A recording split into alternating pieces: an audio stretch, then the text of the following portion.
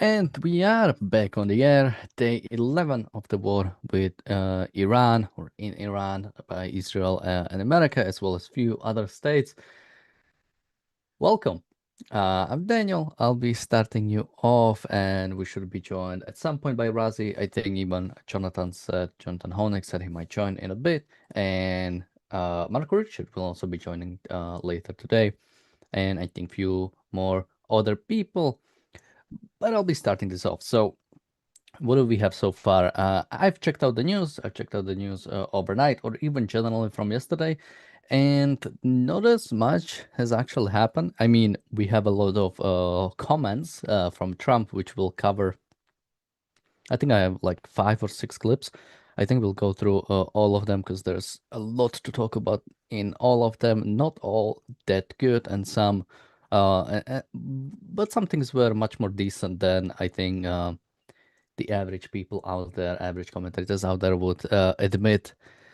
But let's take a look. So yesterday, of course, we still have multiple explosions in Bahrain, Kuwait, and Qatar. Early in the morning, that was yesterday, Iranians are still attacking those. It looks like Bahrain has 32 injured citizens, 4 of them serious cases.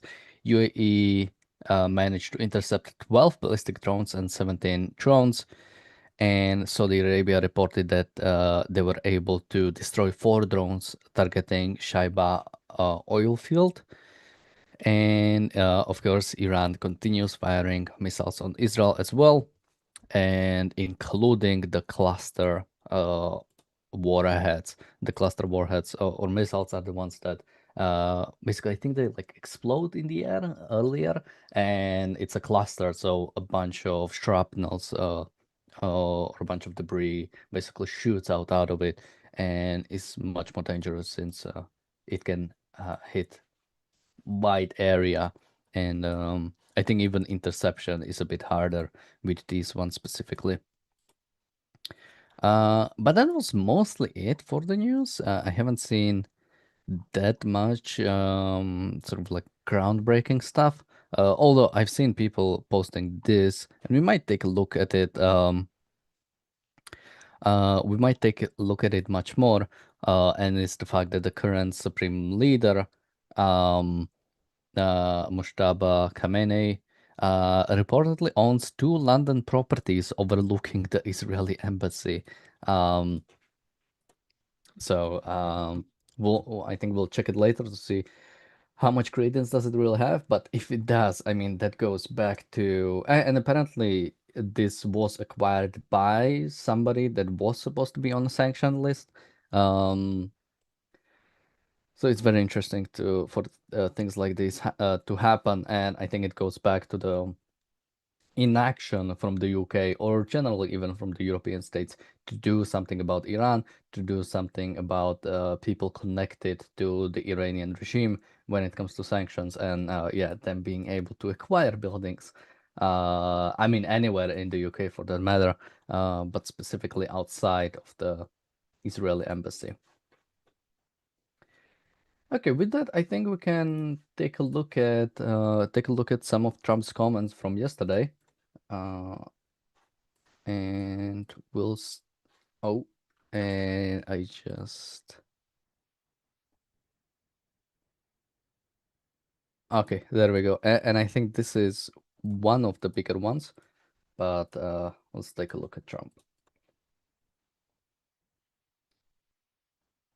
Do you approve of Iran's new supreme leader? And secondly, can you tell us more about your call with Russian President Vladimir Putin today? Yes. What did you discuss? Yes, I had a very good call with President Putin. We had a lot of people on the line from our side, from his side.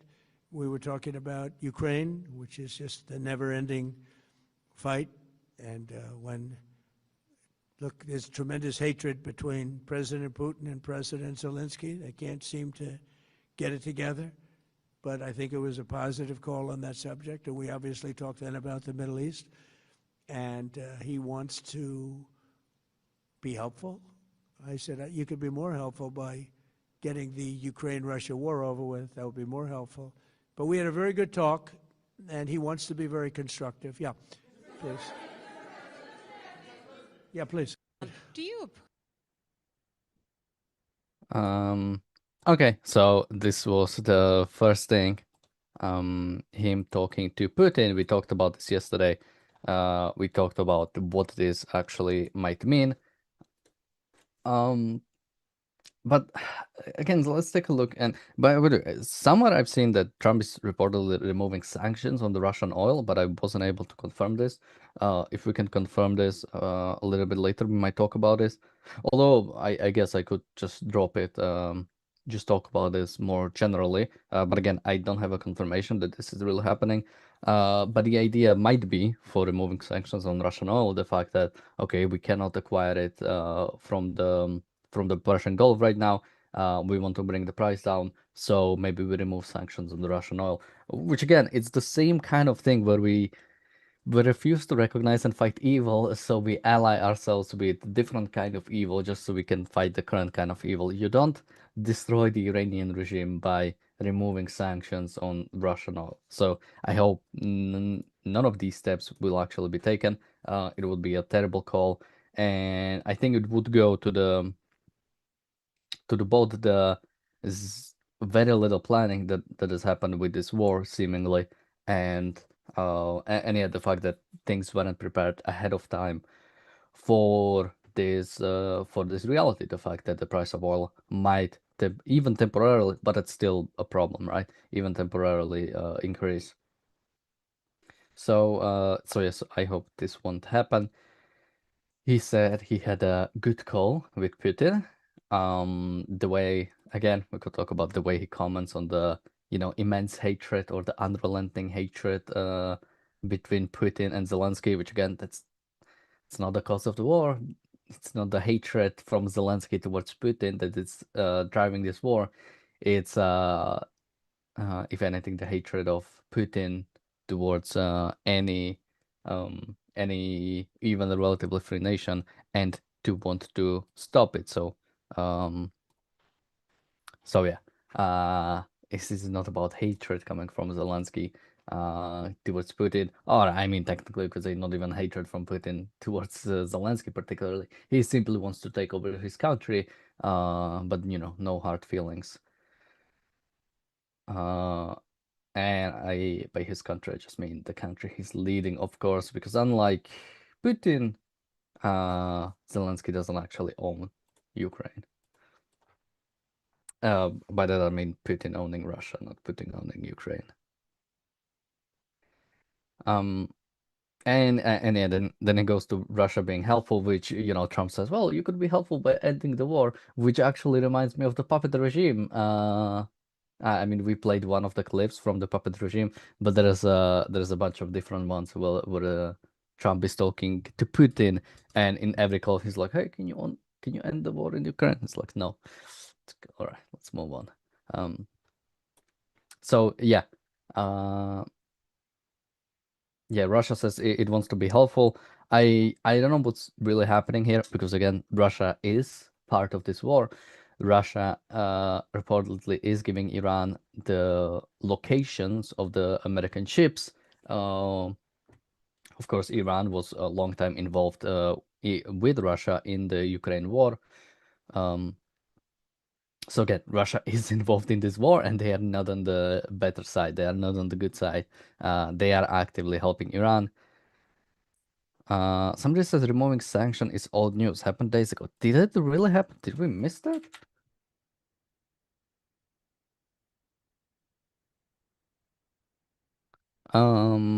No. I still see them just talking about it. Okay, he says he will do it. Uh, and then more recently, I just see them considering reducing all sanctions on Russia. So no, I didn't miss it. I don't think anything officially happened yet. I think we would have definitely seen if it did. So unless you want to give me an article you want to send me where specifically it's reported that this is happening, I don't think it has happened yet.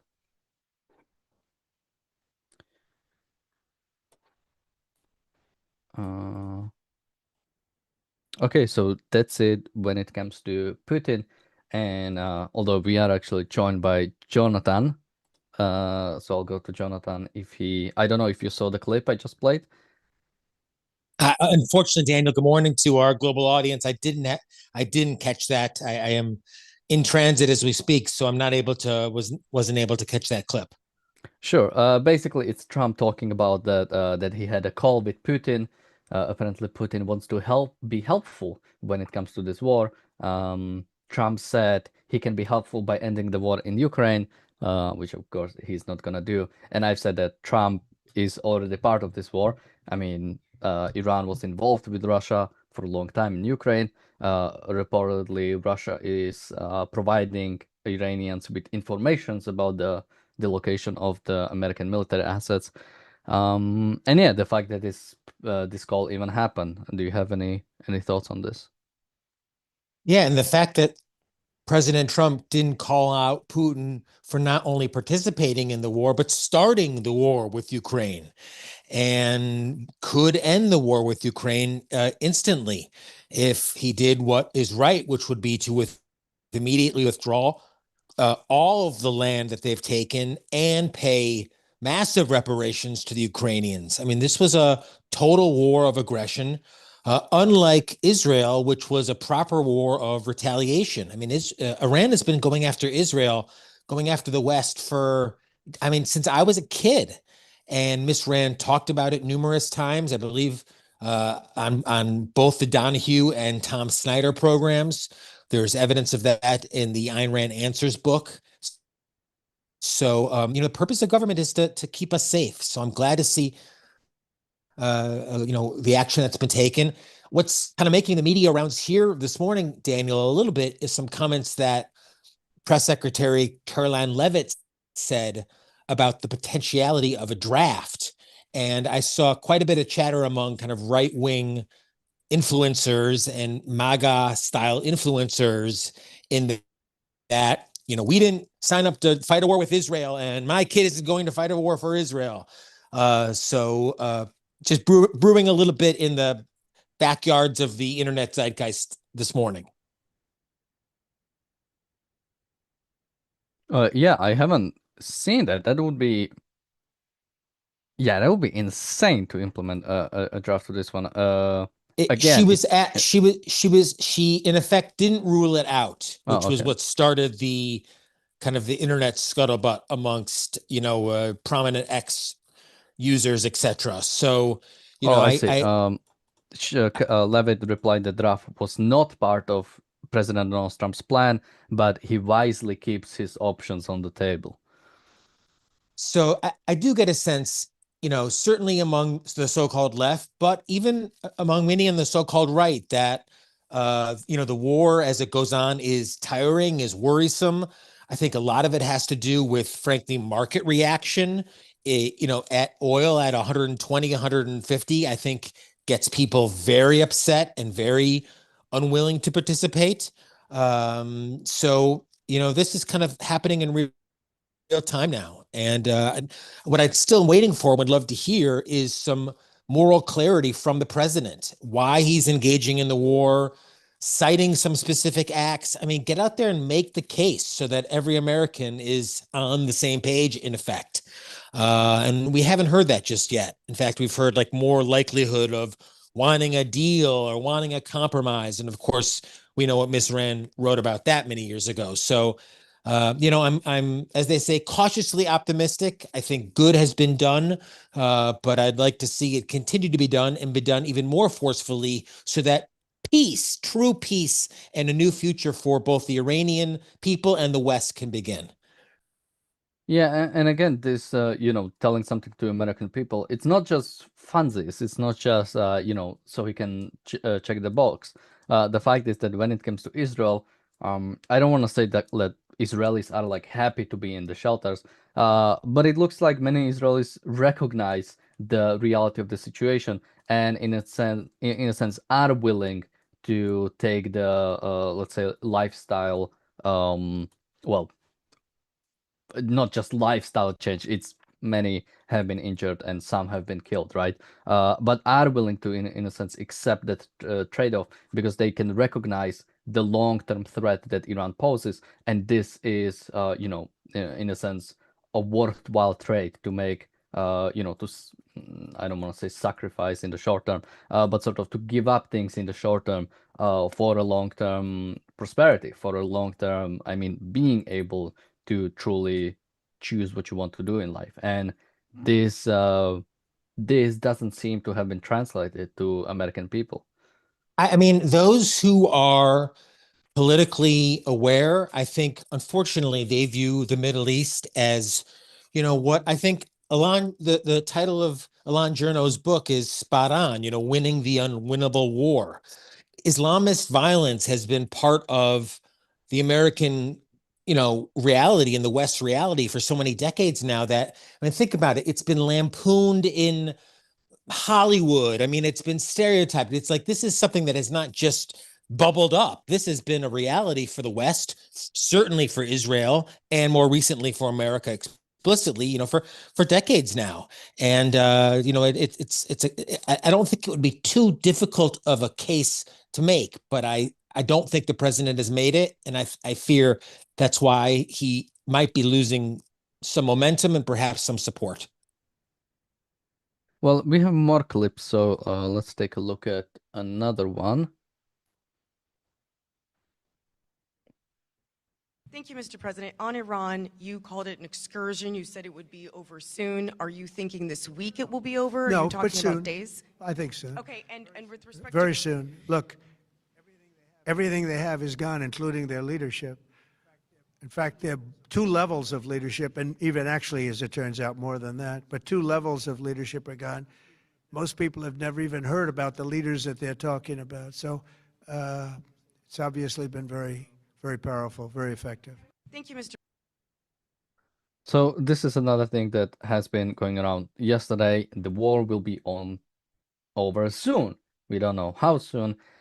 And again, like when it comes to waging the war specifically, I think I would give Trump like 9 out of 10, or something like that. But when it comes to the way this has been talked about, I mean, what does it mean? Like the war will be end soon? Like, are we getting a deal? Is that why? Or is the Iranian regime gonna fall apart?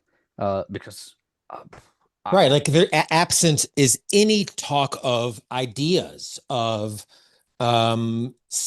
explicit safety for the American people, for the Israeli people, of a non-aggressive, non-Islamist, non-theocratic government. Like there's no talk about ideas at all.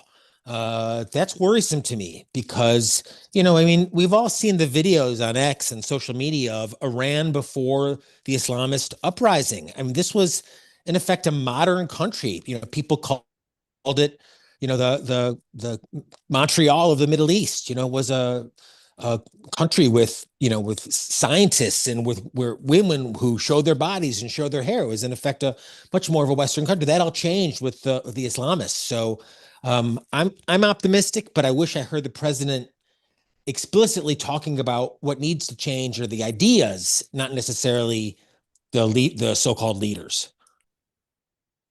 Somebody says, if you read The Art of the Deal, Trump does not believe in revealing any cards. He thinks it lowers your ability to take action or negotiate. Well, there shouldn't be any negotiation. And I don't think what action does it take away from us? Like, uh, again, I just wish, like, I still don't know. Are we, like, fighting this war until the end, right? Like, that was, let's say if you take something like World War II, I think that maybe at the time I would have had a different thoughts, but it felt like that was like a clear, until we are in Berlin, we are not going to end this. And I'm not seeing the same thing really here. Like we still don't know. Is this about just making a deal?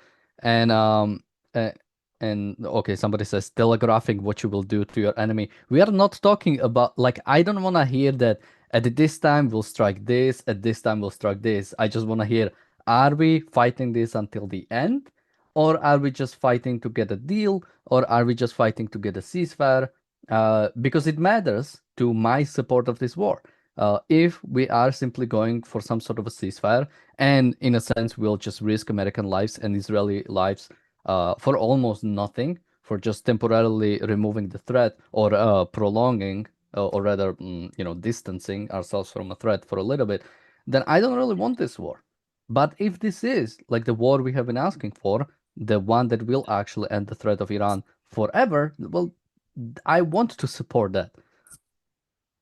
And just to I'll go to Jonathan, to you, but I think to some extent this will also affect the support of the war. People always bring up like 85% of Americans don't want war with Iran. Yeah, but also like 80% of Americans don't want nuclear Iran. So Americans are willing to support some action in Iran.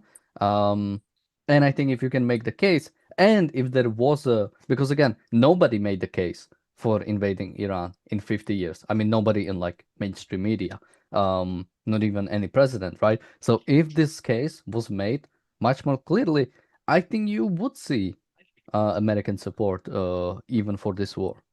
What do you think, Jonathan? Well, the worst possible option of all, and I think you alluded to this, Daniel, in my opinion, would be compromise. Anything that keeps the Islamist regime in power would be a total disaster, a total long-term disaster. And I don't have it in front of me, but you remember Miss Rand's comment about negotiating with a burglar? And it was something to the effect of like, if you give that burglar 1 ounce of silver, then you've you've given up the whole moral principle. Do you remember that one? Mm-hmm.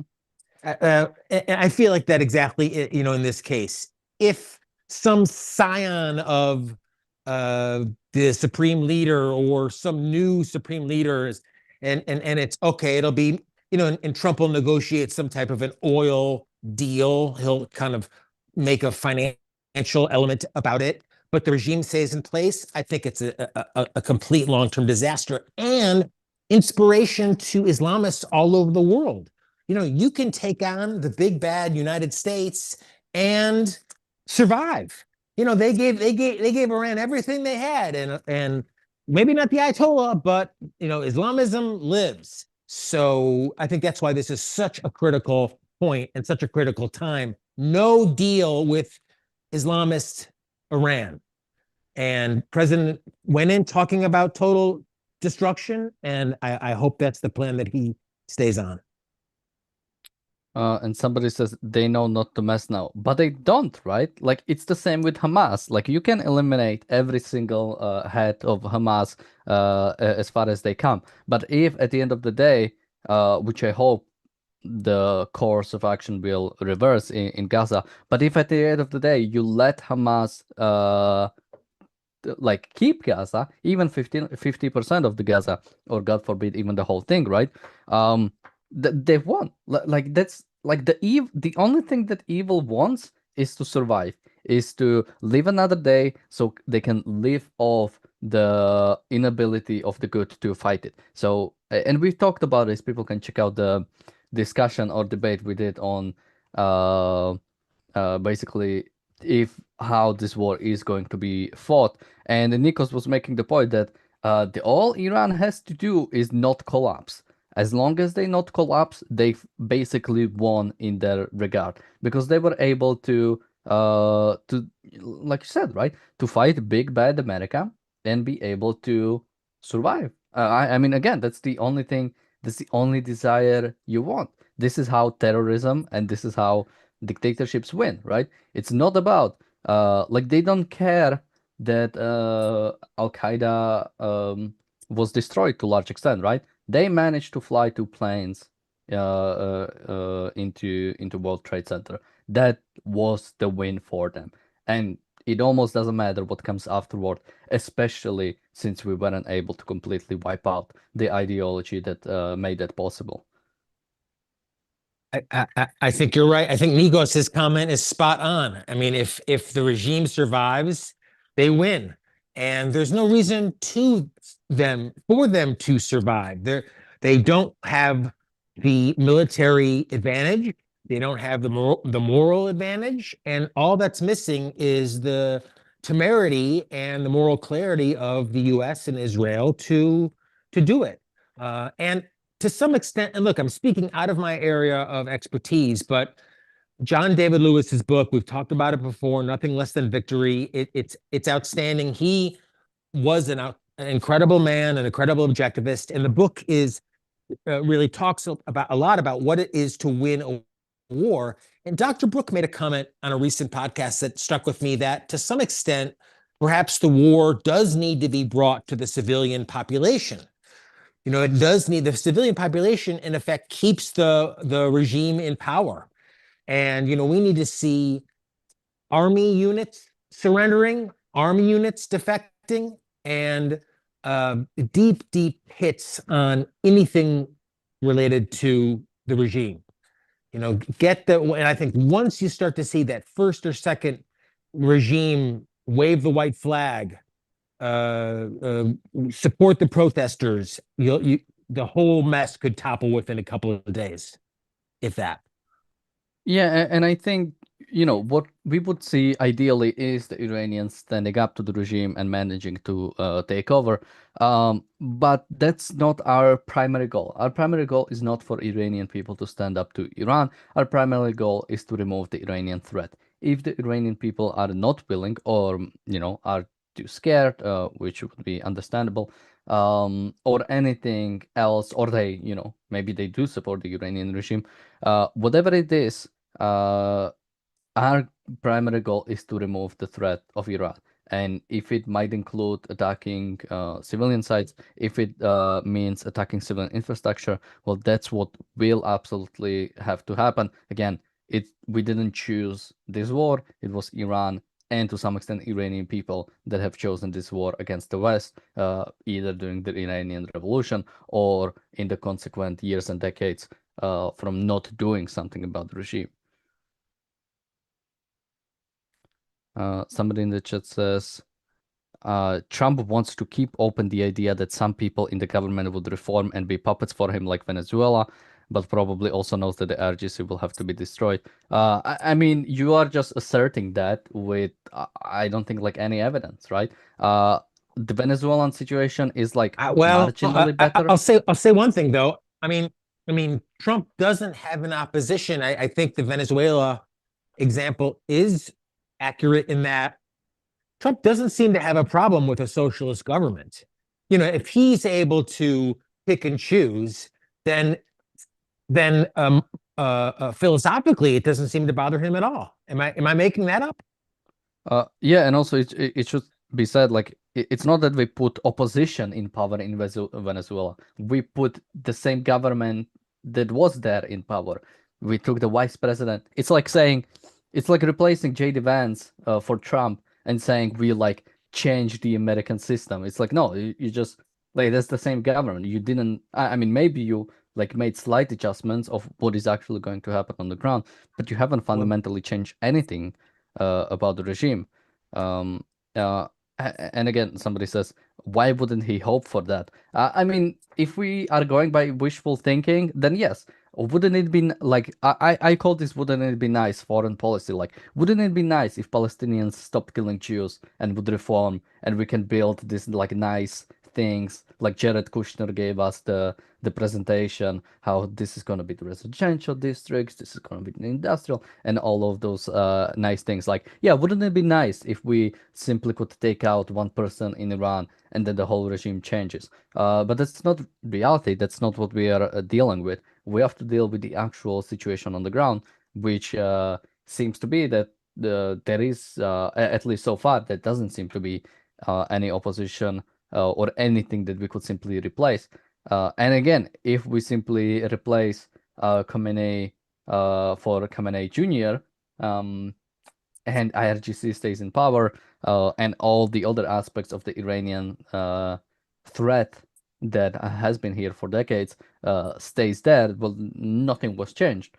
Again, this is not, we are not in this war to maybe get some reliefs or get a percentage of Iranian oil or get or simply remove the nuclear threat. We want to remove the whole threat of Iran.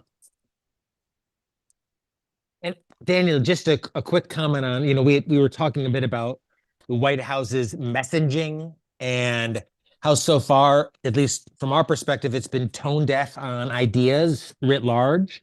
If if at least up until the last couple of days, if you look at their feeds, especially their X feed, it's filled with like these very video game style music videos, that combine movie clips Yep. and battlefield footage and hard rock music, and the whole message is, we are kicking ass, we're kicking ass everywhere we go, we're America, we're number one.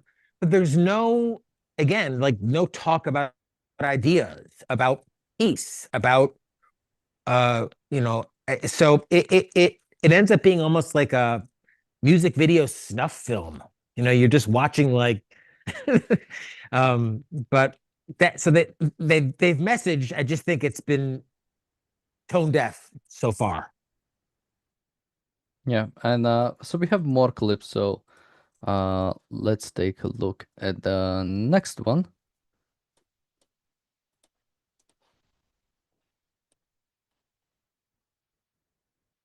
The situation was very quickly approaching the point of no return, and the United States found it intolerable, in my opinion, based on what Steve and Jared and Pete and others were telling me, Marco, so involved, that I thought that they were going to attack us. I thought they would, if we didn't do this at the time we did it, I think they had in mind to attack us. And the situation was Like another thing of the mixed messaging part, like I absolutely absolutely America would be attacked, but like, is that the reason why America gonna involved? Because there was some actual imminent threat. uh and this is like over and over again. By the way, why I'm wondering, why are we even listening to Jared Kushner again on this matter? Although we should say they were part of the negotiating team with Iran, so technically they do have some application here, but still, it's Well, it's so funny. I mean, if Trump is acting because Jared Kushner said he thought Iran was going to act, like Trump has the entire United States military and intelligence apparatus at his fingertips. And if he's getting his, he know when the generals go take a number two, our satellites and our B2s and all the shit that we have flying around knows about it. I mean, we have that level of sophistication. So, I hope that Trump isn't taking his tips on, a Kushner meeting and not from the true intelligence. Frankly, so much of what happens to come from Israel itself. Bonnie's asking, do you think Trump will make sure IRGC is destroyed? Is that even possible? I mean, it's definitely possible. I don't know how possible it is without some boots on the ground, without either the Iranian people standing up, or us arming some militias in the region, or us getting involved directly, meaning American boots on the ground. Um, yeah, I don't think you can really do it from the air, like to remove the complete threat or to completely remove IRGC. And in some way, that is the scariest thing for me, because I think if we truly want to end it properly, I think it might be necessary to put boots on the ground, but there hasn't been any um, or as I've said, supporting militias, but there hasn't been any communication towards that, communication preparing the American people for that, for this eventuality. So that's why I'm afraid that at some point Trump will get to the point where further escalation, in a sense, or further continuation, he simply wouldn't have any support for, and he would step back. And it would be a terrible step back, because Iran would know about it, right? It's not like you take a deal before marching on Tehran and they are forced to like take some sanctions. It's like, no, they would have, like, we would be bombing them and they would still have the advantage in negotiations, because they would know that we are not actually going to destroy them. So they would have all the negotiation tool on the ground, unless this is going to be a super prolonged campaign where and again, if we are going for the super bombing campaign, then it would have to be civilian sites. It would have to be basically to bring the Iranian people on the verge of starvation. Like that would be the only I think other that's, way to do it from air. I mean, this is what Dr. Brook mentioned I've thought a lot about it, and I hear in it echoes of John David Lewis's book. If let's say the desalination plants and the power plants were hit for all of Tehran and the surrounding areas, how many days is that going to go on where people don't have water? They don't until there's going to be a revolution. There's going to be change. But to do that, you have to be committed to total victory and total war. And think about it. The American government has spent, I don't know, a week at least apologizing or, running cover for an attack that supposedly was on, from my understanding, a site where there was like a girls' school. Of course, in Iran, they put a girls' school like 30 feet away from a military site. And that's on Iran. That's not on the United States. But, already just the apologies and the outrage among many in America. Oh my God, you bombed a girls' school. You think this is a moral war, and that's the type of rhetoric that is worrying me, that the US is failing to make up and truly make the case for why total war and total victory is what's needed. Yeah, absolutely. And I think I actually have a clip specifically on that. So yeah, let's take a look at that one since you appropriately mentioned it.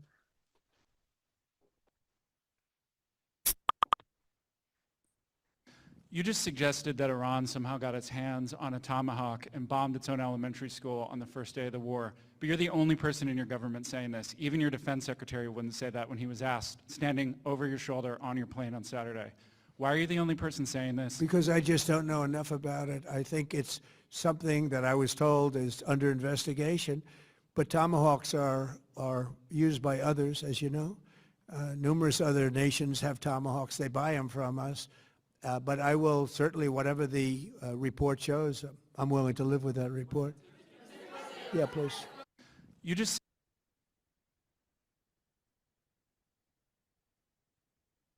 So, I mean, again, right? Like, he apparently Trump said that it could have been Iran stealing American Tomahawk missile and bombing it itself. Like, we don't have to come up with this, and maybe there will be investigation and will be proven true. But again, as the reporter said, nobody else is saying it. It's just Trump. I mean, made it up as far as we are concerned. Like, and again, it might be true, but we need evidence for it. And again, you don't have to apologize for it. This is war. Unfortunate things happen in a war. Like Iran is bombing civilian sites as a rule. And let's say we bombed one by mistake. Somehow we are the worst one here. Somehow we are the worst people in this scenario. I mean, Jonathan? And it's like, keep in mind the leadership, whatever leadership is left in Iran, could end this. If you got clerics at mosques preaching, everyone go outside and wave a white flag, that would make international news. If you got clerics preaching, we need to defang Islam, we need to be modern, we need to allow for, I don't know, women to walk around without a minder. We need to come into the first world. Like you'd see, it starts, I think, as they say, politics starts locally. And, to some extent, I think the people perhaps need to feel the war a bit more than they already have for some of that momentum to go. So, I mean, my thoughts truly are with the families of the men and women of the IDF and the U.S. Air Forces. I mean, they're incredible. Their technology is incredible, and I don't take any of this lightly and the danger they put themselves in. But think about the long-term tremendous advantage of a free Iran, a secular Iran. I mean, it's like almost, you can't imagine. I mean, think about all the zillions of dollars over the last 50 years that have been spent on the war on terror and all the Islamist attacking and Israel's defense. I mean, imagine a secular modern Iran. I mean, it's too exciting to even contemplate. Somebody's asking, what benefit do you get by targeting the civilian population, Daniel? bringing the reality of the war towards the people, towards the supporters of this war. I mean, the example I always use is the U.S. Civil War.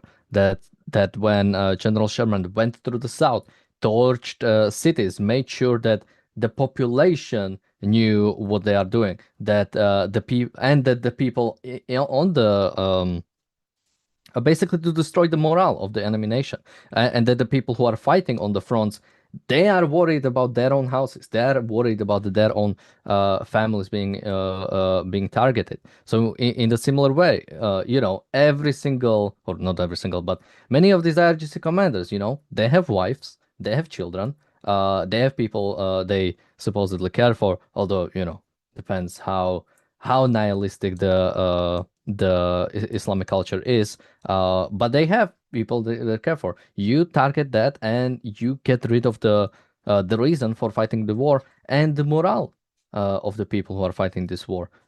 And you destroy the morale of the people who are supporting the war.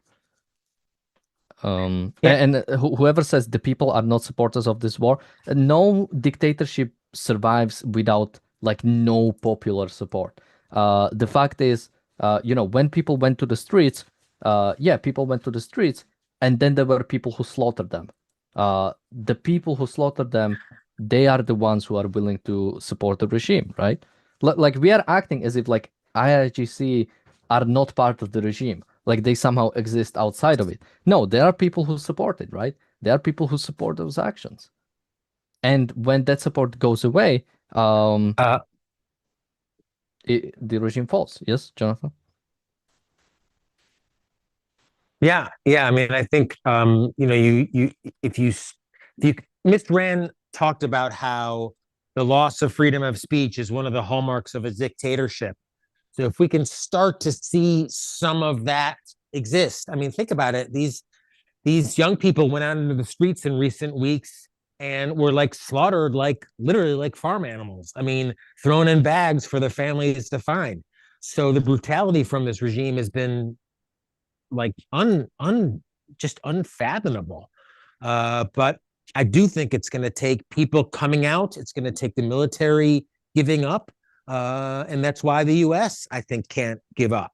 And it, you know, again, nothing less than victory. I think goes into it to great detail. But if war involves, bringing the war to the people, then to end it and to end it expeditiously, then I believe that that's morally justified. So, the strategy, I think, should be up to the generals, but anything goes. I do believe in a war. And the purpose of, I remember Dr. Peikoff's line, it was to make the threat non-threatening. And thus far, I think it's still threatening explicitly. Yeah, and again, I'm not saying target civilian sites for fun or anything in that regard. And again, there might be a civilian population that is truly against the regime. I mean, we've shown some of it, right? People celebrating the death of Khamenei. Many people even celebrating the strikes. So there is something there. But the question is there enough? Is that enough to completely overpower the regime? And again, our goal is not to have Iranians stand up and take over the Iranian regime. Our goal is to eliminate the threat. We give the Iranian people the option, and we should support the Iranian people to stand up. But if there isn't enough people there, if the culture really is not there for a revolution, then we have to end it in another way. We cannot wait for them. We cannot wait for Iranian people to finally stand up and do something about the regime. Similarly with Russia, right? I'm sure, and they are Russians standing up against the regime, but the fact is, it's not enough of them. Ukraine shouldn't wait for Russian people to stand up to the Russian regime. It should strike civilian sites inside of Russia to make them want to actually change the regime. I have to run, unfortunately, at least for a little bit, but I'm going to check while I'm gone because I do believe Miss Rand was asked about civilian casualties in warfare in the book Ayn Rand Answers. So I'm going to hit my library and be back with you in the coming hours. But thanks to all of our supporters from all over the world for joining us once again today. Thank you, Jonathan, for joining us.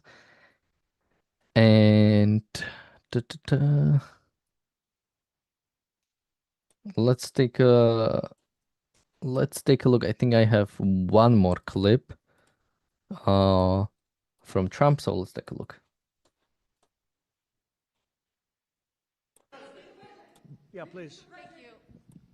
Thank you. Mr. President, you've said the war is, quote, very complete, but your defense secretary says this is just the beginning. So which is it, and how long should Americans be prepared Well, I think for you could this war say to it last both. for? It's the beginning. It's the beginning of building a new country, but they have no Navy, they have no Air Force, they have no anti-aircraft equipment. It's all been blown up. They have no radar, they have no telecommunications, and they have no leadership. It's all gone. So, you could look at that statement. We could call it a tremendous success right now as we leave here. I could call it, or we could go further, and we're going to go further. But yeah, please.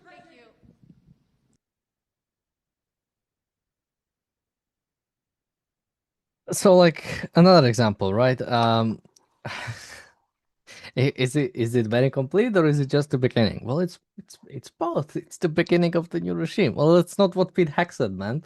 Obviously, he didn't mean when he said this is the very beginning. He didn't mean this is like a beginning of the new Iranian regime. He meant that this is the start of the war. And I think in this, like, we are on day 11. This is not gonna be a quick operation. This is no. I mean, even when it comes to Gaza, we are on like 2.5 years. I don't think it had to have gone for that long. But even if we went full on and knowing what it would take, I think it would take a little bit of time. I think it would take, at the very least, a few weeks. So we are on day 11, and the steam seems to be going away. There's less news to report uh, every day. It seems like the attacks on Iran are continuing, but I don't know how big they are. And I don't know, again, towards what angle uh, are we really going. Um, in a sense, I'm losing the morale about it. I'm losing the idea of if we are really going to do uh what's gonna happen.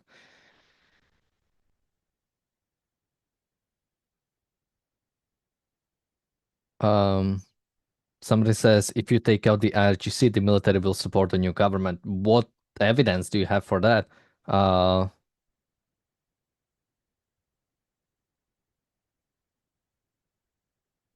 like I don't think it's that easy. I don't think you fully have like a non-politicized military. Like after 50 years, you will always manage to take over the military itself. So I don't think it's automatic that um you take out IRGC. And again, what does it mean to take out IRGC? Like kill every single person? Like even if you manage that, I don't think it's gonna be over. And I don't think you can somehow just surgically take out all of IRGC. Unless, again, we are talking about boots on the ground.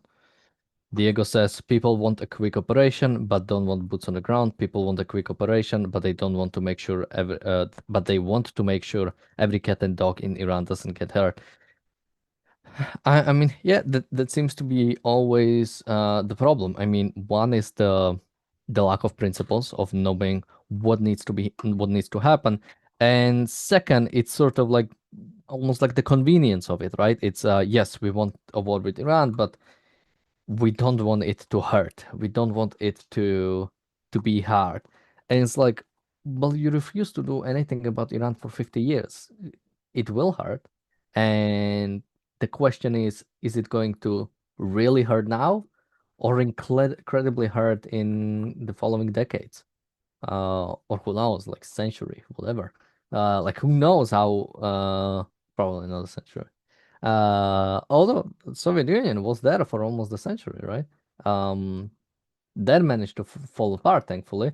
But what followed from afterward of the Soviet Union wasn't much better. We are still dealing with with the remnant of Soviet Union when it comes to Russia, right? We're still dealing with the same threat. And the same with Iran. Maybe we get lucky enough that it will fall apart by itself at some point. Um, but the threat will most likely not disappear because the cultures stay the same. The culture in the Soviet Union didn't really change, or the following Russia didn't really change. That's why it very quickly, for one, Communist Party was all still popular in Russia, funnily enough, and yeah, it just turned into some kind of oligarchy. Um, so I think we do have to be more we have to be honest about what we are really doing there. We have to be honest about what we are really fighting against. Um, like I don't wanna well, I do wanna to some extent, but like I wanna give Trump credit for like starting this war. It's or even joining the war or supporting Israel in fighting the war. Whatever you want to make of it. Uh, but it has to be continued and it has to be brought to the end that it's needed. Um, the purpose of this is not just to get some sort of a deal. I mean, if the goal is just to get a deal, well, just continue negotiating with them. Um, let's take a look at the news. So we're seeing some sirens, rockets from Lebanon. Thankfully, they explode in open areas. IDF spokesperson. More evacuation for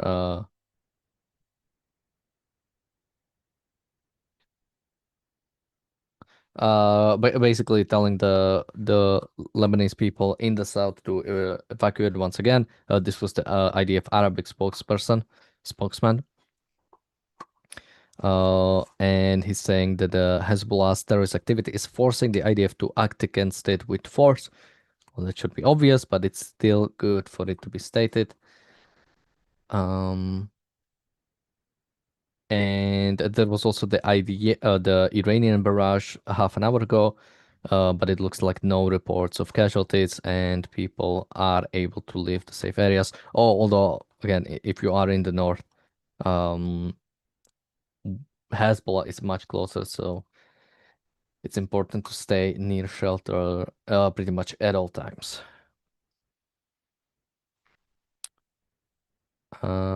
Somebody says Russia just turned to nationalism again.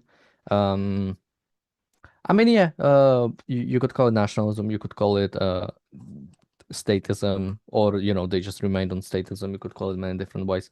But yeah, fundamentally the sort of collectivistic culture hasn't changed. That's what gave rise to Putin. That's what keeps Putin in power, and that is something that has to be challenged. But again, we are, and by we I mean mainly the European states, but oftentimes even America are refusing to actually challenge the um I mean challenge the collectivistic nature of these dictatorships. To some extent because we are collectivistic ourselves and we are refusing to uh discard our own collectivism. And unless that happens, I don't think we can fully or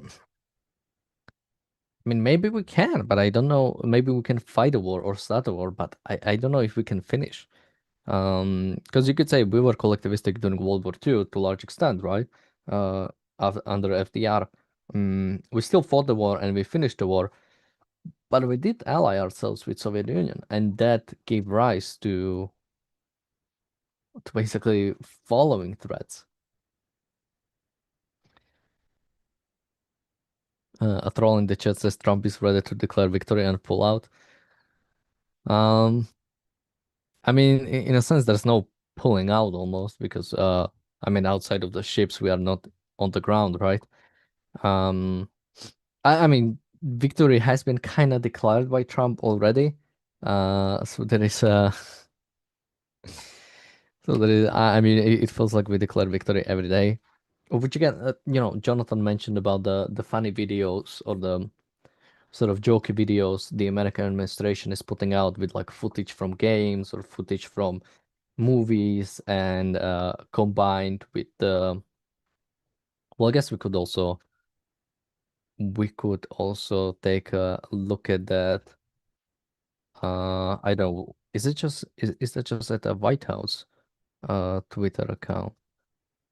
Let's see if I can find something quickly enough. Da-da-da-da-da. Oh, maybe this one. Yeah, okay, we can do this one. So this is on the official White House account. Here comes the, here comes the, here comes the, y'all don't really want it like, here comes the, here comes the, here comes the, y'all don't really want it like, here comes the, here comes the, here comes the, y'all don't really want it like. Although I'm wondering how these are being made, if like a Gen Z White House staffer gets like these videos and then he has to make these. Which again, to some extent, this is like propaganda, right? This is like great to see because it can boost up morale. I mean, it shows Iranian assets being destroyed. It's great to see. But then there's a question, okay, is this is this the end of it? Is this, are we just farming TikTok likes during this war, or are we actually like willing to do what is necessary when it comes to on the ground? Because again, when it comes to even take the school children in Iran example, right? The school girls, sorry. Like America hasn't taken responsibility for it, or rather blame, I guess you could say. And so I don't know if this was America or if it wasn't, but if it was, it should take it not even responsibly, but it should take it proactively. Say, yes, we did that. We did that either, let's say we had like wrong intel and there was an IRG sitting there, and for some reason there was also a school there. We didn't expect it, but all of this is fault of Iran. We do not get the blame for it, or say this is this is the case of the war. This is what happens in the war, and it's on Iran. It's Iranians' responsibility to take. So it has to be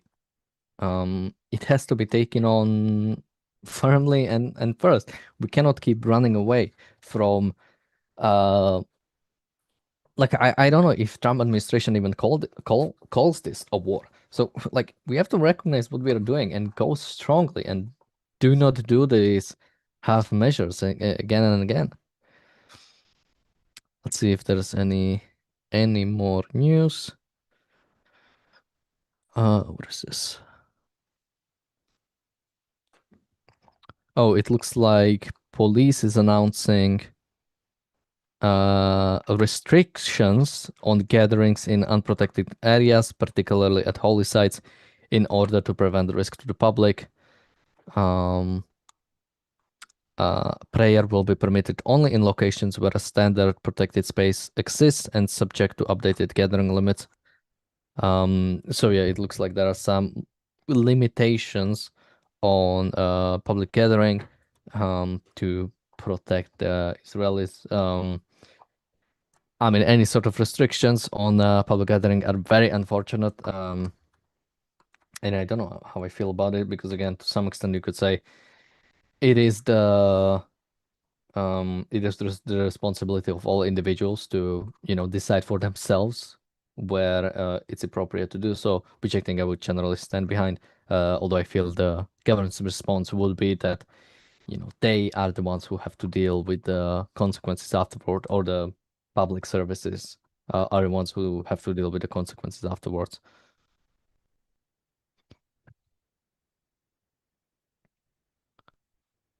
Um, And Chandler in the chat says, feels weird. I'm still thinking about it because um,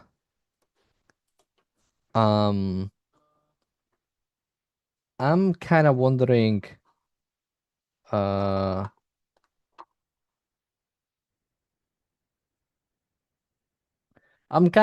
what is the difference between like the propaganda in like World War II, like the caricatures, or yeah, imagine like World War II like caricatures, which is like a propaganda, right? It's supposed to either straight up like make fun of the enemy side or to build up the morale of your own side. So what is really the difference between that and then, putting funny music over destroying Iranian assets? Um, I don't know, maybe there is some fundamental difference. Uh, but yeah, maybe there isn't. Um, I mean, the thing could be that it is the administration itself that's doing it, right?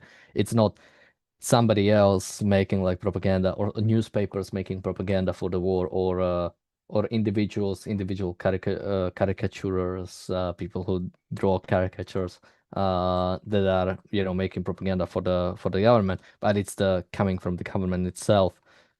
Maybe that's a little bit. Although even because the Uncle Sam sort of "We want you," that was like government propaganda, no? I assumed. Uh,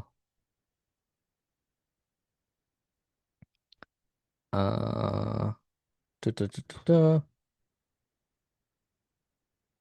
Yeah, the Uncle Sam "I want you" for the U.S. Army was a U.S. government propaganda for getting people, for recruiting people into the war. So. Yeah, maybe somebody can offer me why it's different, but as of right now, it seems like it's kind of the same.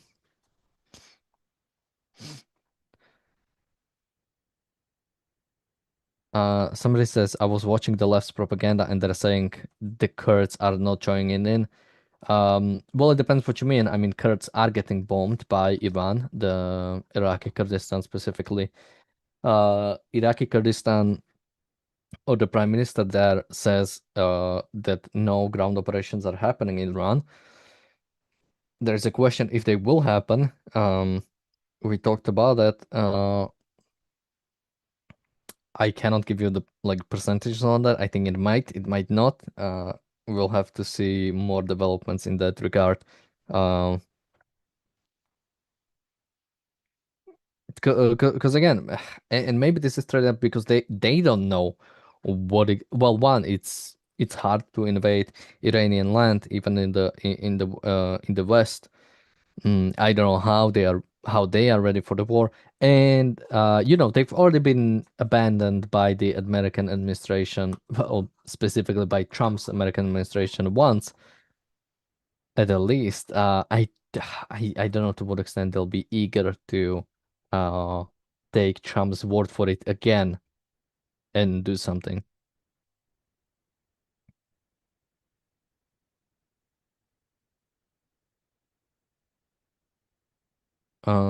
Somebody says you would probably need 100,000 troops to take Tehran alone, not worth it. Well, this is not about worth it or not worth it. It's what needs to happen, right? If Iran is a threat that needs to be eliminated, you do whatever is necessary to do it. Um, like okay, you say, um,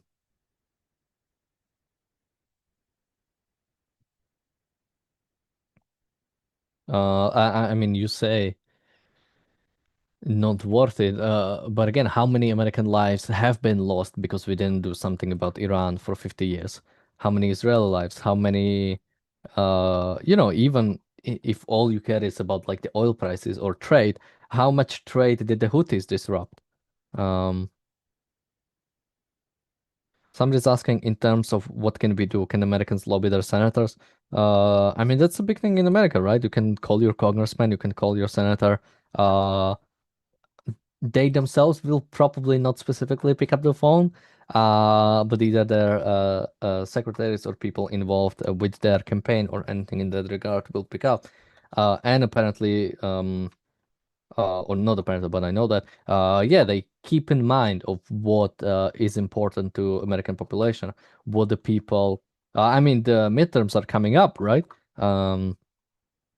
Your one voice might not shift it as much, but if a lot of people call about saying that they want to see action in Iran and they want to see more action, that's I think generally the elected people in America do listen broadly to what the people are calling for. And also, just a reminder, Trump will have to go to Congress at some point in the next just 50 days, right? In the next 50 days to ask Congress um, for authority when it comes to acting in Iran. So that will still have to happen. And if Congress doesn't grant him, he would have to pull out no matter what. And in a sense, that is what I'm being feared about, the fact that um he is not even trying to lobby the house right now, and might be just thinking, I'll just do whatever I can in 50 days and then I'll get out.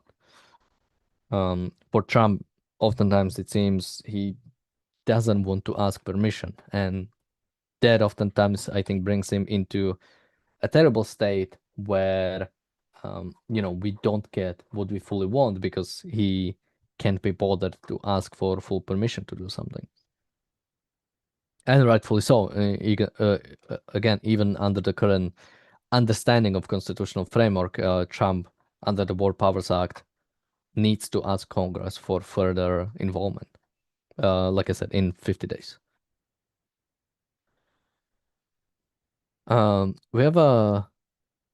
We have a comment from Steve Witkoff, not on the news. In an interview on CNBC, he said, "We have almost completely destroyed Iran's nuclear enrichment capability." Uh, and he also said he will arrive for a visit in Israel next week in order to coordinate war plans. Okay. I guess that's happening. I don't know what this. We have almost completely destroyed Iran's nuclear enrichment capability. Oh, wait, enrichment capability, that can actually be true, I guess. Because I believe we haven't really touched a lot of their enriched uranium, but we actually could have really damaged their enrichment possibilities. So,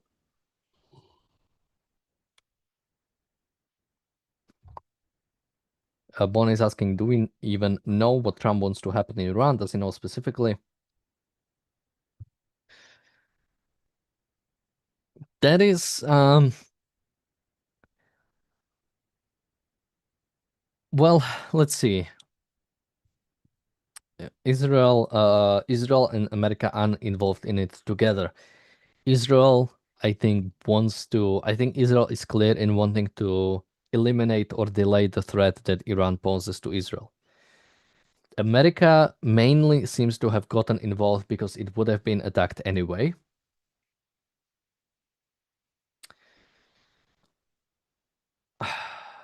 I I mean, I think Trump still wants some sort of a deal, and he cannot find it. Iran didn't want to give him any deal before the war started. It looks like Iran doesn't want to give him any deal during the war. Will he take it towards the end? Um,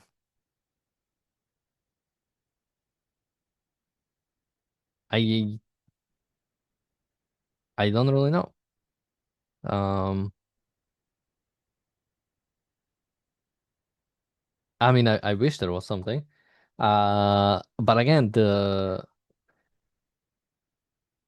we have to act both from his. I mean, even if we have to act from his actions, right? Let's say, and I could go to Jim Brown. He likes to bring up I cannot remember the document, but there is a document. I think it's like a national security assessment or general national security strategy for the current White House, which focuses on China. And let's say we go by that rationale, does Trump have to take out all of Iran to do something about China? I mean, in some ways, I would say yes. Um, it needs to completely eliminate Chinese influence, completely eliminate, and I think also Russian influence. So I think if we go by like a national security assessment, I think he would have to take out all of Iranian's regime. So if we truly take him as a rational actor, which again doesn't imply rationality, but if we take him as like a logical actor from his focus on China, then it would require taking out the whole regime. But will it truly happen? Hopefully, we'll know more in the following days about what exactly does need to happen. But as of right now, I cannot. I wish I could tell you. I wish I could tell you more about what I think will happen, but it's hard to say.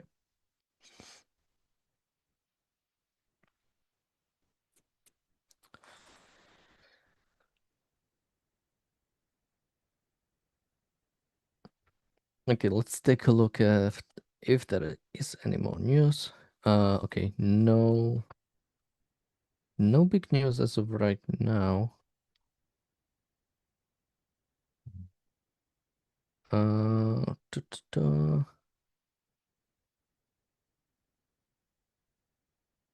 Oh, damn. IDF assesses that half of Iran's missiles fired at Israel in current war had cluster bomb warheads. That's much more than I thought. That's actually insane. Oh, okay. Republican U.S. Senator John Kennedy apologizes for what he says was a U.S. strike on a school in Iran that reportedly killed over 160 people. Uh, okay, he's saying Defense Department is investigating it now. He says, "I'm sorry it happened." Do we like um? Okay, so it looks like even Pentagon says that initial findings have reportedly pointed to the U.S. as responsible for the strike. So okay, it might have um so it might have actually been America. Um which again, even if it was, this was this was the fault of Iran. Iran is the one waging in an endless war against the West. If we choose to fight it, and in a sense, it should be investigated because if it wasn't the goal to attack that site, then it shouldn't have happened, right? Um, I might still put the blame on Iran, but we still should only strike what we want to strike. Even if it is civilian infrastructure, I'm okay with striking civilian infrastructure as long as it is a conscious decision, not something we did by mistake.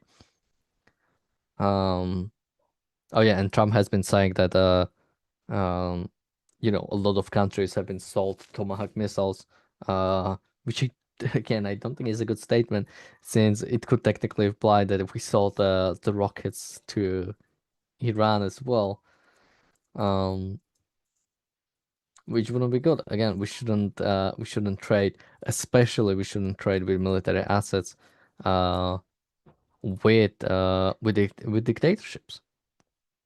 I mean, that's the one thing you can control, right? Like what war assets are going where.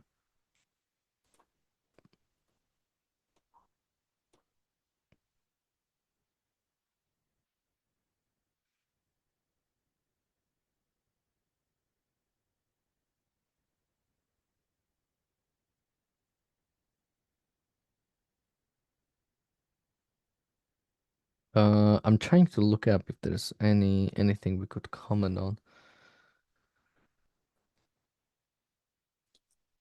Oh, somebody says sell them to Central Asian who sells to China, who sells to Iran.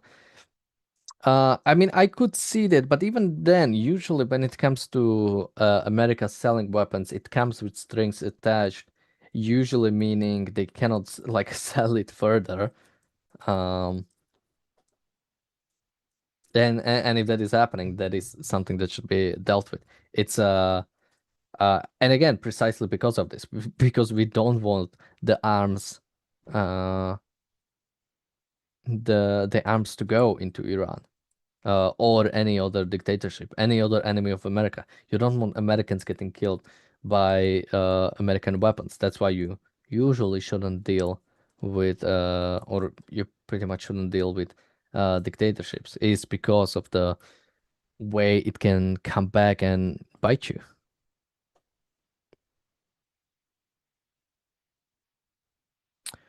Oh, another interesting story. What is this? Germany jails man for supplying Hezbollah with drone equipment. A German court jails a 35-year-old man for supplying the Lebanese Hezbollah terror group with equipment for drones. A Lebanese man previously named as Fadel Z is convicted of offenses including membership of a foreign terrorist organization and being an accomplice to attempted murder. Oh, he was arrested back in 2024.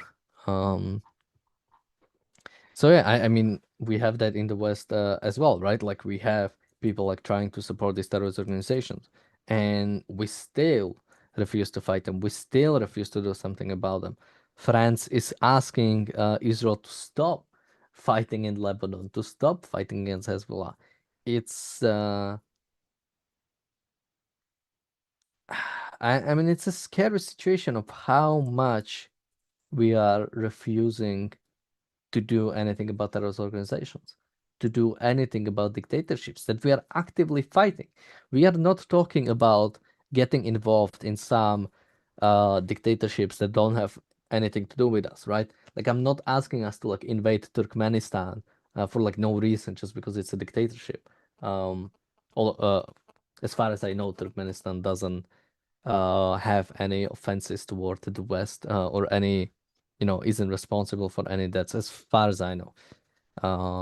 It might not be true. Somebody says, "Do you like Tommy Robbins?" I have been watching his vids. I don't know enough about Tommy Robinson. I mean, I just know he's like generally on the sort of, I guess, right wing or maybe alt-right sort of like side of the UK politics, but again, I don't know about his like particular. Um, I guess a first intention would be, at least from the group I put him in, would be that I have no like of him.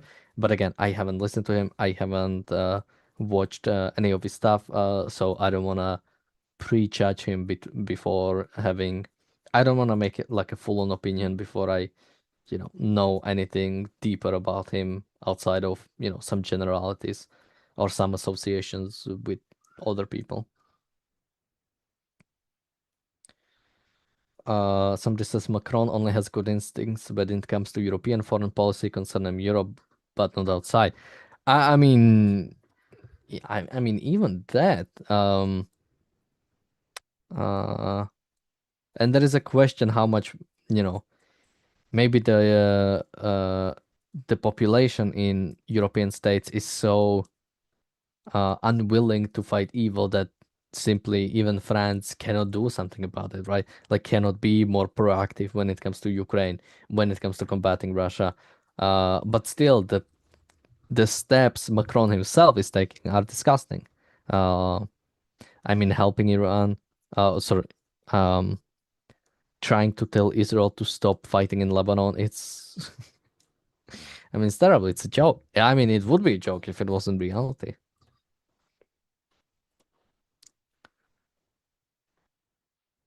Let's take. I think we've seen this before, but the U.S. Defense Secretary warns of most intense day of strikes on Iranian targets. Also,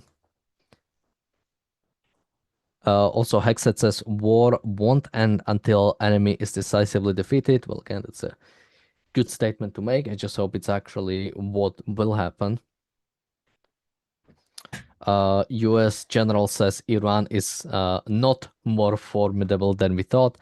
And Netanyahu says we want to help Iranians throw off yoke of tyranny.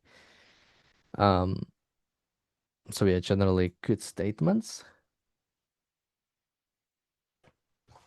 Somebody says he wanted to federalize the European army when he ran for office in the first time.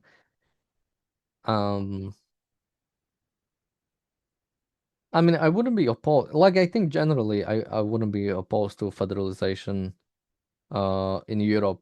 I mean, in a sense, what is the bad part is that the ideology behind the federalization and all European states is just so lackluster. But I think one bigger, more cohesive state, federal state, I think would be more preferable.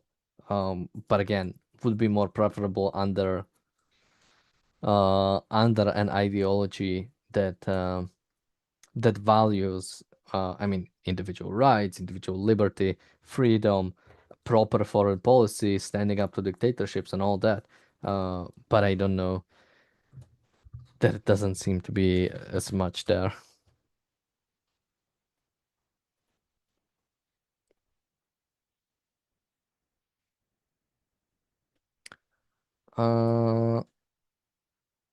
Okay, let's take a look at Tucker again. Just so he's still here.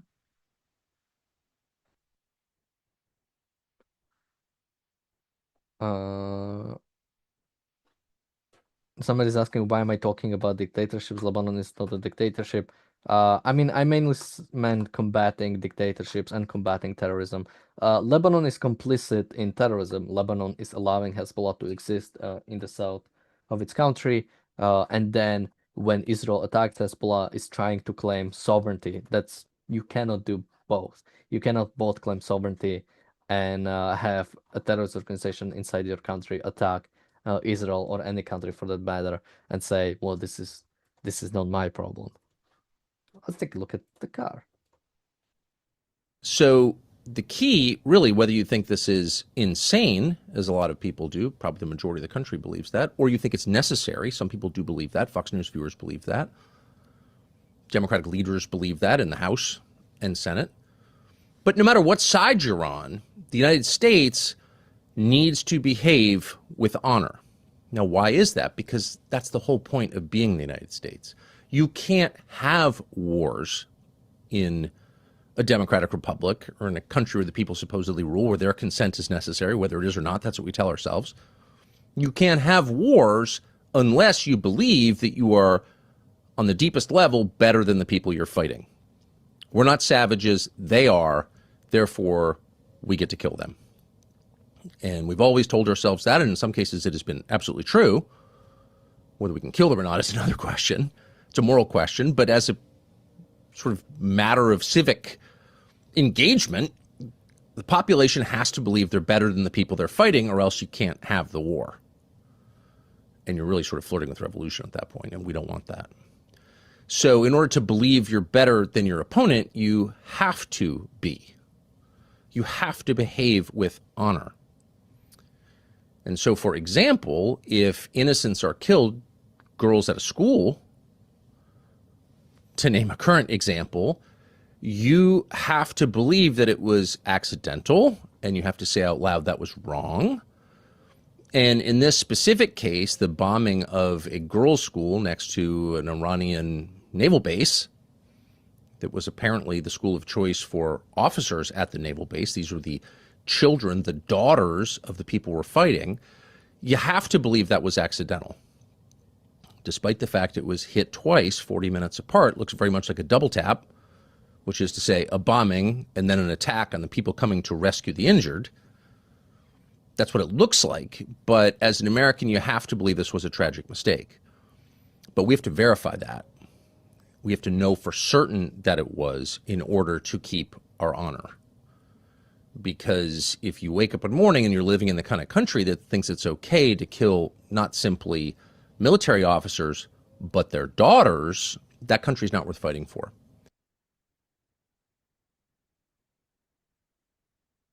So I think there's two things happening here that I'd like to comment on. I think one, the way he talks about, you have to believe yourself that it was an accidental. I think he's trying to say that America did it on purpose.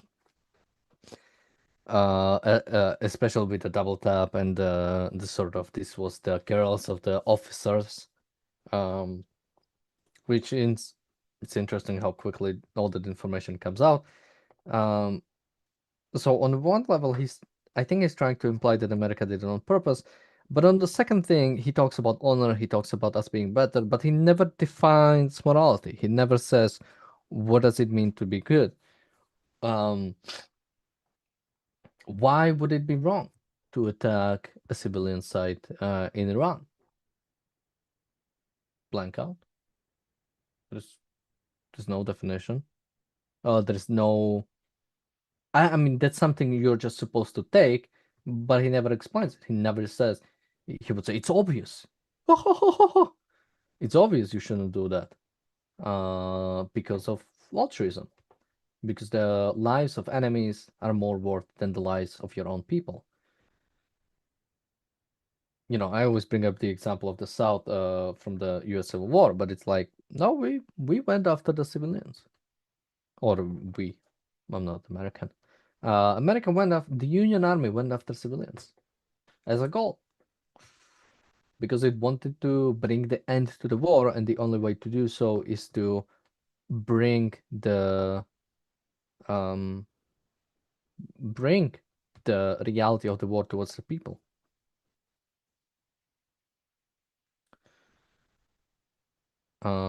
Somebody says this has nothing to do with altruism. This has to do with your strategy. Why would you hurt civilians? What you gain from that? But that's not the case he's making. He's not making the case that this is not a good war strategy. He's saying this is wrong morally. And also, altruist morality doesn't have anything to do with practicality. We know that. So it's intrinsically wrong for some reason. And I say for some reason because it doesn't define it.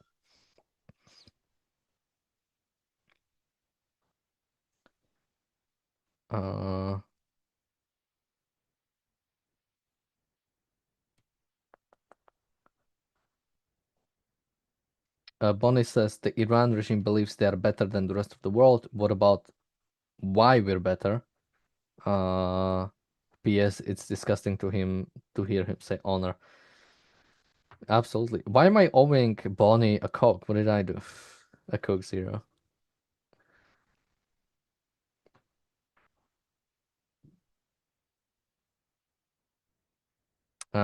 Roman Viking says a mystic can't go to war against another mystic. That's his level epistemology, and therefore can't see the moral superiority of the US. Oh, I see. The person says, as I said yesterday, there is no right and wrong. Nothing is intrinsically anything. Okay. Well, I take your game. All right. So what's your problem with me hitting civilians? It's not intrinsically wrong. I can do it, right?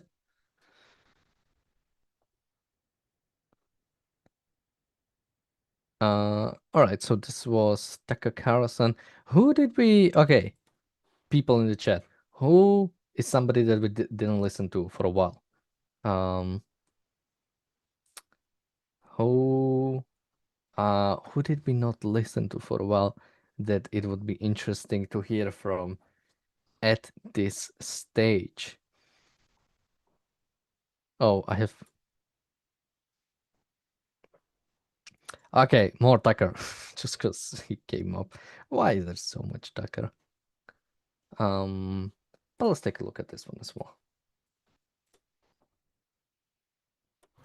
But if it ever emerges that our diplomatic efforts with Iran, both in February of this year and in June of last year, were fake, and they were designed to lull the Iranians into a false sense of security so we could launch a sneak attack on them, how is that better than Pearl Harbor? How is that better than any dishonorable sneak attack in history. Of course, it's not.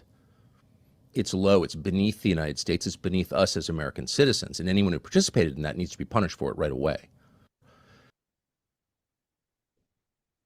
Like again, what is this? Uh, if the negotiations was used as a ruse to pull Iran into the false sense of security so we could attack it, it's like Pearl Harbor. By what standard? Like, are we really treating the world as if as like the same thing as us lying to Hitler and Hitler lying to us is the same thing because we are both lying? That is the. I mean, it's interesting that we have Tucker Carlson becoming like a complete moral subjectivist, right? There is no right and wrong. There is just things we do and the things they do. Or rather, there is right and wrong, but it's sort of it's intrinsic, right? It's there is the right thing to do and there is the wrong thing to do, and there are no bad people or good people, right? That's what he means. There are not good and bad people. They're just people who do good and bad things. That's what he's saying. So you can have somebody who does a million bad things, but then they do one good thing and they did the good thing. And you can have people who do a million right things, but they do one bad thing and they do a bad thing. He doesn't seem to have any um doesn't seem to have like any like yeah, completely intrinsic morality. Somebody says Hassan Piker. Well, let's take a look if we have some clips out there. The problem with Hassan Piker is just as much as he talks about politics, he doesn't like to talk about politics. So I wouldn't be surprised if there's like no clips. Oh, we can actually take a look at this one. But I wouldn't be surprised if there's like very little clips of him actually talking about this war.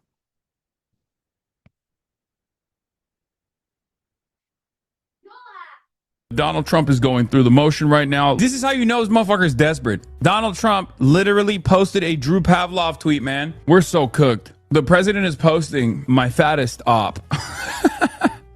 Not even an op, really. The president is posting a person who got recently deported by his ICE agents for trying to stalk a celebrity. Donald Trump is going through the motion right now. This is how you know. Okay, so we don't really have that much over here. Again, sort of just Sam Piker trying to attack anything he can find. Particularly, this is the case of. Although I was also surprised that Trump is like retweeting Drew Pavlov. It's a bit out there. But it was specifically about the case of the 5 Iranian soccer players, female soccer players, getting an asylum in Australia. Which was great thing to see. Apparently, Trump congratulated Albanese, the Prime Minister of Australia, which was a little bit less great to see. But again, the asylum still happened, and that's always something nice to see. I'm trying to see if Hassan Piker talked about the war in any way, but I don't see anything. As I said, he's somebody who like just doesn't talk that much like about specific things.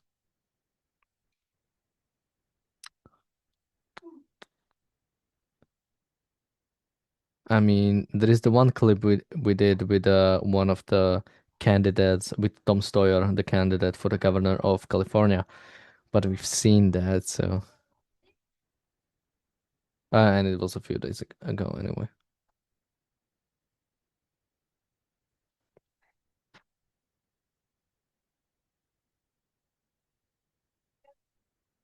We have a super chat from Jonathan. Thank you so much.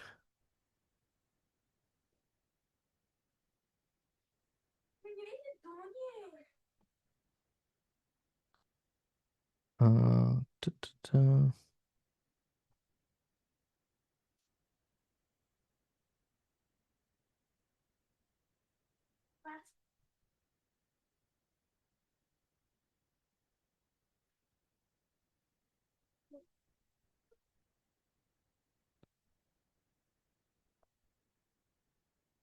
I'm trying to check out any news, but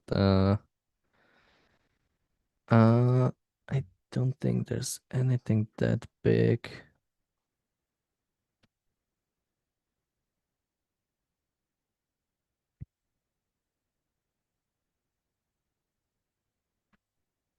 Okay, what did anybody else say? Former Israeli Prime Minister Naftali Bennett as one of the people who we should listen to. I mean, I think we've talked about Bennett, but I haven't seen anything that big. I mean, I think he's just broadly supportive of the war, right? Uh, t- t- t- okay. He has a recent video where he talks against something the government did.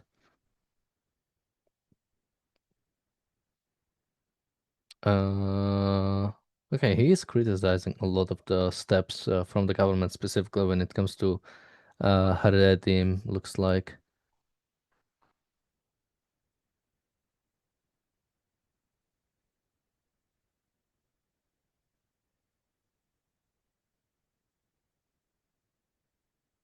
It's taking like a lot of pictures with soldiers.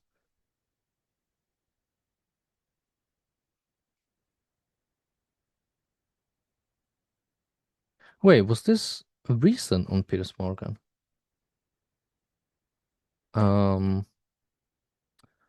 There was Naftali Bennett on Piers Morgan, but I'm trying to remember because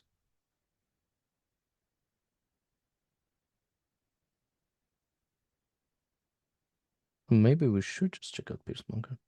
Oh yeah, this was 7 days ago. Okay, let's take a look at Naftali Bennett on Piers Morgan's, and somebody mentioned him, and might as well check it out.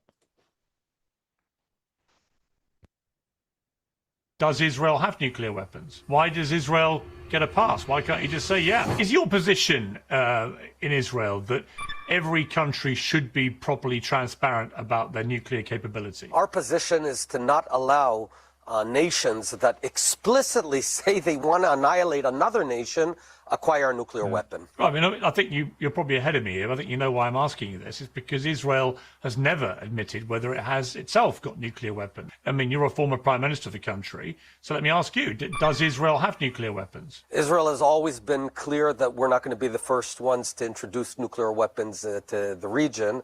But I want to be also very clear. Israel never has, never had, and never will have any intent on destroying other countries. All we're doing is trying to prevent others from destroying us. It's really that simple. But my question was very simple too. So does Israel have nuclear weapons? Israel's policy has always been that we wouldn't be the first to introduce nuclear weapons. Why, if everyone else should be transparent about nuclear capability and is transparent about it, why does Israel get a pass? Why can't you just say, yeah? I will say that no other country... So does that mean you don't have any? Piers, you're a very intelligent guy, and you can ask it in 20 different ways. And all I can say is there's no other country on earth that is so threatened by others. And I also want to say something. We're doing the work of the world, the hard, tough work of neutralizing genocidal regimes from acquiring nuclear weapons. Look at Iran right now. They've shot at the Saudis, at Bahrain, at the Emirates, at Kuwait. They're shooting everyone that didn't even shoot them. So just imagine if now they had intercontinental ballistic missiles with a nuclear warhead. So instead of thanking Israel for doing this tough, thankless job, everyone's condemning us. So that's okay. We're used to being condemned by the world, but I will not apologize for defending the world and doing everyone else's hard job. We should be thanked, not condemned.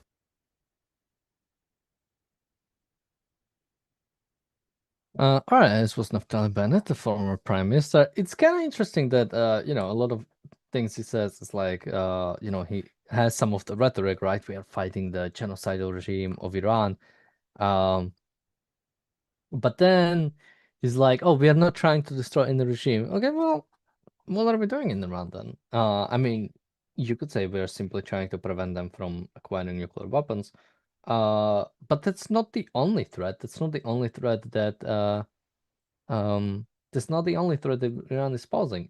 Iran doesn't have nuclear weapons, hasn't had them, might not ever have them, and it still was a threat. It still was a threat that has to be dealt with. So, yeah, if I was Israeli, definitely Naftali Bennett doesn't have my vote. Oh yeah, then Pierce. It's like an obsession of Pierce of trying to talk about uh uh the nuclear weapons. Like, does Israel have nuclear weapons? Will you admit that Israel has nuclear weapons? He says that like other nations are supposed to be transparent about this. So one, Iran is not being transparent about this, right? Despite being the signatory of the Non-Proliferation of Nuclear Arms Treaty, Israel is not a signatory of the Non-Proliferation of Nuclear Arms Treaty. So as far as I'm aware, again, they are not bound to disclose anything. And again, I don't think the problem with Iran is that they are not disclosing the development of nuclear weapons. I don't want them to have any. I don't want them. I don't want an enemy of the West acquiring nuclear weapons. If I could like do this and make China and Russia and North Korea lose their nuclear arsenal, I would do so. I don't want them to have it.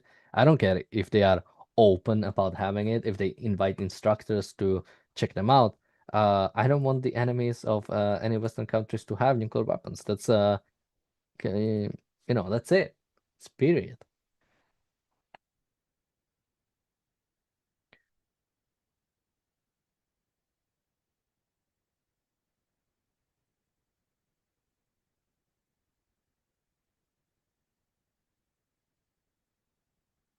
Uh, Somebody says he will lose the election because Bibi is smarter. I don't think that's necessarily how we always win elections, but I think there's several reasons why I think Netanyahu has advantage over Naftali Bennett. I mean, we can check out the recent polls. Although they are going to be swinging hard at this point, probably. Not to mention, we are not that far from an election. Okay, they're not actually swinging that hard. Although government did make it. Wait, this is from Channel 14. That one gives government much more seats. Let's see. So yeah, I mean, it has been moving here pretty much for a long time. Oh Jesus, that's like 10 to 13 seats for the joint list. But the opposition bloc seems to almost have the majority, so maybe it could be Bennett 2026, but again, that's not the greatest because you have the Democrats there, you have the Yesh Atid, Yair Lapid.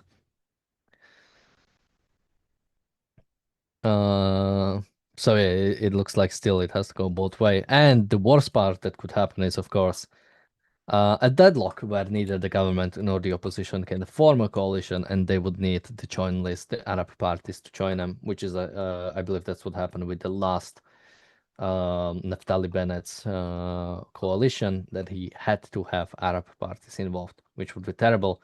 I mean, especially during this war, although hopefully by the time the election happens, there will be no more war and there will be no more threat of Iran. So, I mean, it still would be bad if the opposition, and that's kind of unfortunate, but that's, I guess, the situation we live at right now.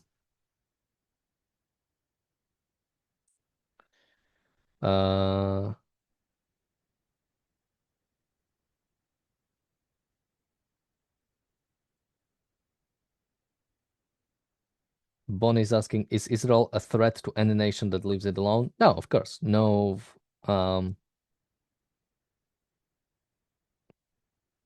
No. I mean, in some sense, a free nation is always a threat to a dictatorship because it can.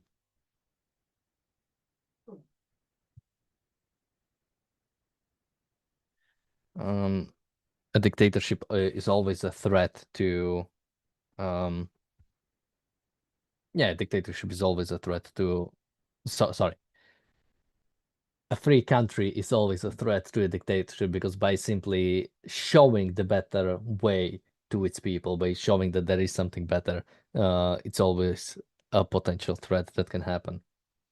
But not by the virtue of like free nation attacking dictatorship for no reason, but by the nature of again that free nation showing that there is something better.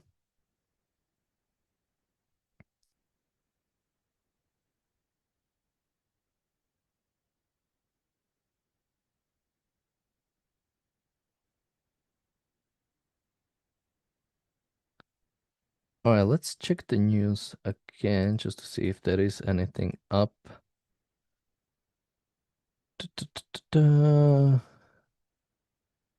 Oh, it looks like the oil prices dropped a little bit more again.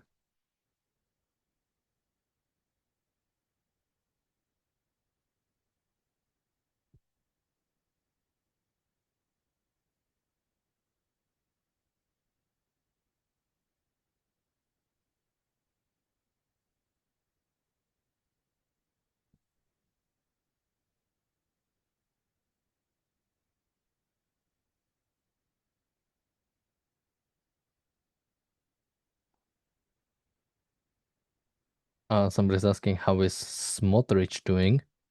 I haven't heard much from him. Outside of just the common sort of we will do whatever is needed in Lebanon and things like that.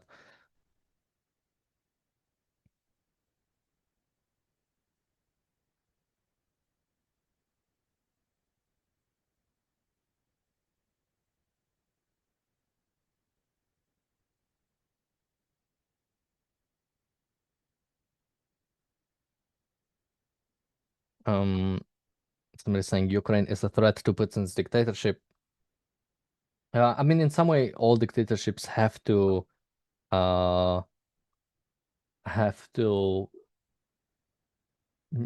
enact itself outward. So yeah, in that regard, yes. Somebody says TCTV says Basij leader killed, or have you already reported on that, Daniel? I mean, generally, I think what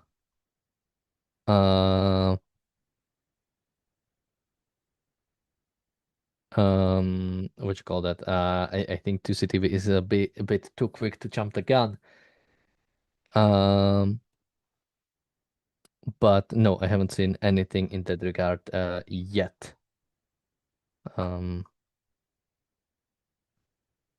But yeah, once we start seeing something, I'll be sure to mention about this, or once any people that are in Israel that are more watchful of the Telegram channels start reporting on any of that, we will report on it as well.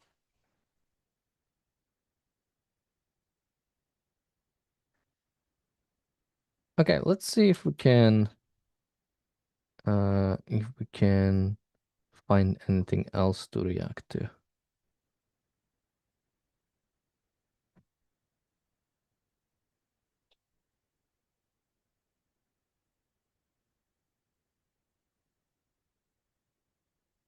Wait, so who else are we missing? Is there any? Oh, no way. Did HMS Dragon just leave for Cyprus? Did they finally manage to move it?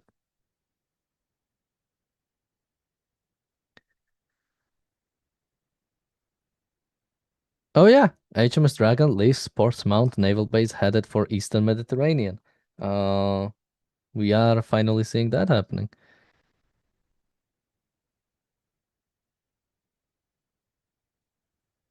So just for people who don't know, HMS Dragon was supposed to move, I mean, like a week ago at this point.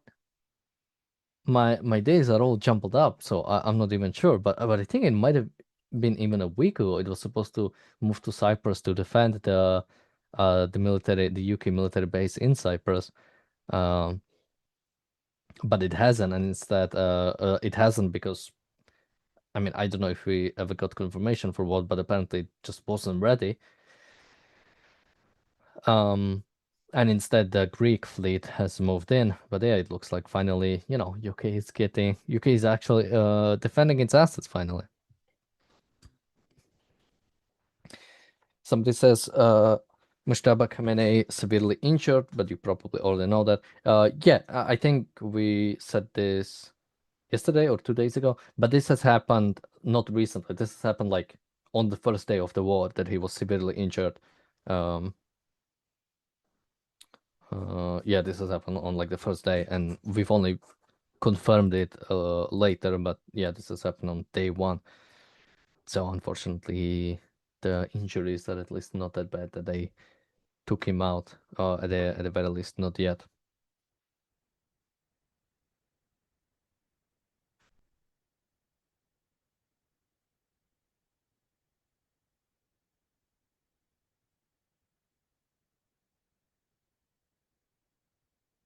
And it looks like in a little bit we'll actually be joined by Marco and Richard, so they'll be able to give us their perspective and their updates. Let me just make sure they did actually get my link.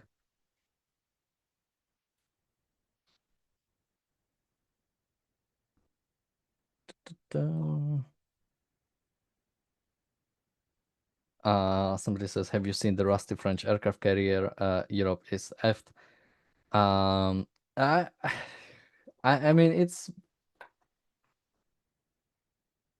again, I don't really know what is, I was making fun of like the Russian failures of the Russian military, but yeah, I haven't thought about that. To some extent, the West might be, or not the West, specifically like Western nations like UK or Western European nations like UK or France might just be that far behind when it comes to the upkeep of their military technology. Because I mean, there is no desire to actually fight any war, right? There is no desire to defend yourself in any war. So it seems like, yeah, there's just such a little desire to actually fight in any way.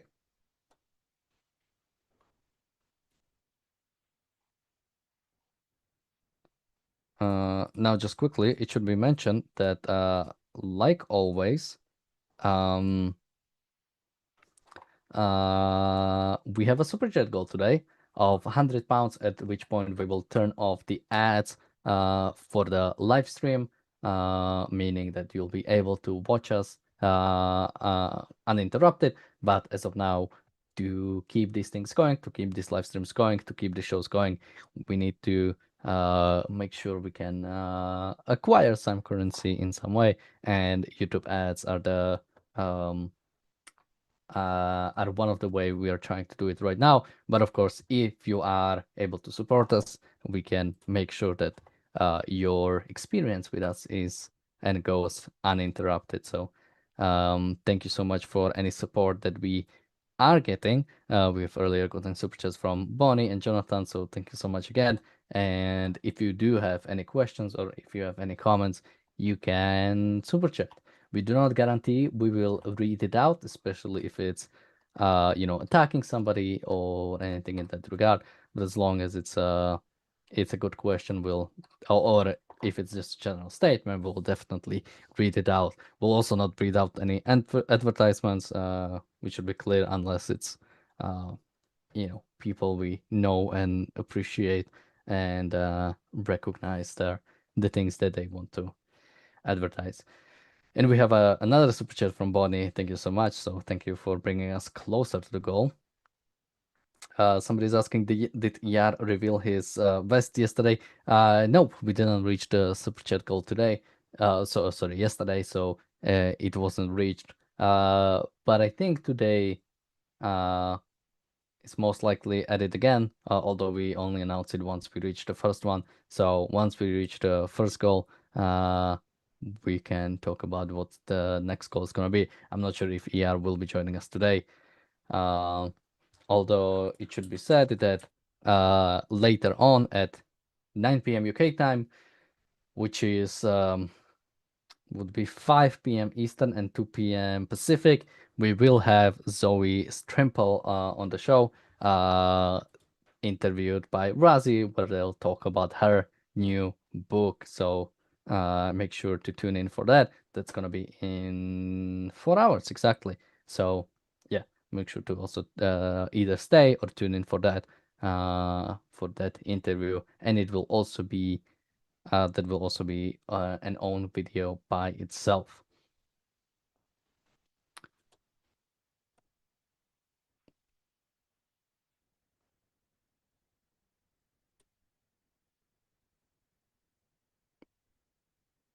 Okay, let me check out if there is any news, but it doesn't look like there's anything that big.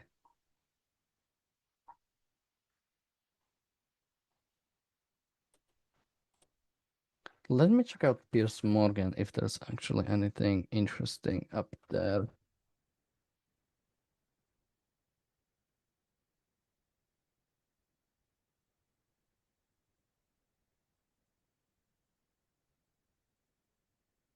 And we are joined by Marco and Richard right now, who I'm sure very shortly will be able to turn on their camera. Hello guys, how are you doing? You're muted. Very good, thank you. And yourself? It's okay. How about you, Marco? Yeah, good, thank you. What's up? It's good, just hanging around. So you guys were on I think a week ago at this point, right? Or something like That's that. right. Yeah.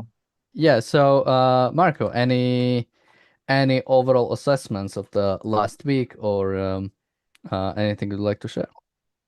Well, there is lots to say about it, but I think we've seen an incredible upturn into the violence from Iran as a reaction to the punitive attack of the United States and Israel. Really, let's not forget again that the world, especially the Western world, has been at war with Iran since the very creation of the regime in '79. So it's 47 years that Iran has been trying to destabilize the West with this chant of death to the West, America, and destruction of the Jews. So it's not like something new. We're just, again, we're just dealing with a mistake, a historical mistake that we should have never let happen. And what we've seen recently is actually the might of the U.S. War machine, not just brutal, random bombing of a country, but the deliberately and selective destruction of the war machine that Iran has built in the last 47 years. And at the same time, we've seen how much the wounded regime is kind of out of control, particularly out of control. Even if they've elected a new Ayatollah, it's still not in control of the country as such.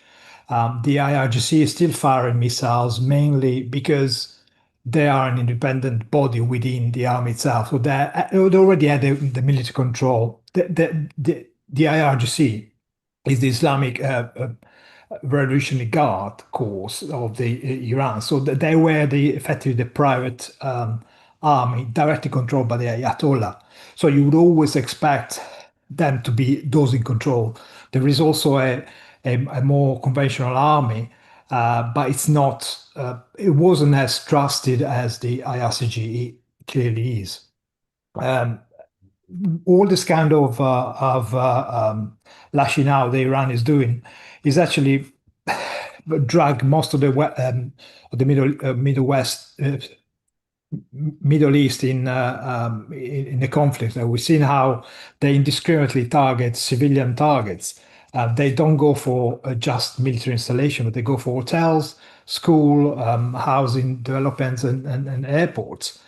And again, that's the nature of Iran itself. It's a Islamic regime who doesn't care about anything or anyone apart from their own survival. And we've seen them trying to desperately survive. Effectively, they're putting pressure on as many countries as they can, so that they will turn to Israel and the US and begging them to stop firing. But this is a bully technique. This is what bullies do. They punch in the face and hoping you go to mommy and say, oh, it's tell him to stop.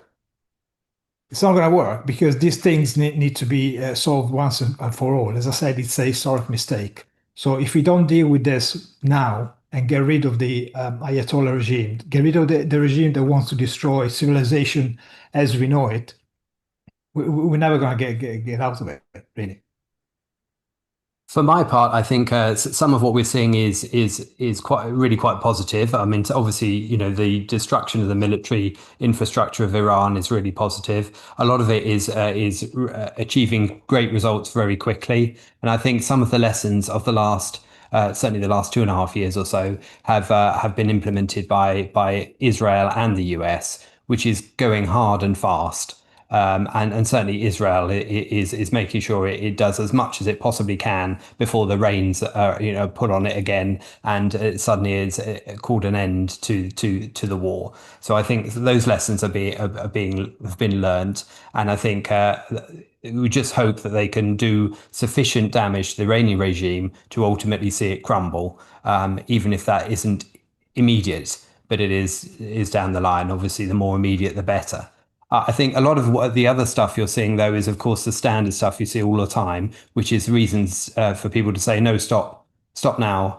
Let's have peace now, even though peace hasn't been there, as Marco pointed out, for 47 years, and pretending it has been part of the problem that has left us in this situation. And then, of course, you've got all these politicians, and this is true across the board, frankly. It's true in Iran, it's true in the West, it's true in America and in Europe, where you've got people saying one thing and its opposite moments later.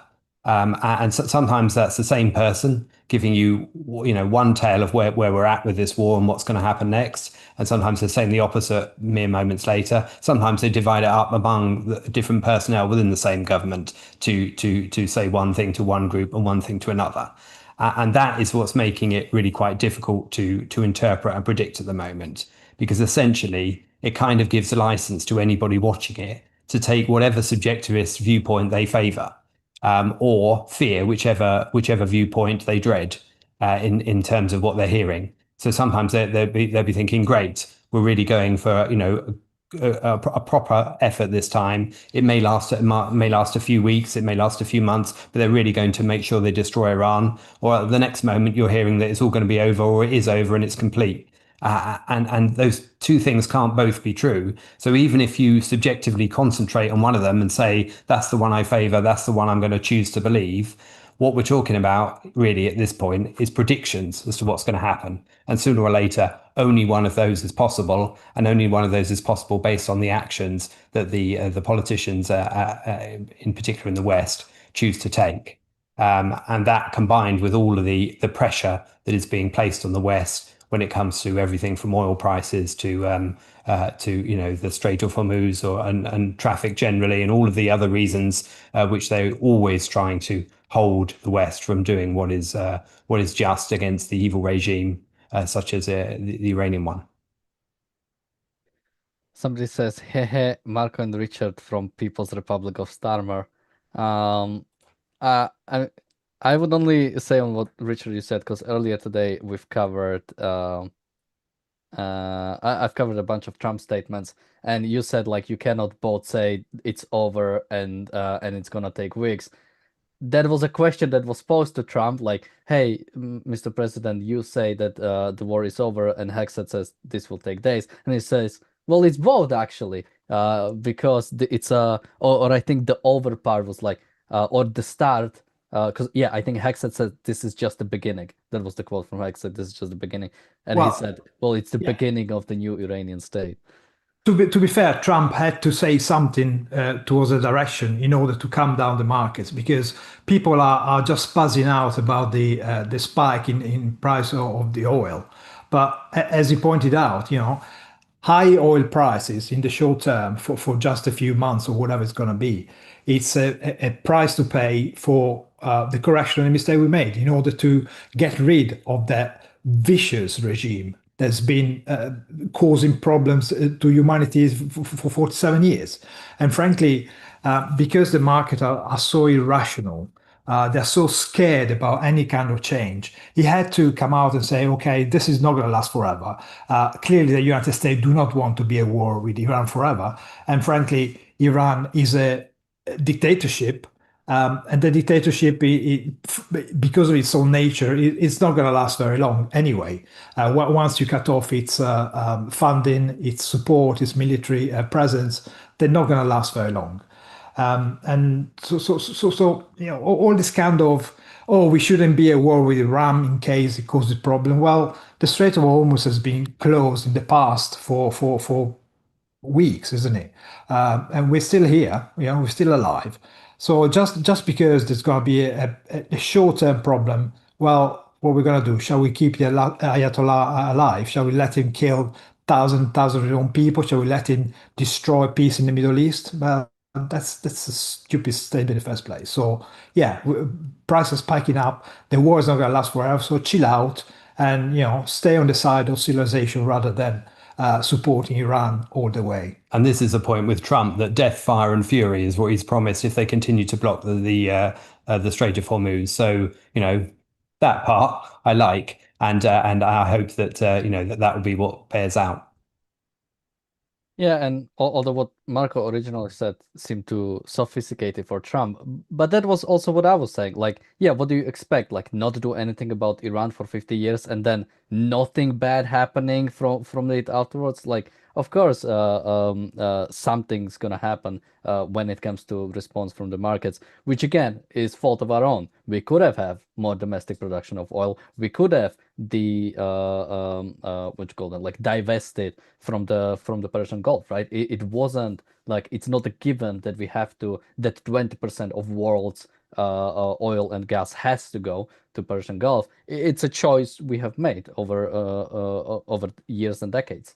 And you're not arguing for renewables, are you?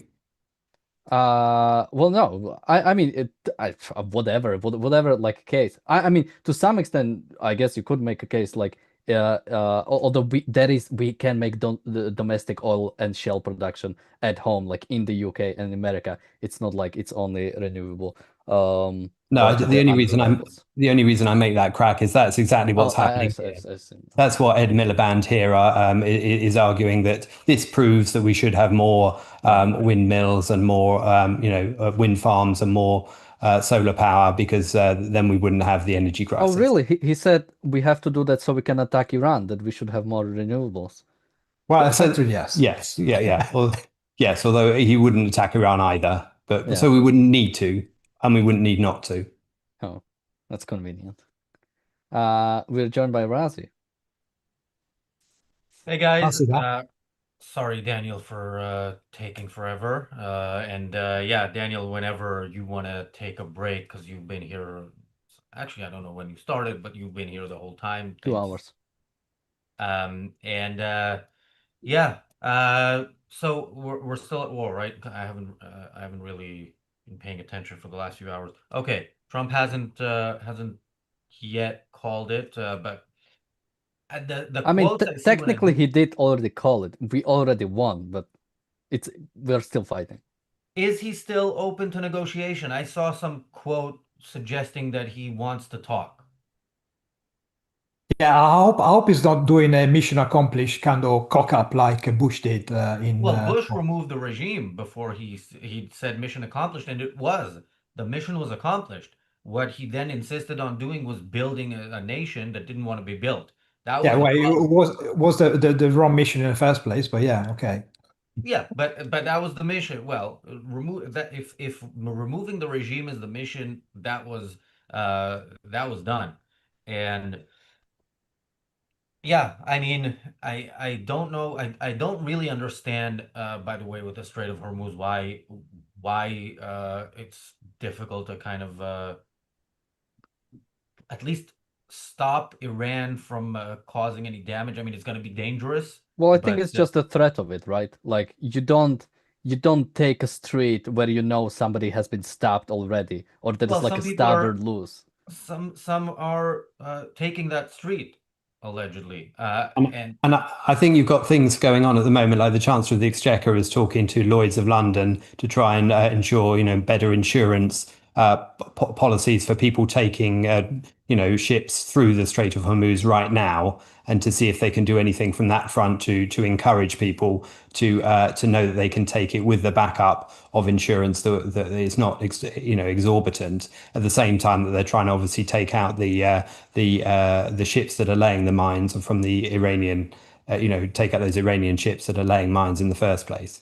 Well, it's the same mentality that said, "Oh, Israel shouldn't attack Iran because Iran is scary, is very powerful, is not like Hamas." Well, 12 days after, we've seen how scary Iran was. Here, lots of people do not have the balls to actually get out of their chairs and take the actions that are required to be taken in order to achieve an objective. They are too scared about the consequences, but a purpose means that you got a goal and you take the action to achieve the goal. They haven't got a goal because they're too scared to even contemplate something that it's different from what I've been doing since yesterday, and that's why the Strait of Hormuz wouldn't be a problem if Iran does anything to attack any trade. Well, you flatten whatever facilities Iran is going to use in order to attack it, and you move on. But there isn't this kind of will. People are effectively paralyzed into being unable to think about what's my purpose, what's my objective, and just carry on doing what they were doing yesterday because it's easier. I've never read so many headlines about the UK that the UK is preparing to, the UK is planning to, the UK is having a meeting about, the UK might in the future very soon do X, Y, or Z. Basically, F all right now.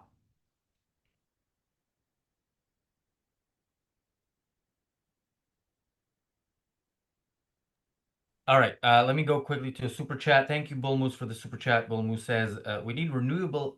It's a quote. "We need renewable energy in order to attack Iran."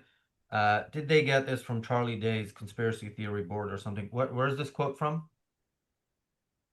The quote is exactly what they need: a few days. We need renewable energy in order to attack Iran. Right. Yeah. Yeah. Well, it's probably an Ed Miliband quote because certainly that's the argument that he's been making repeatedly. Is that this proves that he was right on net zero, and that the entire countryside and coastline of the UK ought to be peppered with wind farms, even more so than it is. And of course, we shouldn't be drilling in the North Sea, which is what would get us some of the oil independency that would not make it such a problem. The problem is, I think, at the moment, so people have pointed out that the UK has only 2 days worth of oil reserves, of gas reserves. So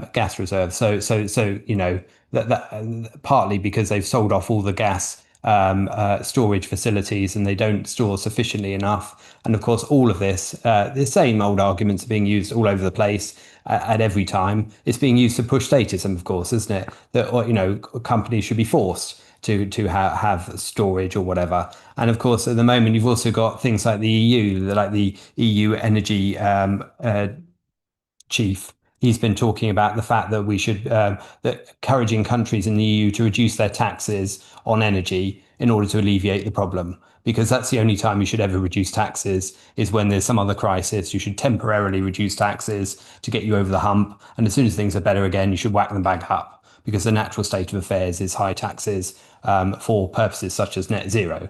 But of course, all of this is a way of them trying to argue that we shouldn't be attacking Iran in the first place, and secondly, that when we don't, we should have more renewables anyway. So it's just narrative galore. Okay, Bullmoose follows up. Razi, Google Charlie Day conspiracy, and you'll see the meme it's referring to. Maybe. Let's see. Do I want to Google any more of this? But yeah, okay. Yeah, I mean, look. Yeah, we've seen this. I remember seeing this in like when lockdown started, and all sorts of things, became like, all of a sudden they'd only sell you coffee in cafes and like takeaway cups and all sorts of environmentalist stuff that people pretended was like this is the biggest threat to human existence. All of a sudden, COVID became the biggest threat to human existence, and so we started using plastic and single-use stuff. And yeah, now it's interesting. I mean, look, we've had these uh, we here in the UK, we've had environmentalist policies that I see, in the prices of our electricity bill, which is many, many times during the winter what it used to be a few short years ago. Um, and yeah, now we're getting environmentalism in a sense, like or that is the worst case scenario. We will get some environmentalism and get to live by these people's values, which you know what is not the worst thing. I mean, it is the worst thing, but it's not the worst thing in the sense that much like uh, what could be much worse with Iran if we don't act now. What could be worse is environmental policies actually enacted, and when it's enacted too strongly to turn back the clock on them afterwards. Uh, a few days without without oil and maybe environmentalists will their ideas will become less popular. They already are because they're kind of obsessed with Jews now and not with plastic. I mean, I see Greta wearing polyester because there's this football jersey style thing that says Palestine, and that is more important than the planet killing the Jews. So priorities change for the angry people who want to destroy the world. Yeah, for sure. I think one of the things you're seeing a lot of articles about at the moment is the price of the gas and petrol at the pumps in the UK, and that being definitely used as a reason for stopping the war. I thought I'd give you an idea of what that actually means. If you're in the US, for example, in a conservative, there are prices that are much higher than this, but for gasoline prices, it's 135 pence per litre, which equates to $6.50 per gallon. And for diesel, it's 149 per litre, 149 pence per litre, which equates to £7.20 per gallon at the pumps. And that is obviously but that is only the highest it's been in like 3 months. So it's not like it's off the scale high compared with what we are sadly used to. And why are we sadly used to it? We're used to it because of things like net zero. So it's a distraction to argue that is solely Iran that's causing this.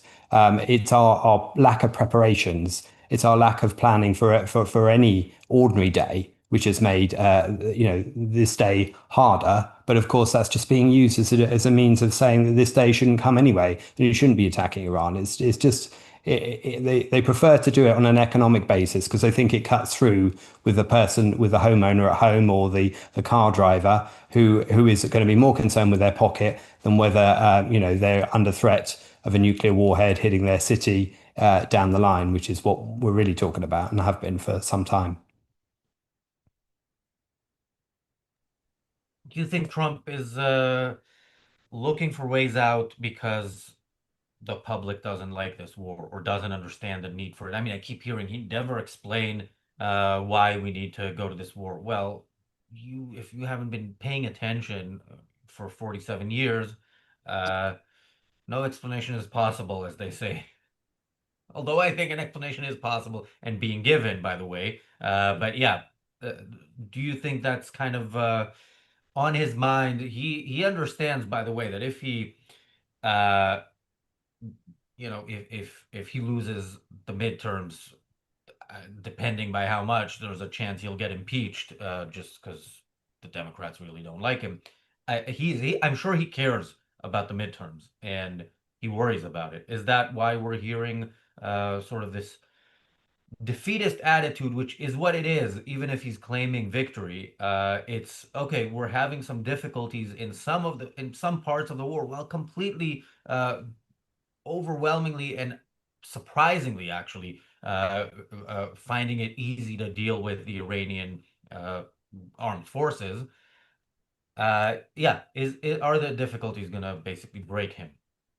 Well, he kind of painted himself into a corner when he declared, all the stuff about peace prize and the fact he was declaring, oh, this guy is going to war and I'm the most peaceful president on the planet and those kind of stuff. So he kind of tied his own hands behind his back.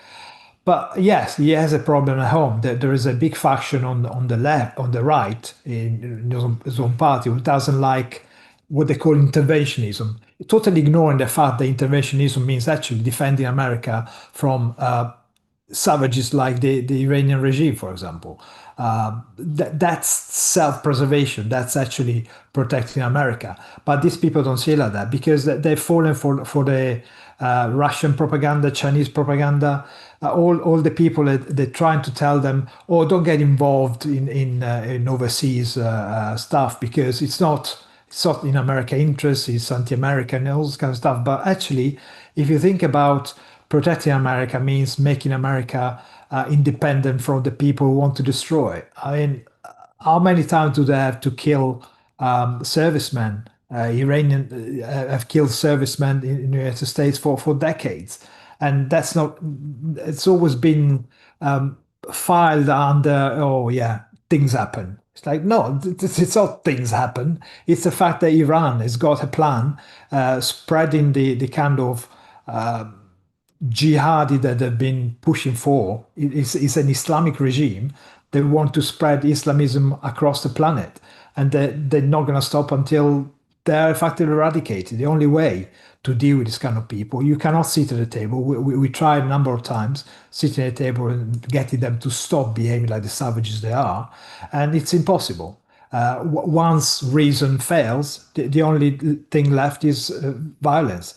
These people do not understand anything apart from violence, and they will have to perish by violence because they do not agree on a peaceful compromise, peaceful way of living life. So yeah, Trump is forced to keep an eye on his electorate. I mean, he's a politician after all, isn't he? So he has to try and appease his electoral base because losing, as you mentioned, the midterm election will be a big headache.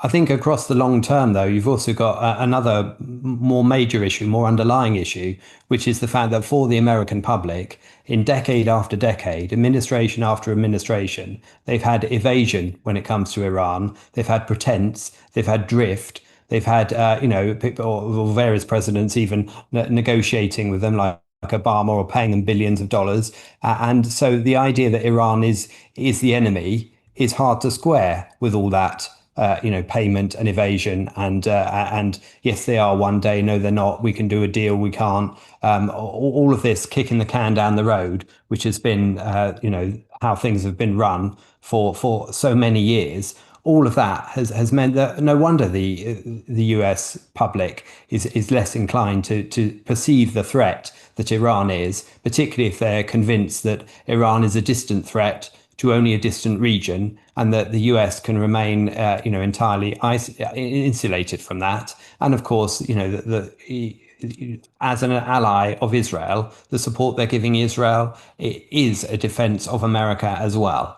And I don't think that argument has been made strongly enough as well down the years, of course. So to expect Trump in particular, who is not the most articulate of dudes at the best of times, to put forward a cogent argument as to why now, why this enemy, why in this way, is to set the bar too high for him, frankly. But of course, they are doing some of that. And of course, some of that is simply not being heard as well by those who don't want to hear it, because they were those that were instigating the kind of policies that I've just been criticizing. So, it's all in the mix.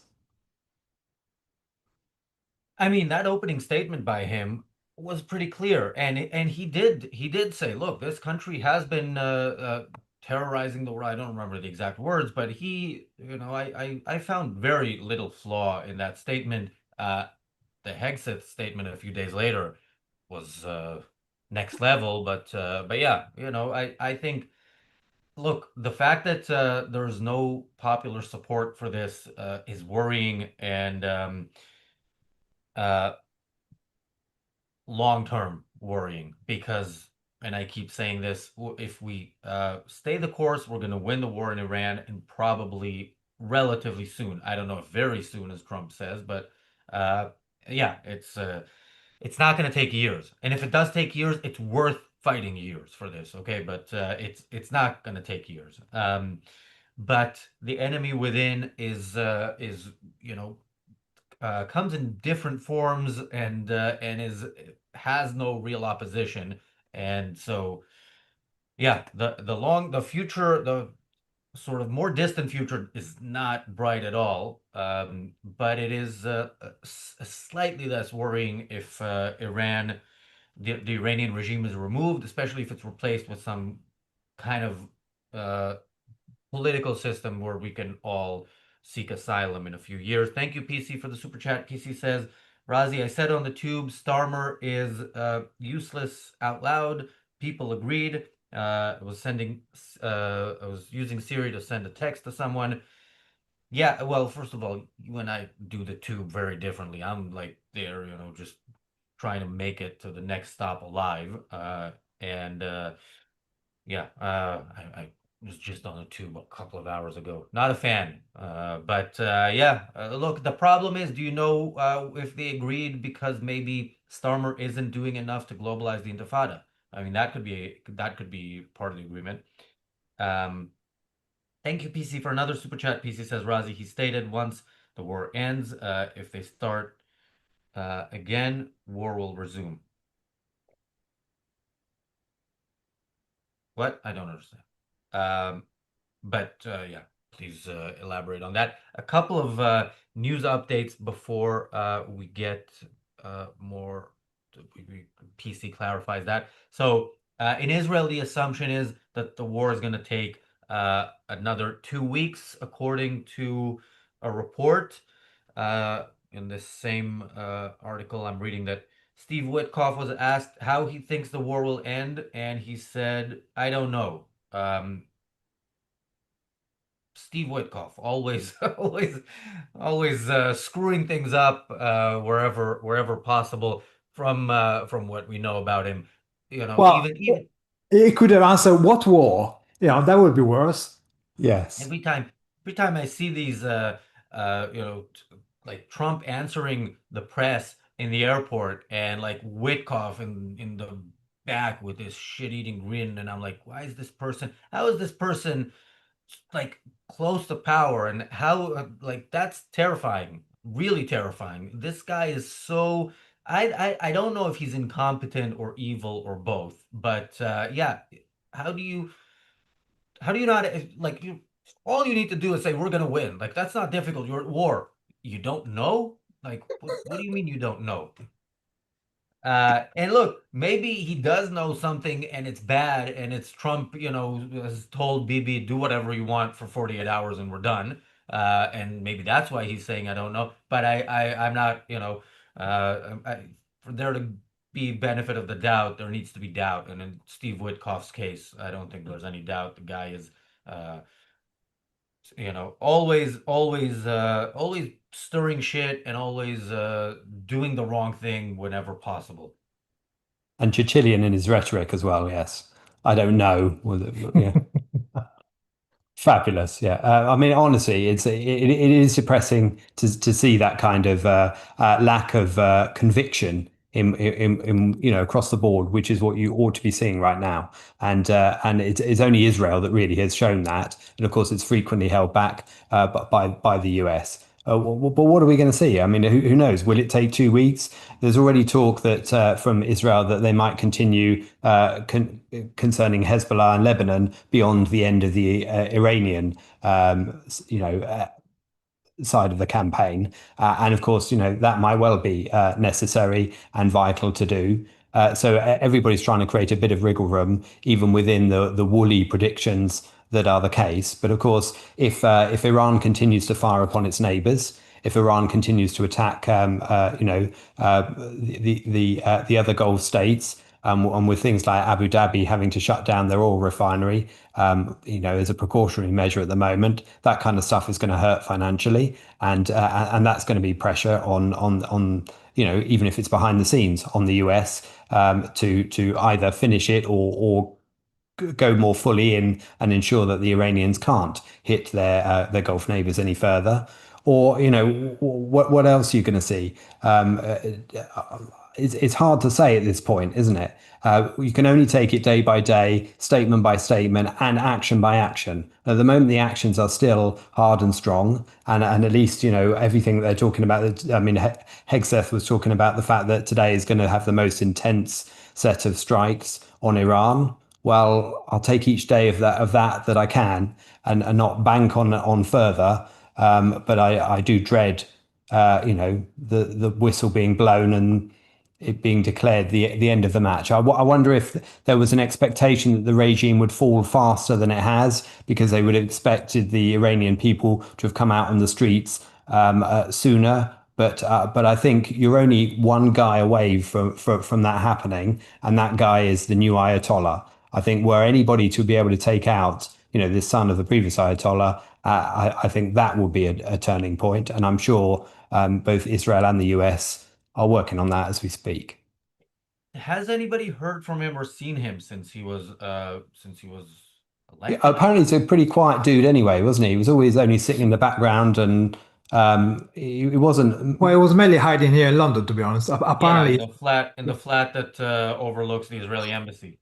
Yes, yeah. So, Europe is very good at giving refuge to ayatollahs. The Khomeini effectively organizes Islamic revolution from France, and he's the son of Khamenei, was actually able to come and go to here to Britain and buy flats and stuff like that with impunity. So we seem to have a penchant for ayatollahs and mullah generally, which is laughable, really. I mean, you should be able to stop one of these guys even enter your country. But as we made the point, Starmer is not pushing enough for the Intifada, but he's pushing enough. He's doing the best he can do as a kind of incompetent, spineless weasel piece of sort of subhuman he is. He is doing all is in his power. I mean, his main purpose is to allow the European machine to carry on trampling all over Britain, and he's even allowing Macron to look like the great statist, the great warman, and move his few ships into the Mediterranean. I mean, whereas here in the UK, we've had our aircraft carrier, the what's it called? Wales. The Dragon. It's not a carrier. It's just a. Well, our ship is only just leaving Portsmouth because there were some problems with the unions in Portsmouth that would only work 9 to 5. So therefore, they couldn't get the ship ready sooner. So it's only just leaving harbour today, I think, along with another ship that I think that's also much smaller, that's also planning to go today. So all of that is symptomatic of a country that's frankly on its knees at the moment, which is the UK and not Iran. We just invade Iran with the dinghies. We got loads of dinghies coming this way. So I suppose if we just requisition them and put a flag on it, we will have the biggest armada ever. Move over Nelson. Yeah. Well, isn't that who actually invaded Iran originally back in the 13th century? Genghis Khan. I know. Is he available now, or is that? Call Mongolia. Well, Alexander did the same, didn't it? Much earlier than that. PC elaborates on his previous comment. Trump said if regime begins making weapons again, they will be hit harder. What is the point? They're done. And you look, the soldiers who died so far died at the beginning. As you reduce Iran's capabilities, also the military action is safer for the people involved.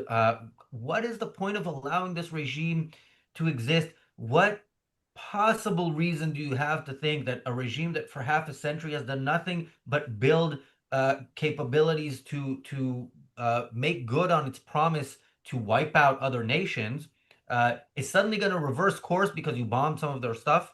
No, this is their only goal. So no, and just no.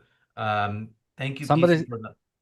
Yeah. Somebody's saying, I don't see a single Israeli flag there behind your panel. Well, what is this? Thank you, PC, for the super chat. PC says new Ayatollah has 72 waiting. So yeah, a report that I've heard, and again, could be fog of war stuff and just whatever they're putting out there, is that we've heard he was injured in the initial strikes, and one of the reports I've heard is that he may not even be aware that he is Ayatollah, and he like might be completely crippled from that attack, and yeah, and we haven't seen or heard from him, so like we've seen and heard from the president, right? PC Well, also says Starmer is a traitor. I, well, wouldn't disagree, but again, Well, it would have to stand for something before betraying whatever he's betraying. So I don't think he's ever had a conviction in his life. So well, he's a leader of a country, and if his policies, but I don't think, yeah, I don't think legally you could put him in prison for that. By the way, there was something, Richard, you brought up, which is a report that I also saw that in Lebanon they're expecting this to continue even if Iran stops, and if Israel is correct and it's 2 weeks in Iran, that definitely isn't enough to deal with Lebanon. Then again. I saw the report in the Financial Times, which is the Steve Witkoff of financial newspapers. So I don't know if I can trust it, but I hope it is correct. well, to be fair, the issue was dealt with during the ceasefire, what, a year and a half ago, when Netanyahu rightly finally did something right. He held for himself the right to attack Hezbollah where they trying to break the agreements. So Israel has been hitting, not enough, not as much as they should have, but they've been constantly hitting Hezbollah targets in the north. They were trying to regroup and re-effectively organize Hezbollah as such. And frankly, I still don't understand why the district of Dahiyeh in Beirut is still there. I mean, we know it's a stronghold of Hezbollah. Why not flatten it? What are we waiting for? There's no point hitting a building today, another one next week, and allow Hezbollah to regroup in different places. This is ludicrous. You know Yeah, that they flatten them. Yeah, and they've issued an evacuation order, which of course I'm against, but they've already issued it for like a bunch of neighborhoods. Like you're issuing these evacuation orders, and then you're not delivering on what is expected. And look, people, it's people can evacuate. It's a small country as countries go, but from going from Beirut to somewhere is not difficult. So. Yeah, unbelievable that anything is left there. And again, when civilians see that Israel is avoiding targeting them, they have no incentive to stand up to the people who are attacking on their behalf. So when Lebanon is now saying, "Yeah, we will demand that Hezbollah disarm, and then we will have peace negotiations with Israel," no. First of all, why would Israel want peace negotiations with you? And second of all, you already promised to disarm Hezbollah. That was a year and a half ago. You didn't. They're firing at Israeli civilians now all the time, more than Iran. And yeah, you've had your chance. And look, when they say, it's going to last, this is going to last 2 weeks, Lebanon is going to last longer. Even that, I'm a bit worried about. I haven't seen what really needs to be done in Lebanon, which is the new border is the Litani. It can change in the future, but it can change in the very distant future because that experiment has failed. Lebanon cannot have sovereignty over South Lebanon because all that means is, people who want to kill Jews are right next to the Jews they want to kill, and that's not okay. Yeah, absolutely. Yeah. I think to your other point, though, about when you're talking about the Ayatollah and the fact we haven't seen the new one lately, I think that is a situation that can't stand for that long, even from an Iranian regime perspective. They will need to show his face. They will need to show him on TV sooner or later in a convincing manner, giving some sort of speech. And if they can't, then that will be telling. You can't have some sort of inflatable Ayatollah like a pilot in an airplane and expect to get away with it for very long. It's clearly going to have to have an actual leader at some point, and hopefully they will then be able to reveal the fact that he is too injured or too dead to do the job, and either will be fine with me. And I hope that that's the case, because I think at the moment that one of the other issues you've got in Iran is the fog of war stuff. That if you are an Iranian citizen and your internet has been down for weeks on end, and you know that the country is being Missiles are striking all over the place. You can see evidence of the Ayatollah's palace being wiped out, and various IRGC targets being hit, and all those kind of targets are gone. And yet there isn't yet the information being able to be spread among the Iranian people to know that this is the time, or this is the safe, or this is a definite turning point.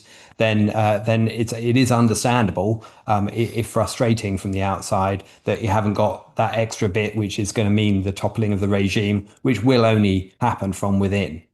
And by the way, you can only topple the regime if you get rid of the Ayatollah. When Trump says, I have to decide who the Ayatollah is, effectively saying the Islamic regime will stand. It just that it's going to be headed by the guy that I like. It's like, no, you get rid of the Ayatollah. There's not going to be need for an Ayatollah in Iran anymore because the Islamic regime is destroyed, removed, kaput, doesn't exist anymore. You can't keep this thing going on because what you think an Islamic regime is going to do, if not next week, next year, or in 10 years' time.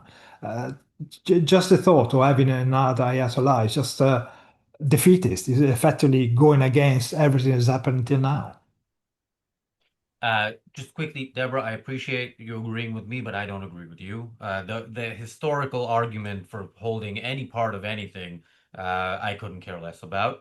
But this piece of land is being used to kill Jews, that I care about. And if that piece of land is in Syria or Lebanon or anywhere else, that is why there is a state of Israel, to prevent that from happening. So for me, that's why I want Israel to exist. And like I've said on this show, I am a reluctant Zionist because I'd love to live in a world where there's no need for a safe space for Jews. But when the world is, how did Francesca put it? The world is found a common enemy. It hasn't found it now, by the way, Francesca. The world hated the Jews before, but yeah, when the world is united against the Jews, it is absolutely clear that there's a need for such a state, and that such a state is, unique in the need for it, and very unfortunate in that it is needed. So I'd love to see the day when it's not needed at all, and until that day, and then it, will still exist, but will hopefully change some of the restrictions that make sense for that state and become a laissez-faire capitalist country like the rest of the world will be at that point. Until that day, yeah, wherever Israel needs to hold land to prevent Muslims or whoever wants to kill Jews from doing so, I am 100% behind that. You guys want to watch a video? No, I know this is a trap. Who is it?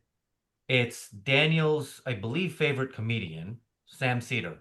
We've never watched Sam Cedar together, have we? Okay, Did you watch fair. our segment yesterday about Sam Cedar talking about Seinfeld?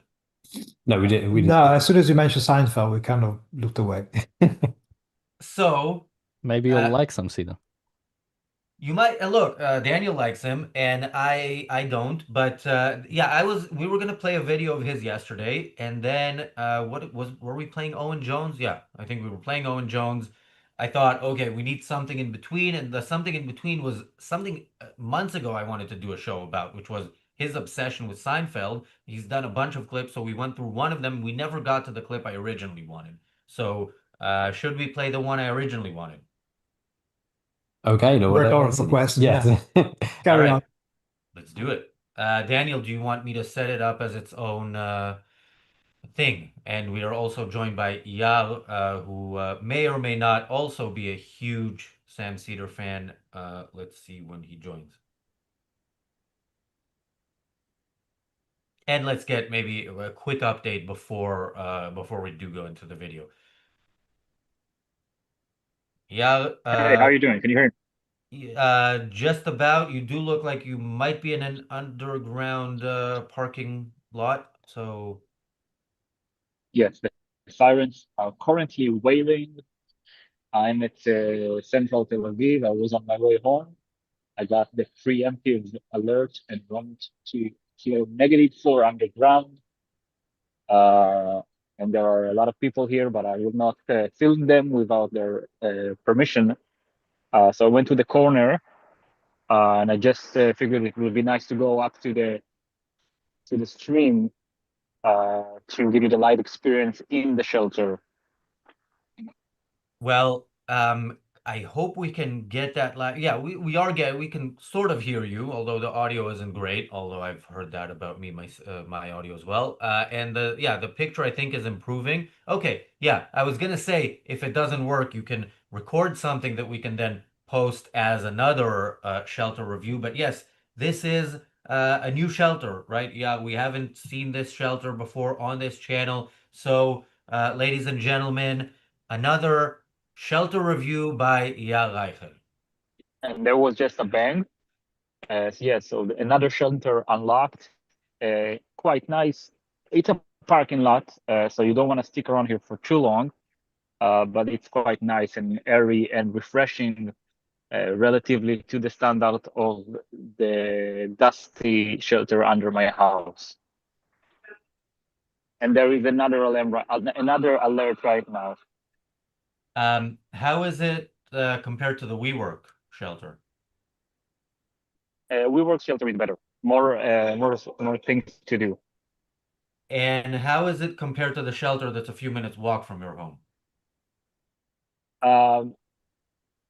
Worse, I guess. The one next to my house also is better, and it's also closer to where I live. So, but I guess in a sense, which is quite obvious, the best shelter is the one nearby.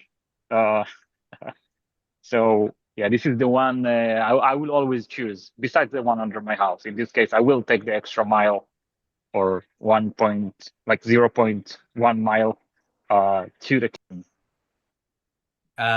Well, I was also gonna ask, can you get is there a tailor there? Can you get your pants measured in or trousers, depending on the type of English Well, you speak?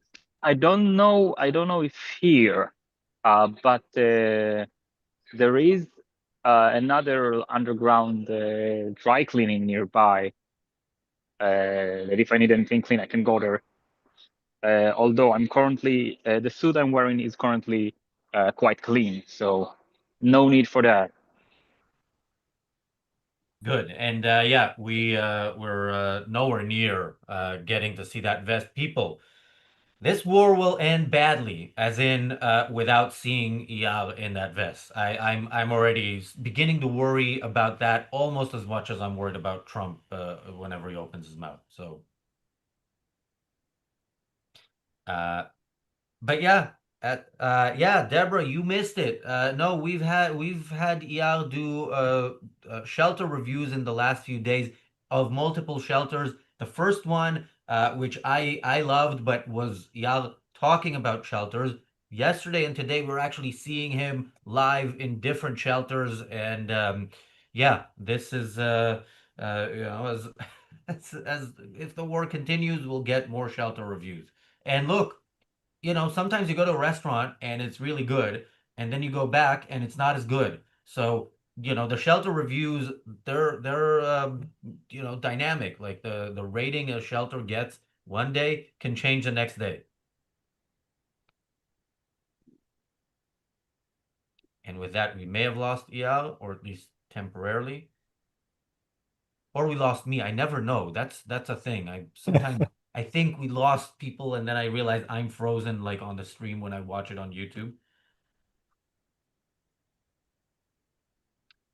But yeah, Eyal, it is getting a bit choppy. We have lost Eyal, and yeah, now we lost Eyal and we're gaining Sam Cedar. That does not sound like a great trade. So we have Eyal back, hopefully with better signal this time, although I suspect he's in exactly the same place and the signal might not be better.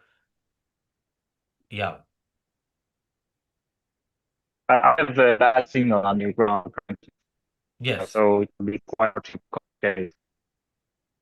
Well, yeah, stay safe, and we will hear from you soon when you come back above ground. And yeah, now we are going to go to watch the Sam Cedar video. Daniel, no, we don't need to make a short of this, right? That's or a clip of this. How much Sam Cedar can we do? Like we already have a Sam Cedar. All right, let's set it up as if it is, and if that works. Roman asks, is it getting safer in Israel? I would not. I would not say it's getting safer because there's still missiles and it's uh, it's not the volume of the first day or two, but it's ballistic missiles. They're hypersonic. They fall out of they're massive. They fall out And of the sky. Yeah. And the IDF reckons that half of the missiles thrown at Israel are actually cluster bombs. I mean, cluster bombs are the most vicious things you could think of. But of course, the pro-Palestinians, the pro-jihadis do not complain about it. Cluster missiles are designed to actually target directly civilians because they don't cause a big explosions, but they spread explosive devices across a wider area.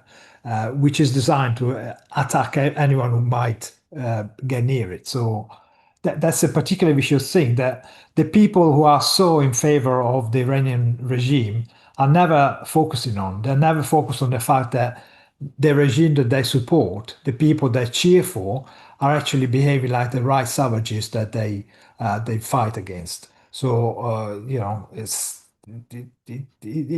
an appalling situation that the people who hate humanity are out in our streets supporting this kind of regimes. It's just mind-boggling.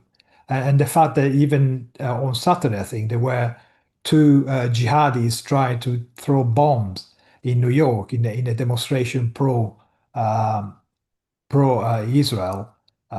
It goes to show what kind of level we allow people to reach here in the West. They exploit the freedom that people have earned in order to fight against the very freedom that they are allowed to enjoy. It's just stupid that we allow this to happen, and we see it every day. Let me quickly get to some comments about the shelter reviews.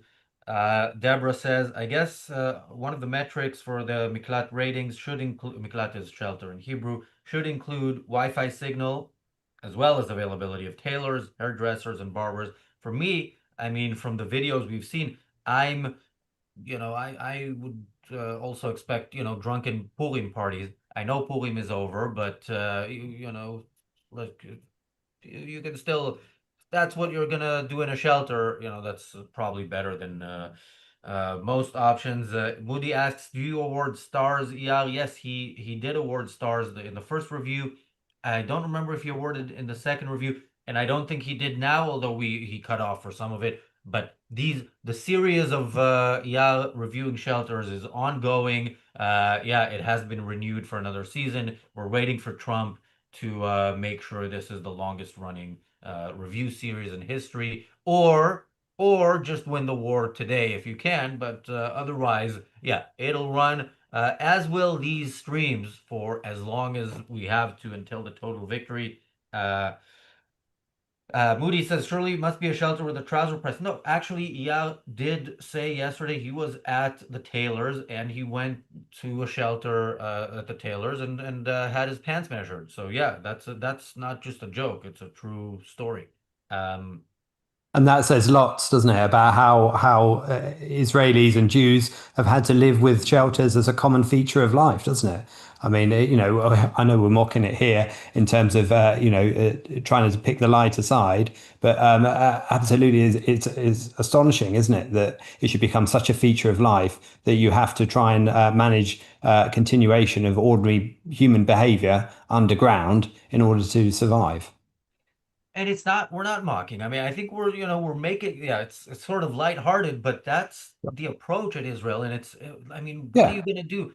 Uh, when you're faced with a ballistic missile, you can go to a shelter and hope it doesn't fall directly on you, so that at least the shelter will say, and that's it. So you can be there crying about the fact that you might be about to die, which is also understandable. Like I can understand people who are terrified, but yeah, why not get drunk and dance around and so on. Sure, no, absolutely. Okay, Daniel, since you don't have enough time to do the thing, should I try to do it should I try to share it? My laptop is problematic and I'm worried about.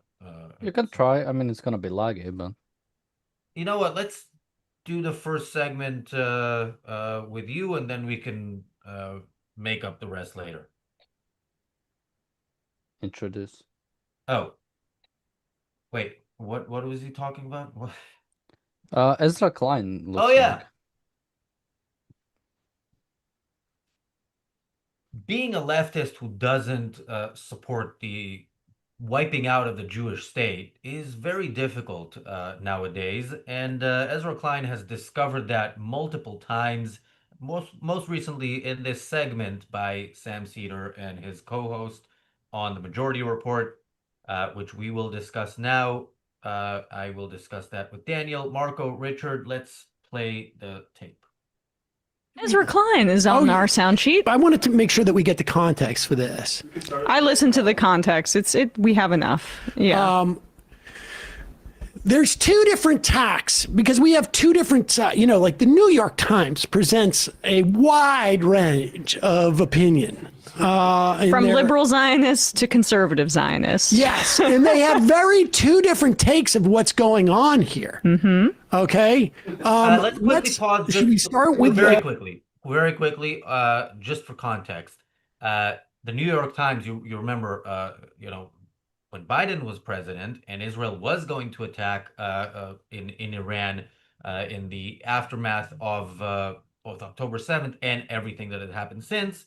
The New York Times is where the Biden administration leaked the plans to essentially help Iran make sure that nothing bad happens to them. So that's the Zionist paper. Imagine how anti the existence of a Jewish state you have to be to even think that there's anything other than hostility to Israel from the New York Times. I don't know if they have some columnists who aren't who are pro-Israel. Ezra Klein is not pro-Israel. Let's maybe he self-identifies as such, like what's his face from LBC here in the UK, but he is not.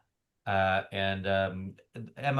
let me just remind people, because I have it on the same page of our notes from yesterday, that Emma, when we were talking about the Seinfeld clip where they talked about Jerry Seinfeld being interviewed by Barry Weiss, and they only played a clip of a joke of his that they said was not funny. They mentioned he cried later on, and Emma said, "I want to see him cry." And the crying was about his experience going to Israel after October 7th, just for context on who the people were listening to are. Any comments, Marco, Richard, or Daniel? Well, I was actually wondering which one is the comedian because yeah, is Sam the guy?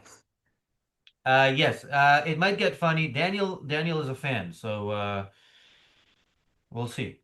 I mean, I think Sam has the ability to be funny. Doesn't mean he's always like with Jerry Seinfeld. I didn't find him particularly funny.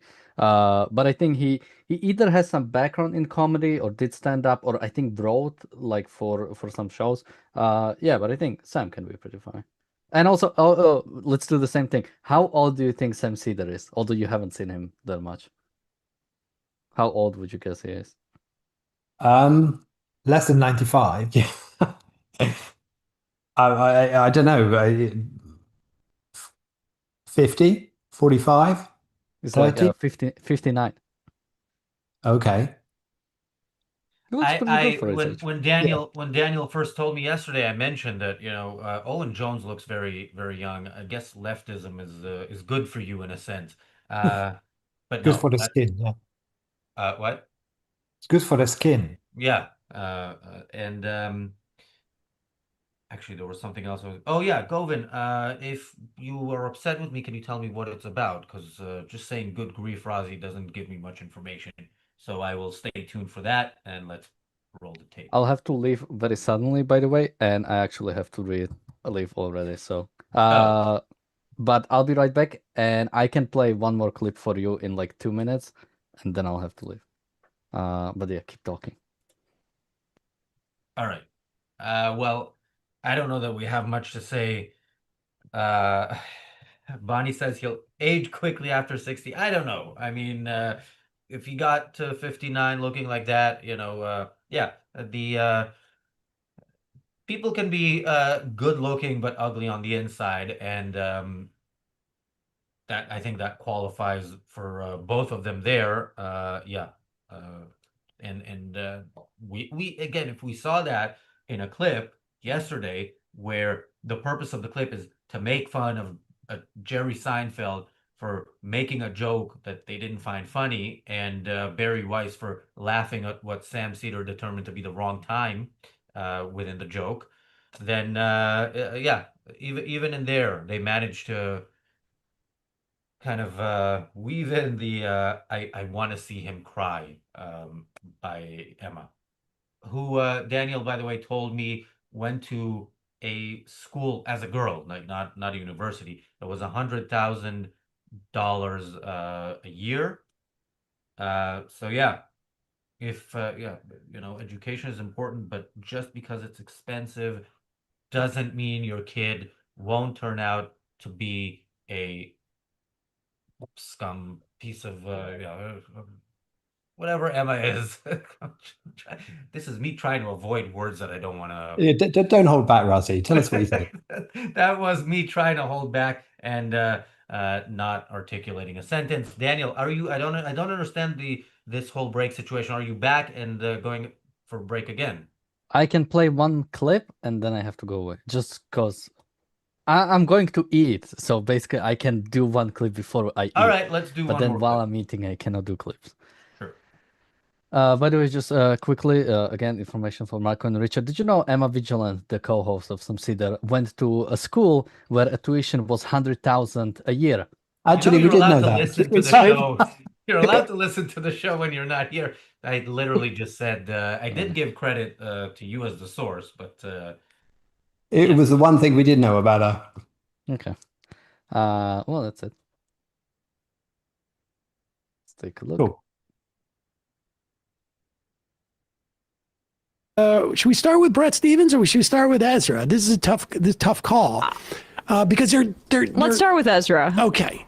Here is Ezra Klein had Ben Rhodes on, and he's been, he's kind of, he came out of the Obama administration. He does the Pod Save the World podcast with Tommy Vitor, and like they're pretty good on this issue and have been very angry about, both the genocide in Gaza and opposed to it. And perhaps they didn't say genocide as early as others, but they have called it, crimes and all that kind of stuff. So he's having Ben Rhodes on to speak about this. And Ben has like a thoughtful explanation for what he thinks is going on.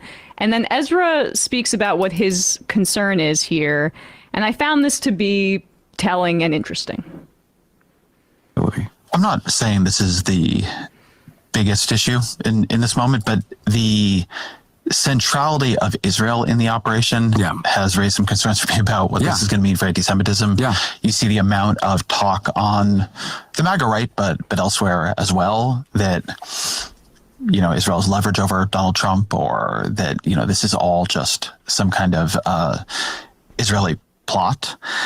I wonder a bit about there are many ways in which Netanyahu looks to me to be gambling for short-term position over the long-term sustainability of both Israel's political position in America, but also just the generalized view of the world at a time of very, very sharply rising anti-Semitism about what is going on here. I don't know how it nets out or what it ends up meaning, but it certainly has me nervous. Okay. Now, my charitable view on this is that Israel being central to this. I mean, because he's trying to make it like Israel is not central to this. I'm sorry. There is no way that you can say Israel is not central to this. Netanyahu himself has been saying, I've been trying to do this for 40 years. The paper that he works for had an extensive piece of reporting about Netanyahu's involvement in dragging Trump into this war, with multiple reporters involved. The Speaker of the House and the Secretary of State both said the exact same thing on the first or the second day of the war, which is Israel was going to attack. We knew that once Israel did, Iran would attack us, so we attacked them first.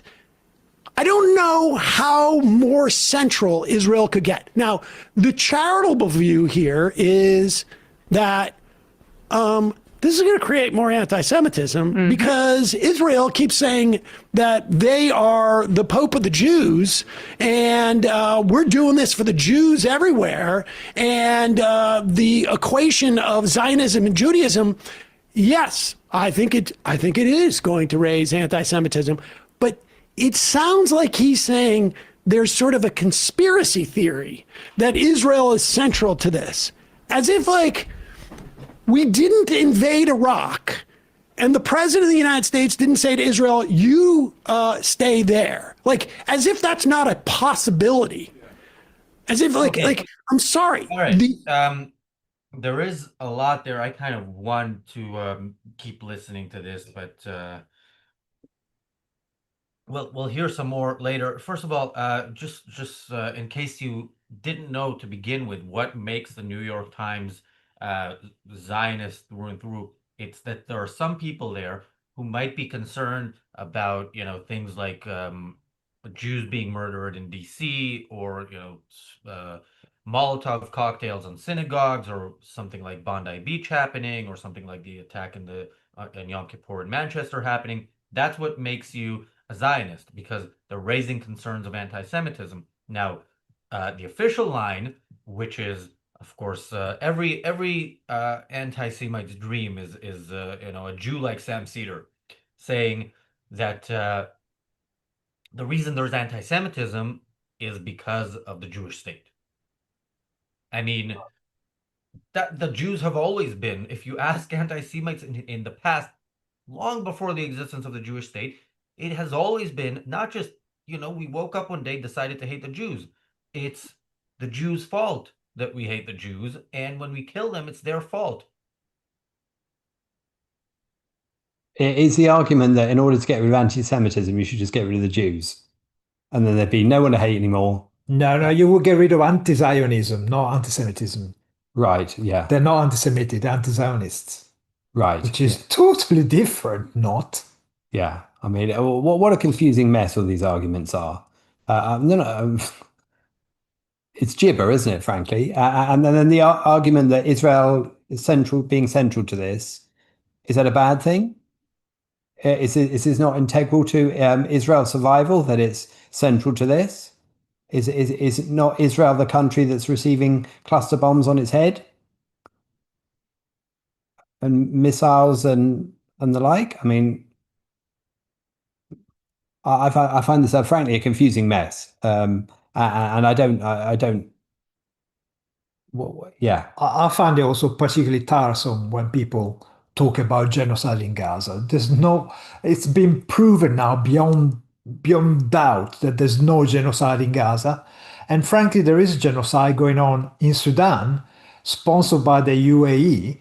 And we don't talk about that because it's the UAE, so they are the good guys. It's like, I mean, the level of double standard we've seen the last 2-3 years is just gone beyond stratospheric. It's just too much to contemplate. I mean, it blows your mind, literally blows your mind, trying to hold these kind of contradictions.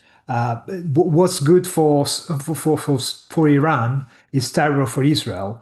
And if Israel does something, everybody's on their back. And if Iran uses cluster bombs on civilians, bombs all their neighbors, nobody seems to be that bothered. Iran kills thousands of their own citizens. Yeah, no, we're not marching for them. Poor Palestinians. Oh, God's sake. Yeah, by the way, there's no genocide in Gaza, but what there is a genocidal movement called Palestinianism, which 100% of the adult population is signed up to. And that is the real evil in Gaza, and that is an evil that needs to be fought. And the people who support it in the West also need to be seen as an enemy, because they are, because those who support savages are also savages. And if they want to create another Islamist shithole theocracy in the Middle East because there aren't enough of them, they will not want to create a prosperous, free country here in the UK or in the US or wherever home is, if home is the West. Yeah, the whole. Yeah. I mean, that's an important point, Razi, because people keep complaining about pro-Palestinians, anti-Israeli stuff like that. Hang on a second. What does it mean being pro-Palestinians? Who do you actually support if you are pro-Palestinians, pro-Iranian? You support a regime which is hell-bent into destroying democracy, destroying civilization, and killing Jews.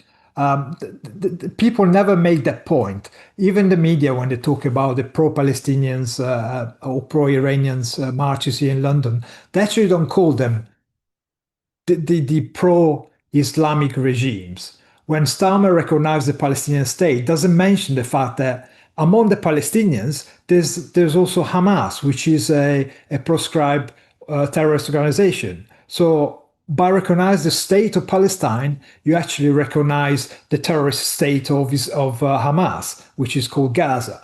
All this kind of try and obfuscate what they actually mean by using the anti-something and never saying what you are pro for, what do you stand for. Actually, all these people stand for Islamism, stand for destruction of civilized countries. And even leaders, so-called leaders in the West, actually are standing for the destruction of what they supposedly lead, which is civilization. And that's why we're not going to get any better until we recognize what are these people for, rather than what are they against. And that's not what are they for in terms of a picture. Are they for this woman and her child? That is what I'm for. That is not sufficient. What ideology are they for? What arguments are they for? And that's what's not made clear. Moody, you're watching the show in like a 10-15 minute delay, so some of your yeah, by the way, yeah, make sure people, when we're on a very long stream, there's a good chance you're watching with a delay if you if YouTube alone or you did something and just paused it unintentionally for a while. Israel, yeah, the thing is there's this whole war for Israel line, and the what happens in what that is based on, what actually is true, is that Israel benefits massively. That's the problem.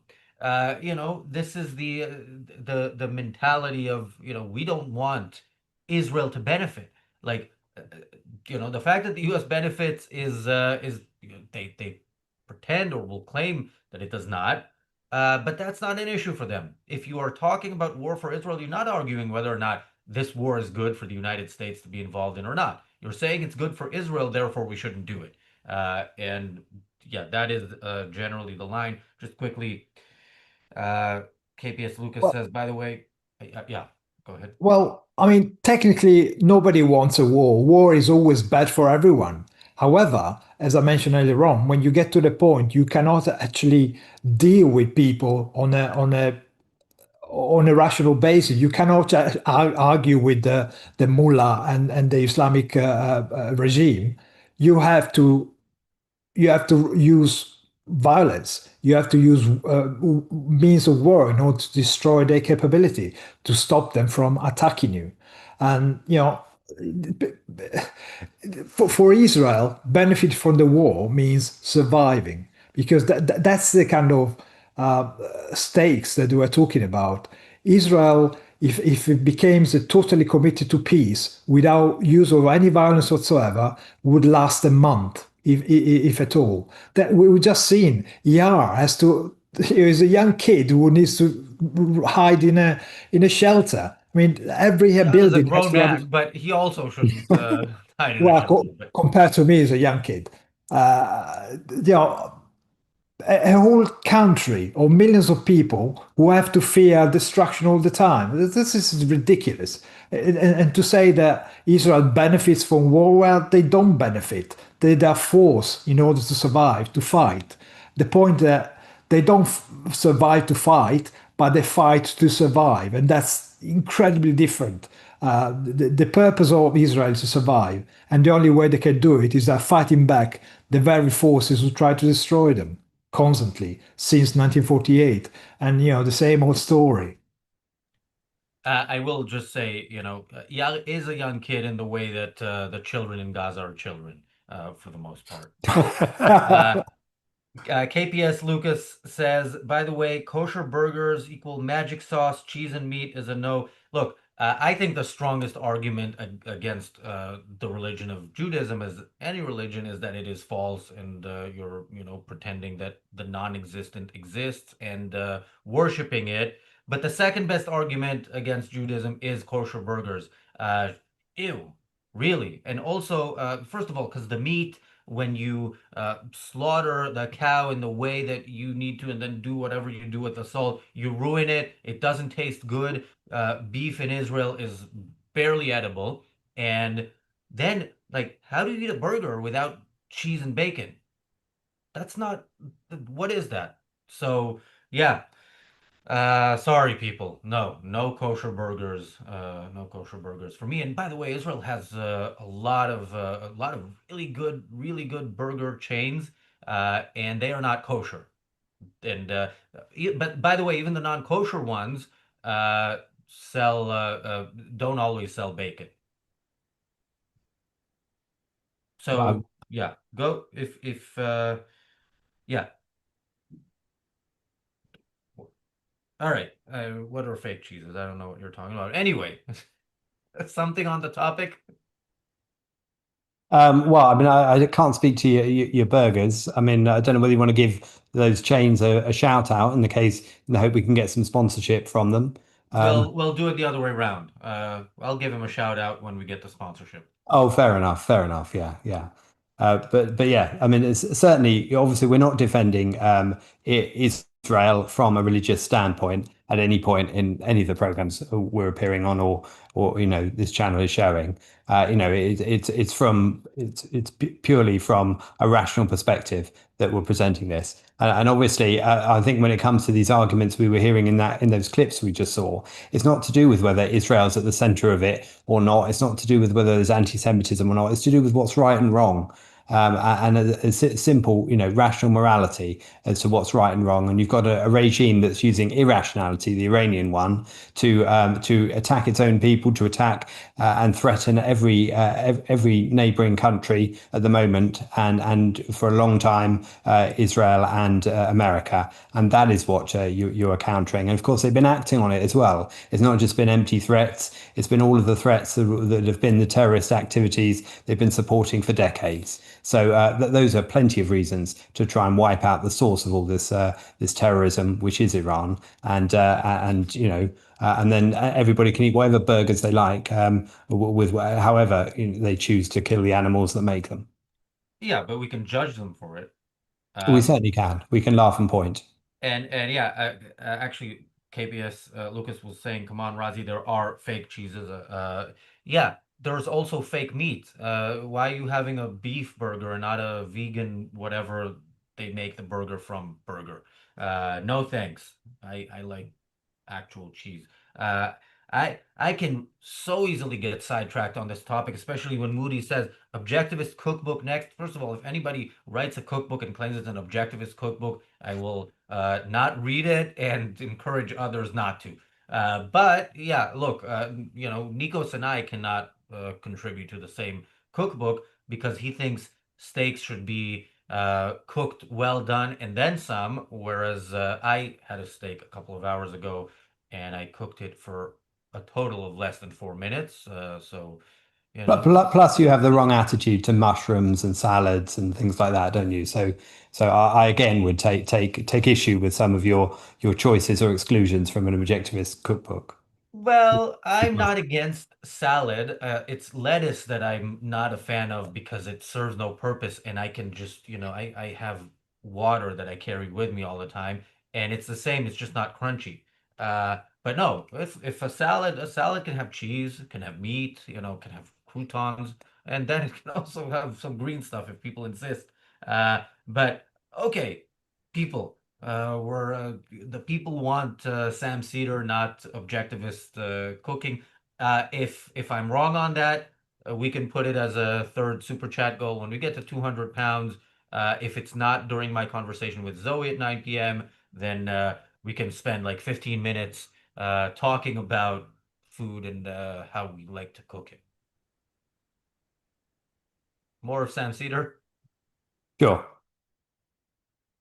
There is absolutely no way you cannot say that Israel is central, or that you cannot say that Israel is central to this.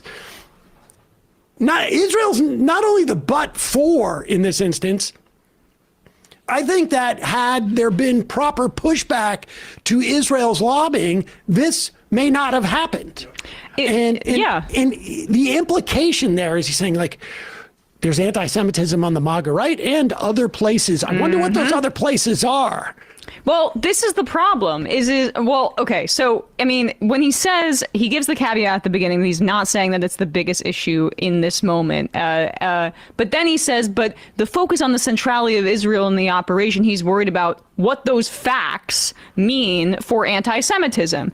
Perhaps, Ezra, you could have been leading the charge and speaking about how the Jewish faith and Jewish people are not represented by the state of Israel. I'm not saying that he was dismissive of that fact, but that is part of the problem. The anti-Semitism that is coming from that is due to the bipartisan conflation of Zionism and Israel with Judaism. That is the overarching problem here. But once again, even when he gives that caveat saying that it's not the biggest issue in the moment, like, let's put that mildly, honestly. I'm not saying that anti-Semitism isn't a major problem. We've spoken about this on the show. It is exploding, specifically on the right. Because of Israel.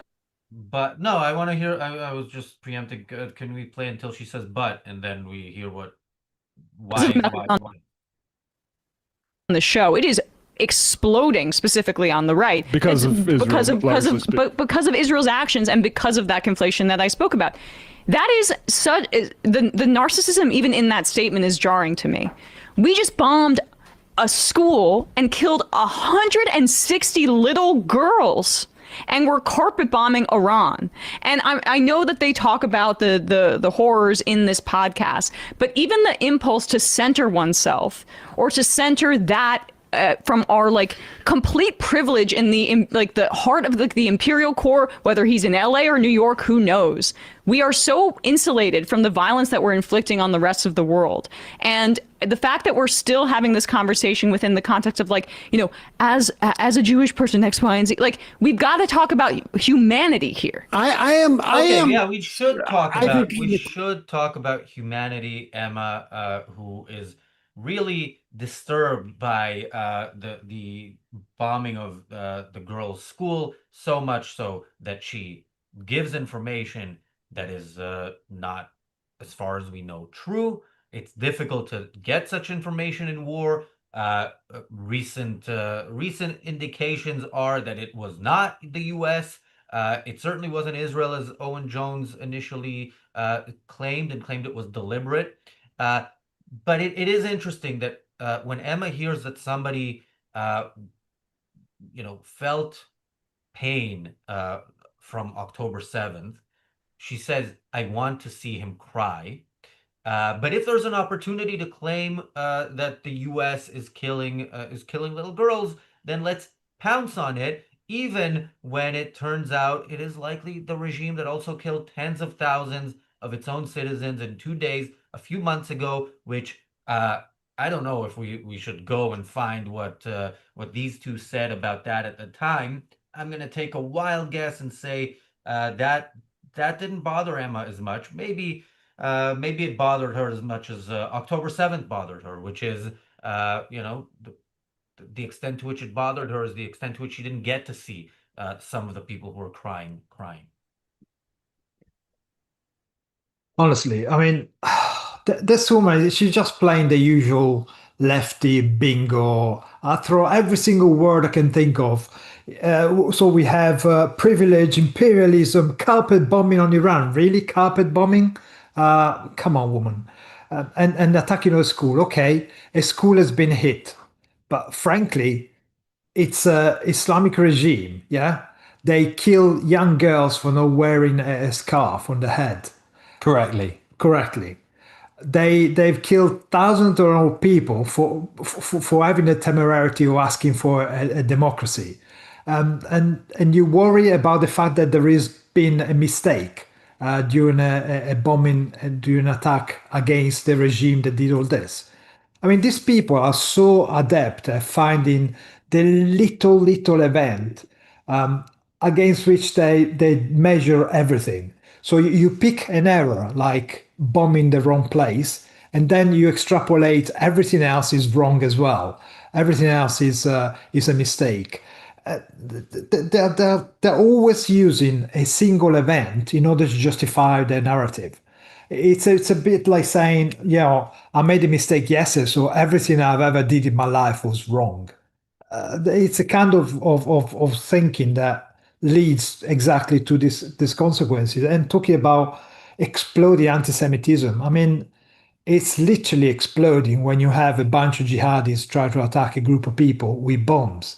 You know, the lack of thinking of these human beings is just offensive because to be so slapdash with the words and with the kind of general thinking application of reason of their mind is purely offensive towards everybody else who tries and be a rational person.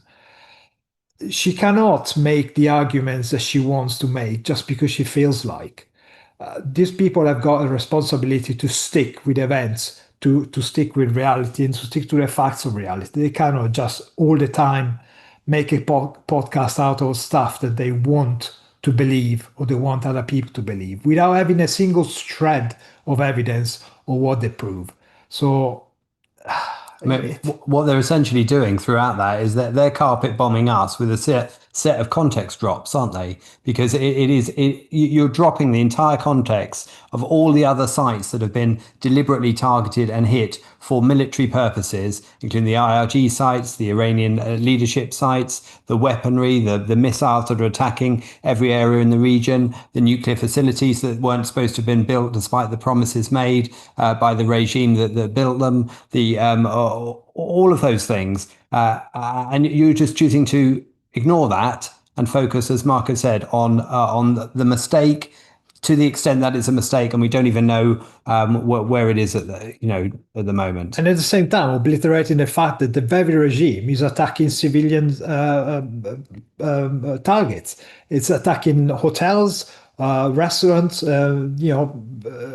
airports, and facilities all over the Middle East. I mean, to single out a mistake during a bombing of Iran is just try and pretend that what she's saying is true because she says it.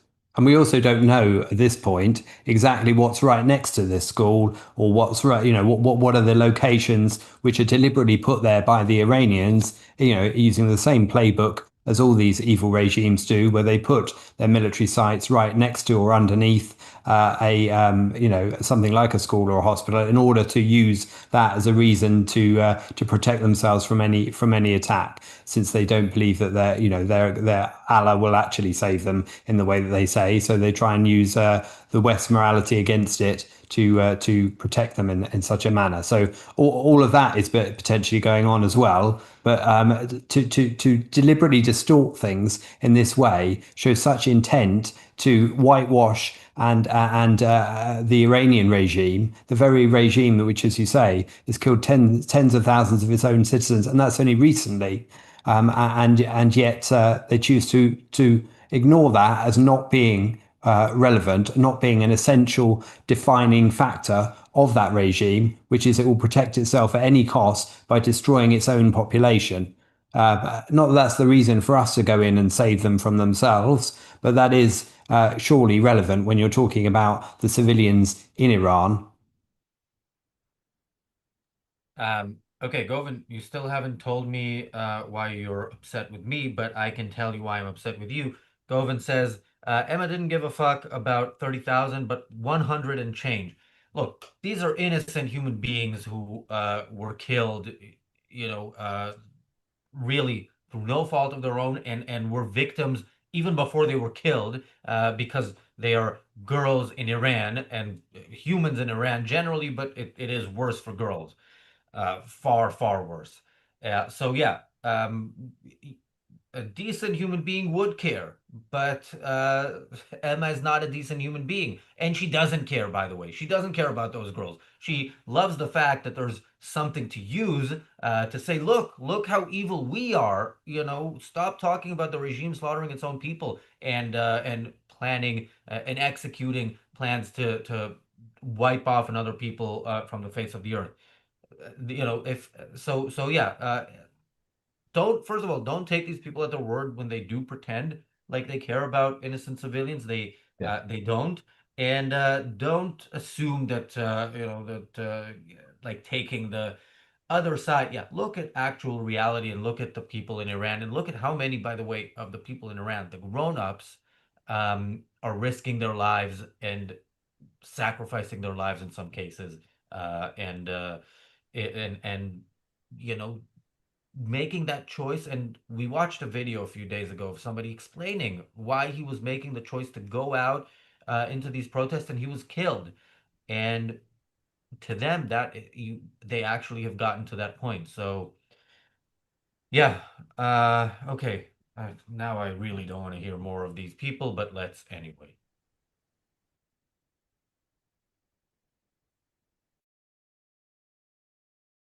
Course of whatever, an hour-long show about this, the idea that this could cause more anti-Semitism is a valid concern. Absolutely. And what bothers me about it is he's making it sound like it's how people are reacting to it, and not the larger project by the powerful. And he's also making it seem like it's a little bit of a conspiracy. Exactly. That's the problem. I mean, go back to one point, and I'll show you where it is that he says that. Because I do think, like, look, it has occurred to me, like, I've had conversations with friends, like, the anti-Semitism is going to go off the charts when this backs off because of all the dynamics that we've talked in the past about Israel.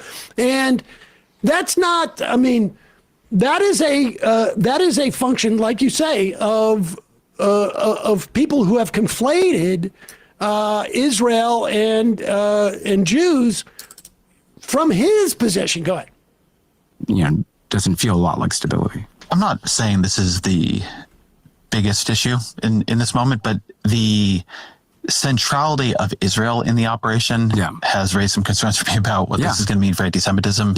You see the amount of talk on the MAGA right, but elsewhere as well, that Israel's leverage over Donald Trump, or that this is all just some kind of Israeli plot.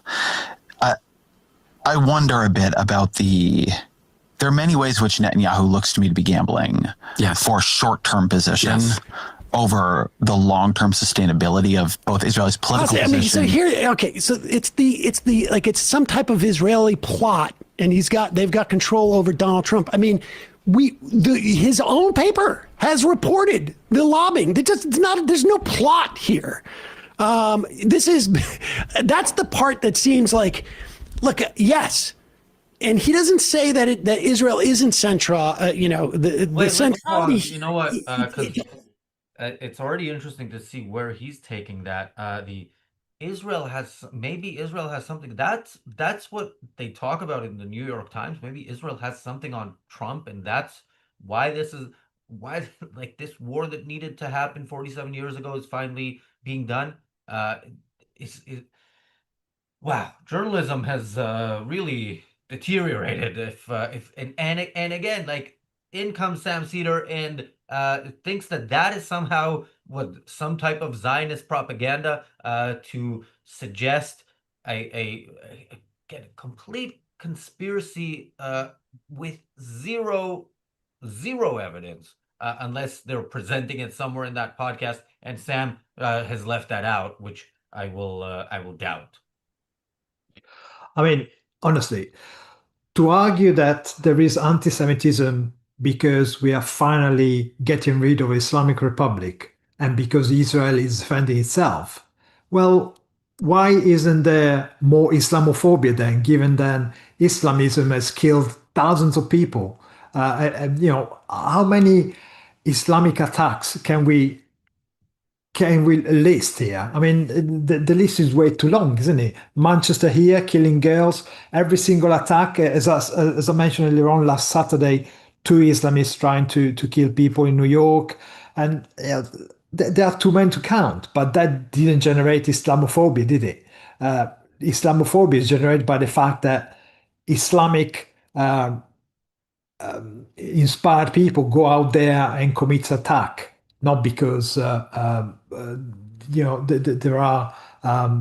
a religion out there called Islam and generates Islamophobia.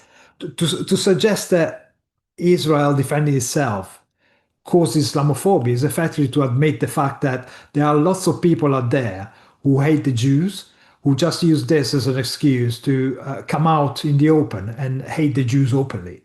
We've seen it in the last 3 years how much more openly they declare themselves pro-Islamic, pro-Iran, pro-Hamas. And here in the West all the time, here in London all the time, our government is hardly standing up to Islamism, is it? But I mean, this whole argument that, even using the old trope, Israel is behind everybody and Netanyahu is controlling Trump. Imagine controlling Trump is an oxymoron, isn't it? The guy is, I mean, how can you control Trump? If only there were a way. This is just an excuse to perpetrate the same old story, the same old Jews are bad, and look at them, what they're doing. They're defending themselves. Outrageous. Just quickly to your point about why is there not more Islamophobia? Well, if you look at what Starmer was talking about yesterday, it's as big a problem as anti-Semitism. So, well, yes, because they recognize that their own side doesn't have to be, put in any danger at all. It's just an excuse to present themselves as a victim. I mean, we've seen how competence in politics doesn't count for anything anymore. So all it matters nowadays is to look like a victim. If you make the Muslims look like they are the people under attack, then the real people under attack, the Jews, can be ignored effectively. That's what they're doing. They're trying to obfuscate and turn the victims and the perpetrator, make them victims, and the victims are always presented as the perpetrators. They know perfectly well what they're doing. It's part of a strategy that says, well, we've chosen our friends, and whatever you say, whatever they do, they're going to be our friends, so we got to protect them, bum. It's so transparent. It's just pathetic, really. I think this also betrays how people look at politics and the state of the culture in the West generally, to be honest, because people are talking about it in such mixed economy terms, aren't they? They're talking about withholding political favors or trying to manipulate somebody by using fear against them or pull against them in one form or another. And that's how things operate, and that's how things have always operated. In this case, it's Trump, but it might be somebody else, and somebody's pulling someone's strings. It's as if everything's like a reality show where somebody's trying to screw over somebody else, somebody's trying to betray somebody else. That's the attitude, and of course that betrays the fact that it's they don't understand what actually makes the motor of the world work, which people with independent thought creating their own productive ends for themselves, not trying to take from somebody else or steal from somebody else in order to get ahead and tread on them on the way up. It's that attitude that belies underneath everything they're saying here. And of course, because the Jews are successful people, they assume they're successful by the means of crushing or manipulating or taking advantage of, in this case, the US, and there's the feeble minds of the US who choose to support them, or whatever BS they try and present it as. But I think in terms of her earlier argument, I think there, as always, when they present some of these things, there's always some sort of grain of truth built into it. And I think that when she was talking earlier in the previous clip before this one about the distance from events, and the fact that they're not recognizing some of those events that are going on in Iran and are going on in that region, and they're not recognizing the full extent of what they're talking about, and therefore it's easy to sit back and to natter about it, trying to build your own narrative without a recognition of what's actually been happening on the ground in Iran to the people of Iran for decades, and let alone the people of Israel in Israel. I want to do a quick news update. So, as we know, because we saw Iyar, there has been more missiles. There have been more missiles being shot at the center of Israel. I don't see much from the past 30 minutes. So, but there is a report by CBS that in U.S. intelligence, they have identified some signs suggesting that Iran is preparing to lay sort of, what's the word for this? Kind of booby traps or the equivalent in the Straits of Hormuz. I'm reading this from Hebrew. And yeah. Okay, yeah, and the White House, was this what you were referring to earlier? The White House saying that we're going to attack Iran 20 times harder? Yeah, All yeah. right. I think they use the phrase, I've got it written here. Death, fire, and fury was Trump's phrase. I think it was Trump who said it. If they choose to block the Strait of Hormuz. I mean, to lay mine in the sea, you need to send vessels out, don't you? So chances are they're going to be detected and taken out. And anyway, escorting ships to avoid mines is possible. Yeah, it might slow things down, but it's certainly possible. And of course, some of this fits into what we were talking about earlier, which is this constantly painting Iran as if it's a super powerful, deadly threat to everybody, and therefore we must cower to their latest statement. Or when the reality is their navy has been wiped out. And lots of their naval bases are gone. And I think their ability to do what they're threatening to do is surely highly limited, and to the extent that it is possible, it can be mitigated against. So we shouldn't be throwing our arms up in horror of the fact that the war started at all, and therefore we're in this position. You should be finishing it properly by defeating the Iranians fully. And certainly at the stage, you shouldn't believe anything the regime tells you, because of course they will try and scare you, thinking, "Oh my God, we can't move, otherwise they do something bad at Strait of Hormuz." It's like, no, again, you double down, you flatten and get rid of any equipment or facility they have to cause other problems. I mean, it's not that difficult. It's Iran. It's a bunch of theocrats who bangs their head on the floor 5 times a day. I mean, come on. No, it's not that easy. I mean, they're strong, but yes, the It's U.S. is stronger and Israel is stronger. So yeah, they should be able to do it. And on the one hand, glad that they first did what they needed to do immediately. But yeah, this shouldn't. By the way, thanks people in the chat and Richard or Marco, whoever it was that first reminded me that the word I was looking for is minds. Yes, this happens on these long streams. I mean, it happens even on short streams that I forget words. But yeah, um, I've read some reports that some of these ships are like turning off their transponders or whatever and like racing through the the area. I don't know who would want to do that and take the risk, but the sad thing is, when the US is going to bomb 20 times harder when lots of people start dying. So because that's how we usually do it. And then the US is going to bomb Badr or whatever that's called, the port right at the top of the, the big Iranian port. That's when that's going to happen. And it's sad, like, because there is a plan. There's a plan to deal with this. It's just a plan to deal with this when really bad stuff has already been done, and you say, oh, okay, now we have legitimacy or whatever. Look, again, the Trump administration is the best that I've ever seen at waving such crap off when it comes to war, and Hegseth actually mocks it in his speeches, and I've said I don't like when they mock the press. I don't care what the press is saying about you. That's not they're allowed to. It's the U.S. They have they have the right to disagree with you and to mock you. But you should mock the bad policies that have led to war being a thing that people in America think of as, oh no, it's like Iraq, we're definitely going to lose, which of course is not what happened. So yeah.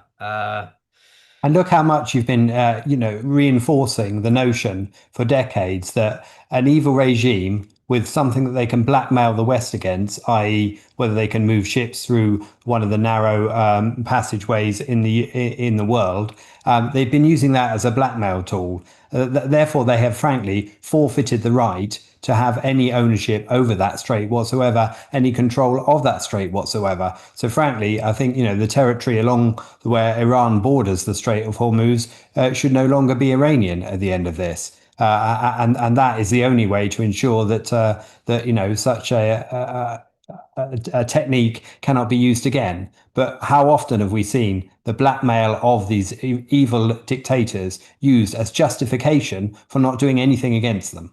And that only makes that blackmail a legitimate tool of dictators and something they're going to use repeatedly, which is what they have been doing.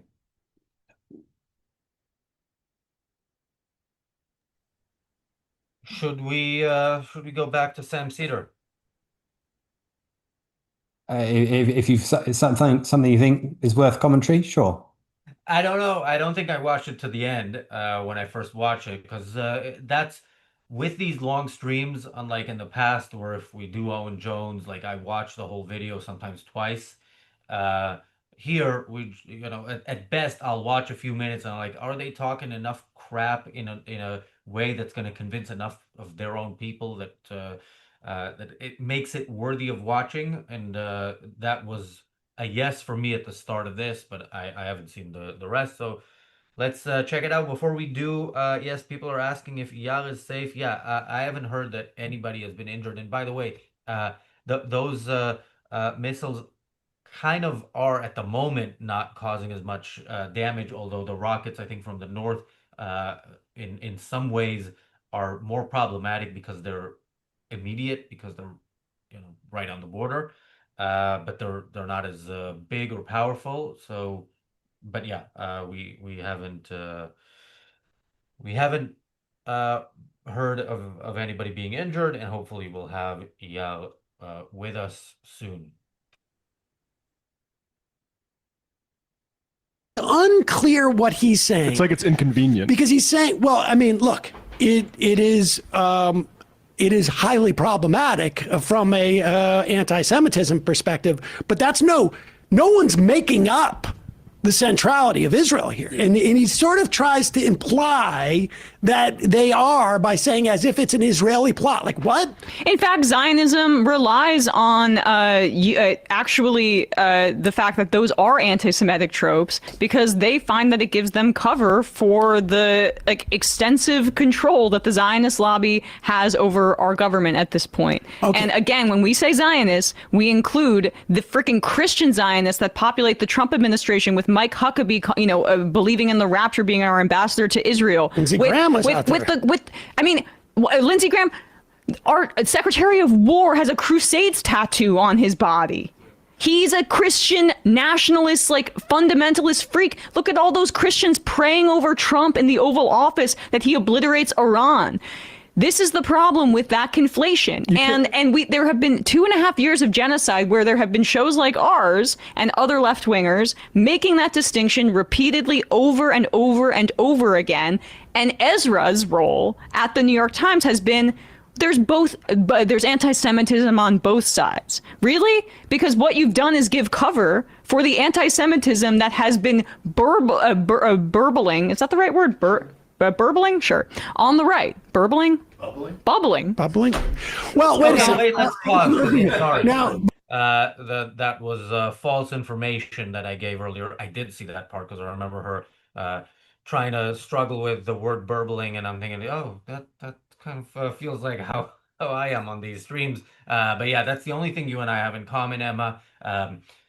Yeah, there's no anti-Semitism on the left. It's all this new burbling anti-Semitism on the right. Is that what's going on the left? The thing on the right that's interesting is you have this growing chunk of the Republican Party that is full-on anti-Semitic, and then you have the chunk that is still semi-reasonable and decent. You don't have that on the left. You have, somewhat anti-Semitic, super anti-Semitic, and John Fetterman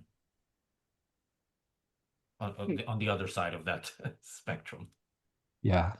What I'm struck by when I watch some of these clips is just how you think there isn't an Islamic Iranian regime. It's just the Jews versus the world, isn't it? They literally wipe out the Islamic side of it from their minds and don't refer to it like 99% of the time. They would much rather on home territory be bashing the Jews rather than talking about what they're actually defending.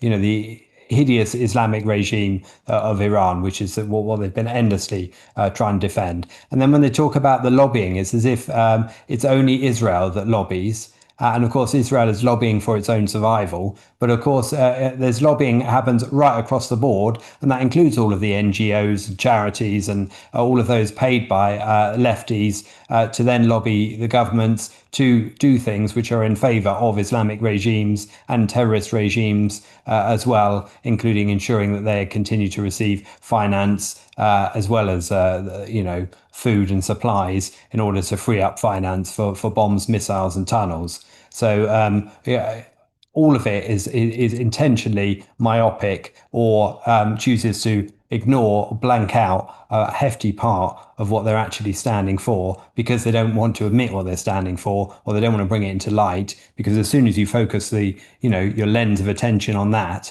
you see how evil the words coming out of these people's mouths are. I mean, it's exhausting how what kind of mental contortions that people go through in order to justify the fact that they're actually supporting an Islamic regime. They're supporting the Palestinians, who are just a bunch of racist, violent savages.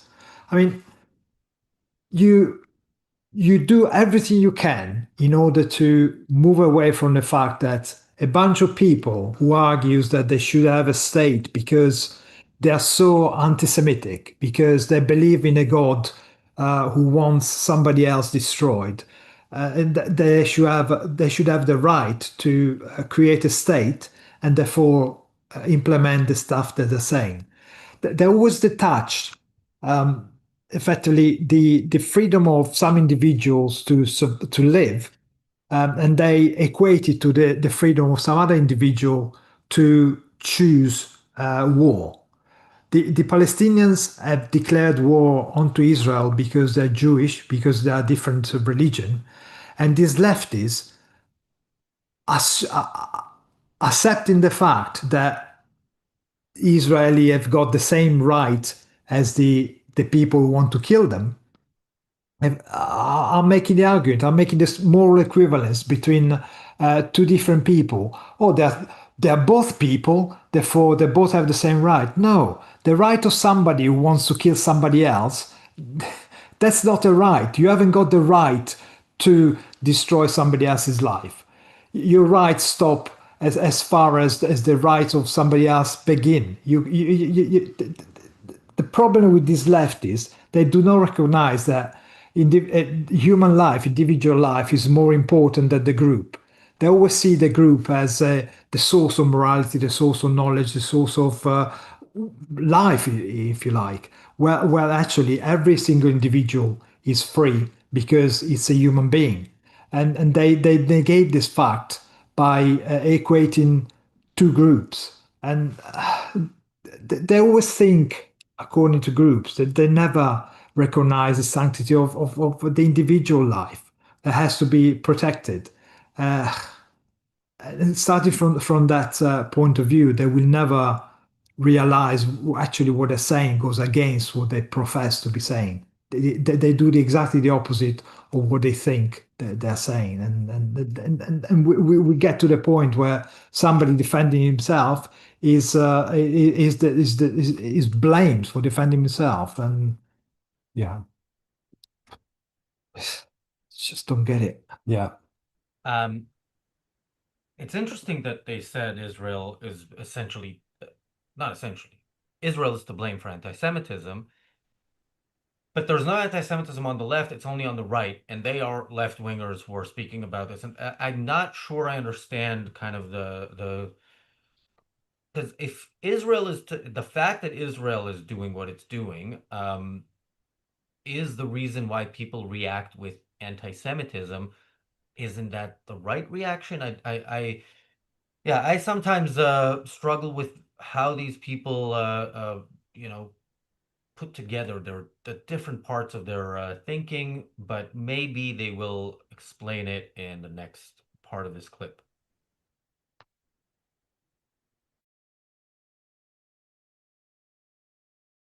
But there's another opinion at the New York Times.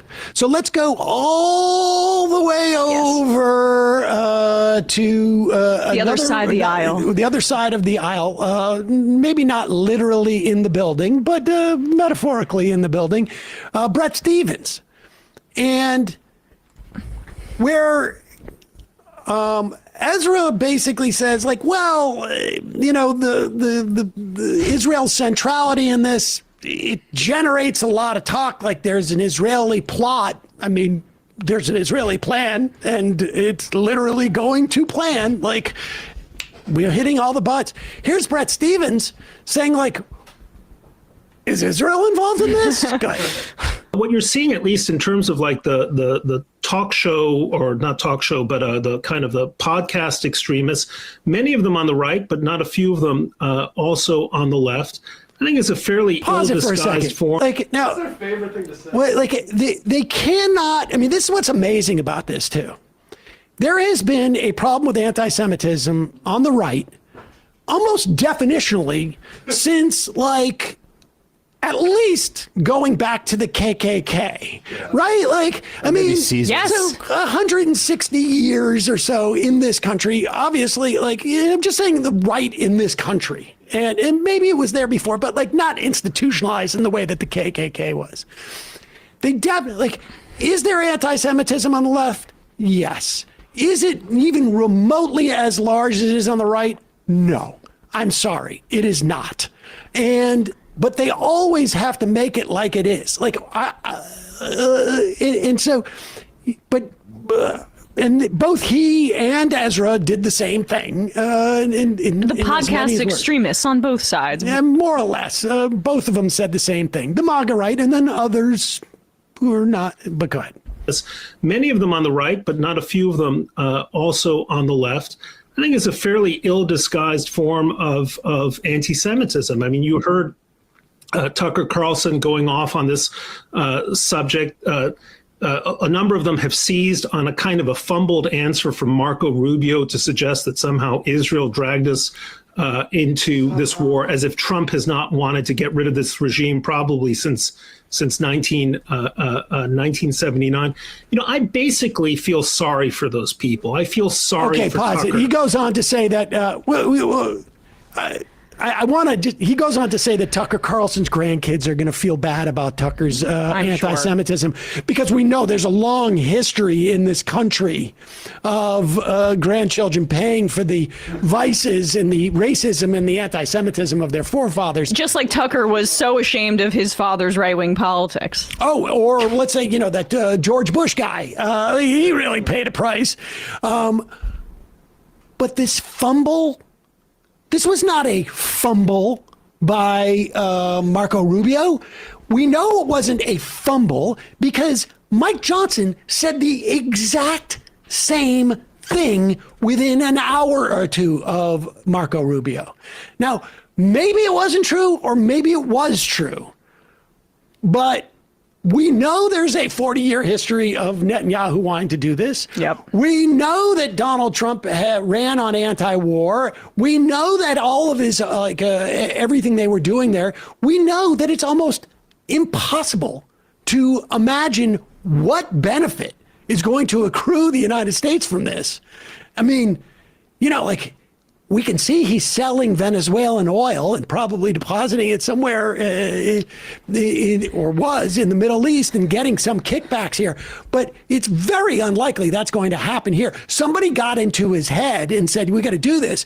But Mike Johnson and Marco Rubio said the exact same thing. Okay, we got it. Yeah, Israel was you found something that you can take from Marco Rubio and Mike Johnson.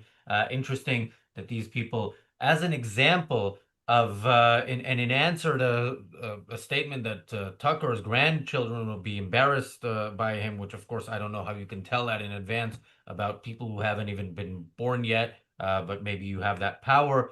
Their response is, oh yeah, like Tucker's dad is embarrassed by his right wing, or the other way around, or Tucker's embarrassed by his right wing dad. Tucker has been many things throughout his life politically. But it's so easy for people on the left, and this is how often leftists stay leftists, and also people on the right do this, which is there's the right, and it's capitalists, and it's anti-Semites, and it's everybody that doesn't agree usually with probably our particular brand of socialism and wokeness, because there are different types of socialism and wokeness that they might disagree with.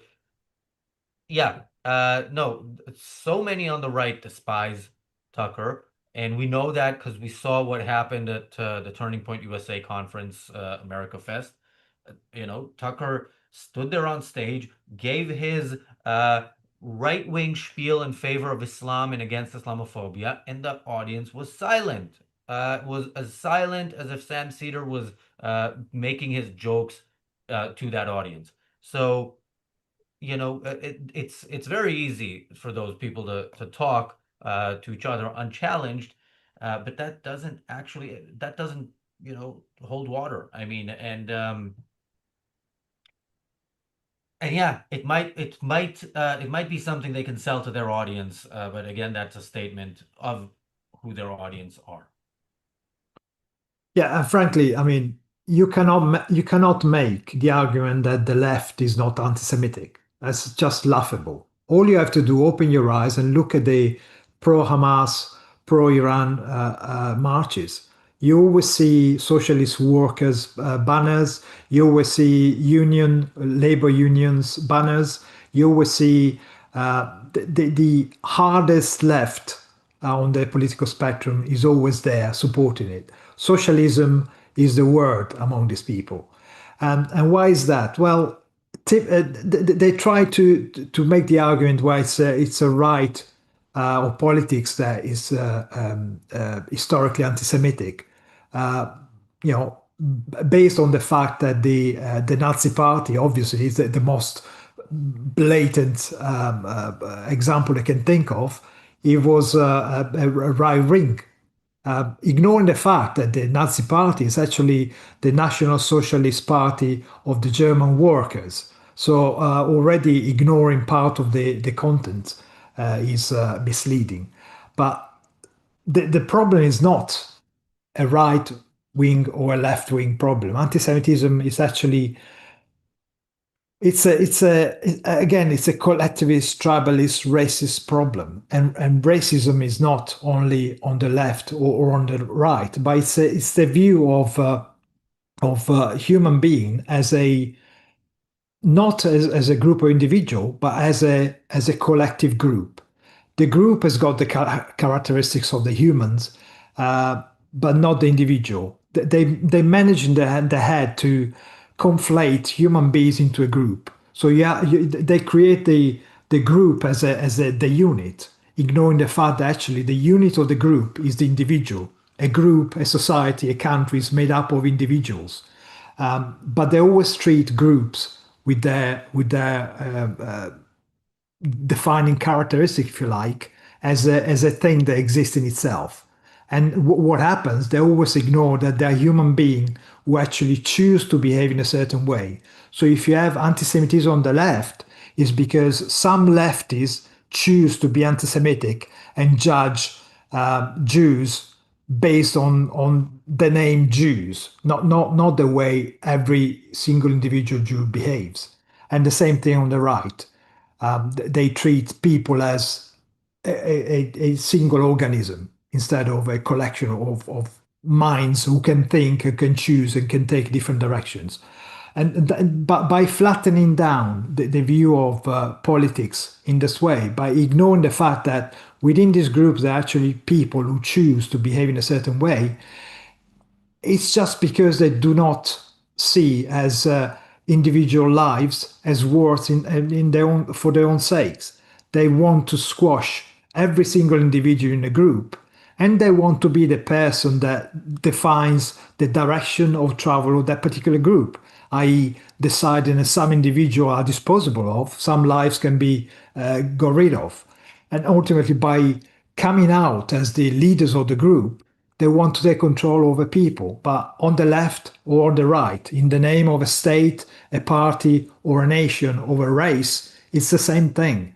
All you do, you ignore individual rights, you ignore individual lives, and you're trying to take over and subordinate other people to your will. And that's the essence of it. So trying to pretend that it's about anti-Semitism on the left or on the right is ignoring the fact that there are people in our society who choose to be anti-Semitic, and other people who, the same people in fact, choose to be on the side of the Islamic monsters and the people who murder, literally murder people for the way they dress in their own country. This is what we should move away from.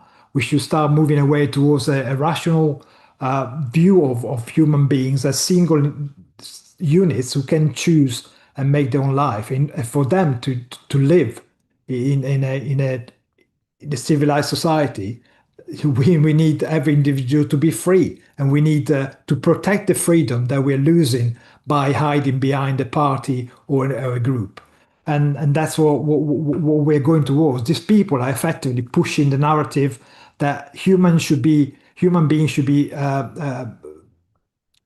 organizing groups and fight with each other, and they hope the supremacy of one group over the other. It's just ridiculous and pathetic. And just to add to Marcus' point there about forgetting the socialism from the Nazi Party, they were also trying to rewrite history in terms of the KKK, most of which were Democrats. But of course, they don't want that to be recognized as the case, and that has been an endless attempt by the left for ages. Notice how earlier in the talk she was talking about how the left-wing Zionists and the right-wing Zionists are effectively the same thing, but then they refuse to recognize that anti-Semitism is on the left and the right, and they bend round and meet each other at the same point as well, and that's a crucial factor too. And of course, Trump himself, they make the point about the platform that Trump stood on. Well, he also stood on the platform of ensuring that Iran never has a nuclear weapon on his watch.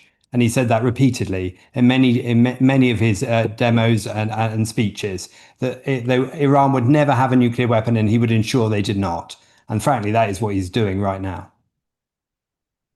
All right, guys, I know you wanted to watch the end of that clip, and leaving it like that is basically like watching a movie without the ending.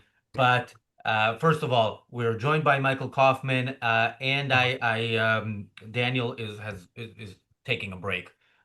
So unfortunately, we'll never know how that video ends, but it is on the Majority Reports YouTube channel for anybody who wants to watch. Michael, welcome back. How is everything there right now? We know you had sirens about an hour and a half ago because Yar was giving us one of his now famous shelter reviews from a undisclosed location in Tel Aviv. Yeah, I mean, we've had 4 or 5 of these today, but it doesn't seem to have the gravitas that it used to a week ago. They seem to be shorter duration. There seem to be way fewer missiles. Luckily, in Tel Aviv, I'm not aware of any significant landings. Not even too much shrapnel has landed here. So it's not been bad at all. Okay, that's good to hear. I see that Marco and Richard have to leave soon, so I will go to you for parting comments, and then hopefully, Michael, you can stay with me. Otherwise, much to Govin's chagrin, I will be doing a solo. So yeah, hopefully Michael will I'll be on for a bit. that. Yep. Yeah, well, I want to return to what I started with probably some 2 hours or so ago, which was to say that it's really hard at the moment to work out exactly where this is going because you've got to take it day by day, given that there isn't a consistency of message. And whilst I want to ensure that the Iranian regime definitely falls and that nobody stops bombing it until it does, I don't know that that's going to happen. I can't predict that that's going to happen, much as I wish it to be so. I want to ensure that traffic can pass through the Strait of Hormuz and that it can't be threatened again in the future. Not that it can just pass through there for now. That isn't sufficient to meet, what should be a war aim. And of course, that Israel and the surrounding Arab countries are safe from the random missiles of the IRGC and the Iranian army, or whichever outfit within Iran is choosing to attack its neighbors. So all of that needs to be achieved. But right now,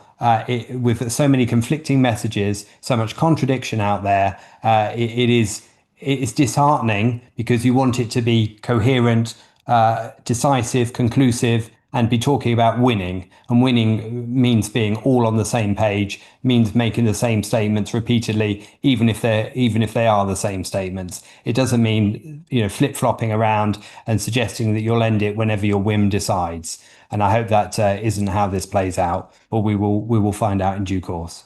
And we've seen these people talking about Netanyahu taking a gamble. Well, this is not a gamble. This is a long-term solution. If you get rid of the Islamic regime of Iran, which has been destabilizing the world and the region for the last 47 years, all you're going to end up with is with a better world. So it's for the long term.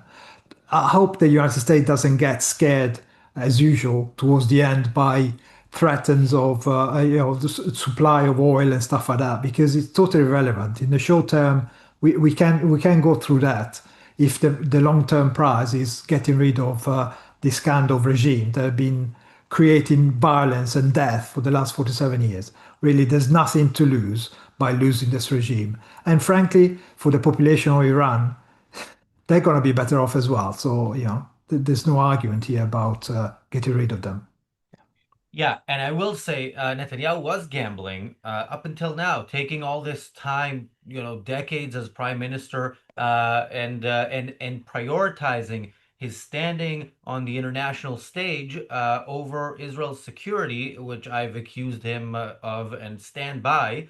But I think after October 7th, when he saw the reaction to the biggest massacre of Jews since the Holocaust, that reaction being, let's award the people who committed this massacre with a state, he realized, and him being having an arrest warrant against him in like Western countries, he maybe realized, okay, this is my standing on the international stage. Like I am somebody who they want arrested for trying to prevent Jews from being exterminated. So yeah, now is the time. And again, having Trump there in the Oval Office has helped. And it's not just the security of Israel is a threat here. The whole civilization. I mean, we're talking Israel is on the receiving end, unfortunately, but these people are threatening the whole civilized world. So it's not, Oh, all right. Michael has left, so yeah, Govin, wait till you see what's coming. Unless Marco and Richard are going to save me from this and stick around for a couple of minutes. By a couple of minutes, I mean like 30. But yeah, doesn't look like it. We can stay for a few minutes, but then we do have other commitments. Yeah.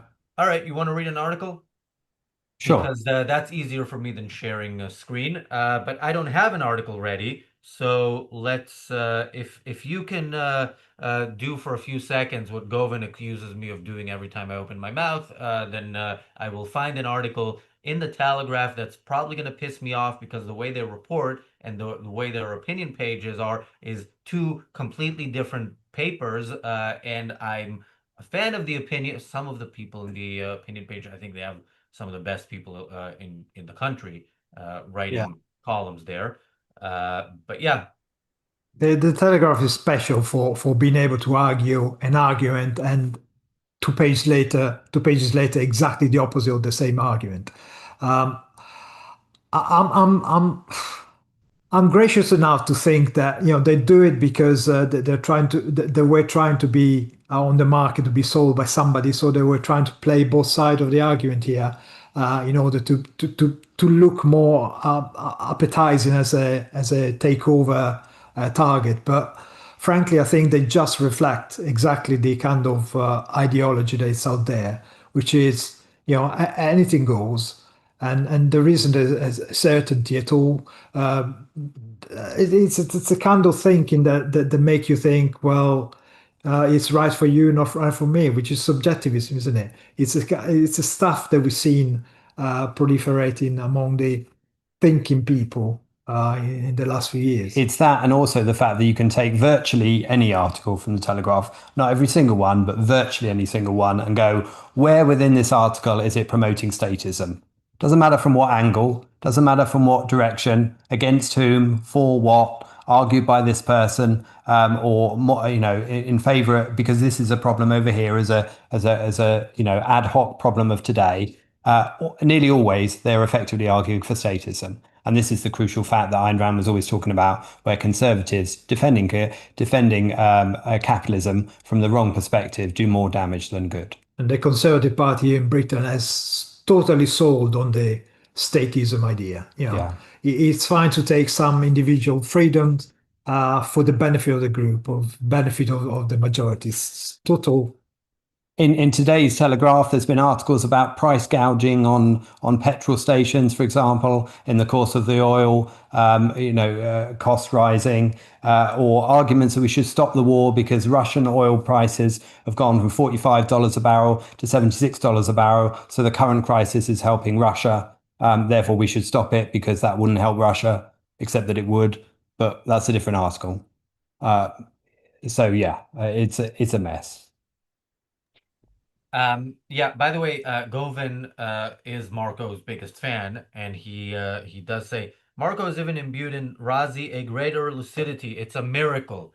Okay, well, wait to see what's coming. I only read the headline of this article, of course. So the headline is, Reeves in talks to help protect ships in the Strait of Hormuz. I mean, people, if you have any relatives on those ships, you can now sleep well at night knowing Rachel Reeves is protecting them. Can we just set the context? Yeah, Rachel Reeves is the finance minister in the United States. In the UK. Sorry, UK. I wish we were in the United States. And she's a crook, really. She's a lefty, and she's famous for lying on her CV, saying she was an economist. She wasn't. She was just some. On her CV when she applied for the job of chancellor. Yeah. And we're seeing. Really? I'm joking. She inflated her career working for the Bank of England by multiple years beyond what was the truth, and inflating the positions she worked at the Bank of England beforehand. So this is out there as evidence that. And when she was working for a private bank, she was she said she was an economist, where actually she was just a clerk. Really, she was just dealing with admin. Yeah. But it's not a surprise, because if you look at the state of the economy in Britain right now, you'll see that a crook in charge of a state is not going very far. I mean, that's the incompetence failing upwards, isn't it? Can I put in my CV that I went to Oxford? Because once Yaron Brook gave a talk there, and we went there. and came Well, back, but it was good. It was worth well, it. no, it's only if you're lefty, anything goes. If you're on the right or spectrum, political spectrum, you're gonna be questioned and double checked. So All right, and yeah, Rachel Reeves is also likely the next prime minister of this country, assuming what you don't think you think I Keir think Starmer will last until the end, or no, but I think Yvette Cooper will be the one treated as the bridging position. she's the Uber Blairite. She was around during the Blair government, and she's a right. safe pair of hand in terms of dealing with Europe as well. She was staunchly anti-Brexit, so she's the obvious replacement for Starmer. For those that want to keep the super left wing from the top of the Labour government. So that's my theory. I think Rachel Reeves is a busted flush. She goes with Starmer, frankly. Yeah. Whatever she thinks she I might do. mean, a few months ago, she was in Parliament crying because clearly she was about to be sacked. And just because she was crying, she effectively saved her career. I mean, have you ever seen a chancellor crying on the benches in Parliament? I mean, come on. And then Was that why she was crying? Well, yes, yeah, she was crying because the department she was running was going down really badly, and she knew she was at risk of being fired. I mean, that's essentially the essence of it. Maybe I need to start watching PMQs. But yeah, I mean, the chancellor does often get the blame when the prime minister is steering the ship in the wrong direction. Unfortunately, even Liz Truss, who I was a fan of until she dropped every good thing she was about to do, yeah, also tried to get away with firing her chancellor, and took her, was it less than a week until they got rid of her? Not a long time. So Sure, yeah. yeah, it was. I think she was a prime minister for 48 days or something. But yeah, her No, I own mean worst from enemy. firing Kwasi Kwarteng until Yeah. I mean, again, the two of them were tied together because they were presenting the same agenda and policies. I think the same is true for Rachel Reeves and Starmer. And frankly, the only thing keeping Rachel Reeves in the job is the spineless Starmer in the first place, who would rather sack her but can't because he looked like he was sacking an upset woman, which wouldn't. And to be fair, Liz Truss had the whole establishment against her because she was pushing for a more liberal policies, while Rachel Reeves, being the sold off statist, she has all the Bank of England, all various institutions covering her back and making sure she doesn't falter. So today, she's defending the tax rises on petrol going up 5 pence, despite despite the high costs of petrol at the pumps that I was talking about, because that was the policy she put in when she was at the last budget, or at least the budget where she announced it back in the autumn. So she's not on the side of anyone other than those that want to crush the wealthy and exploit anyone who's a producer in terms of promoting socialism and more statism. I mean, that's her aim. welfare, yeah. And yet, of course, she is still not on the left wing of the party. She is, the best you can hope for out of a Labour government, which is still ruddy awful. Oh, Roland said a super chat, which reminded me, I think have I read the previous one? I don't think so. So yeah, we are filibustering before we get to that article. Yeah, guys, if I am keeping you here too long, feel free to leave, and then I will go through the article alone. But I think I know some in our audience would rather hear you guys than me.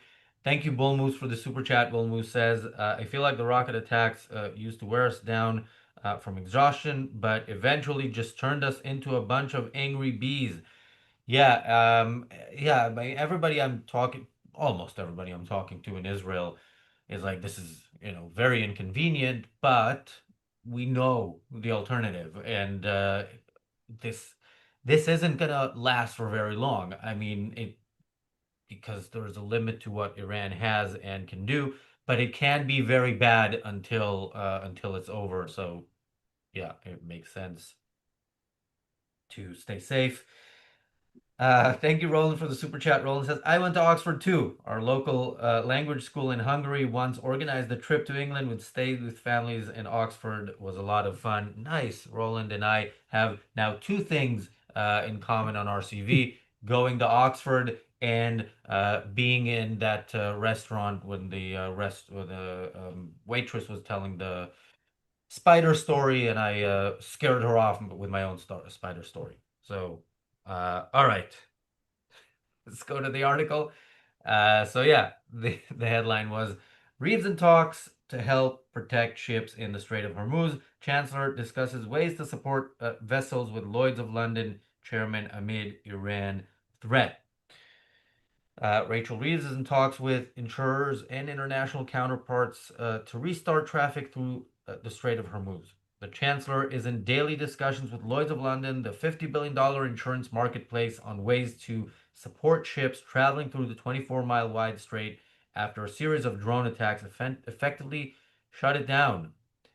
Ms. Reeves met Sir Charles Roxburgh on Monday, Lloyd's of London's chairman, to discuss ways to support more vessels traveling through the narrow waterway, which is a major choke point for the global energy industry. Okay, first of all, I don't think this is necessarily one of those moments, one of those articles where we see the Telegraph in its necessarily in its problematic nature. But Well, it's still arguing for statism, isn't it? It's still arguing for pressure on independent companies to do what the government wants, either by using taxpayer money to subsidize what the private company wants in order to make it easier, or to act as a backstop, as a second set of insurers for the insurer, and therefore alleviate their costs. It's still basically government leaning on private industry. And an argument in favor of that, and that therefore that's a good thing. That's the root of it, isn't it? are they arguing in favor, though? Well, yeah, I mean, Rachel Reeves is meeting with the guy in order to pressure him or offer him taxpayer support to ensure that he can, or that, ships can be funded at taxpayer expense or insured at taxpayer expense, or the risk reduced for an insurance company at the cost of, the individual taxpayer in the UK. So. And it's also a spineless way that this government is dealing with the whole Iranian situation. Because the other day Trump said that he would guarantee the insurance for the ships, implying that it doesn't matter, the US will help you with the cost of insurance, whatever that means. Again, the state interfering in private enterprise. But the point is that now the British government finds itself on the back foot by risking to see the business that used to go to the companies like Lloyd's in London here, the insurer, to be undermined by what Trump just said. Effectively, the UK risk having less money in insurance because they might move towards the United States. So she's just trying to intervene and make it look like she's behind them, and make it look like the United States is not effectively poaching any more business from the UK, as they've done until now, by having better policies than we have, frankly. And she's part of the same government that is only just letting its ship leave Portsmouth to do anything to support the actual physical opening of the Strait of Hormuz and ensure it stays open. So she's arguing from the one hand that we mustn't do anything militarily, and also on the other hand that you, the private company, should shoulder the expense for, or the taxpayer should shoulder the expense for the fact that we're not doing anything to protect our shipping within the Strait of Hormuz via military means. And she's also the same chancellor who's choosing to spend lots of billions on welfare rather than diverting it towards defense. So, which is why we've got so few ships to send in the first place, and therefore part of the reason why they're so reluctant to engage in anything without going through umpteen committees.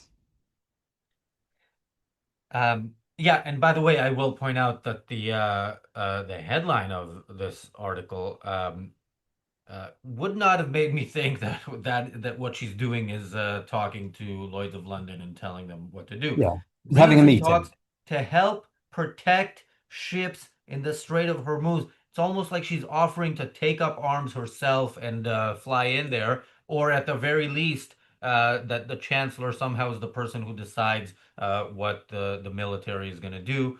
Well, I mean, Trump was right when he said that Starmer ain't Churchill. I mean, these people, all they do, their idea of activities, having a meeting, suggesting that they might have a meeting, have a pre-meeting about a meeting. That's all they do. Big talk. They don't know what to do because they haven't got a single principle to stand on. Hence their delight and support for international law, which essentially is another form of meeting. All right, let's continue with the article. Traffic through the strait, which handles 20% of the world's supplies of oil and liquefied natural gas, has ground to a halt after Iran threatened to attack any vessels passing through the waterway. Naval escorts are seen as key to helping restart traffic through the Strait of Hormuz. Vessels are also being put off by the rocketing price of insurance. Financial guarantees by governments to cap insurers' costs in the event of a catastrophic oil spill are seen as a way to make cover more affordable. So, look, governments actually, if there's war, the government stepping in to pay, for damage that's being done to private companies and people is something. That's the kind of thing that if you're going to have taxation, and even if you're not going to have taxation, makes some sense. Now, I always think, especially in a war like this, what in the long run, since you should replace the regime, you take the oil and make it, and that's how you pay for the war. Like, that's the right way. By the way, this is something Sam Cedar, in his argument that, what was it?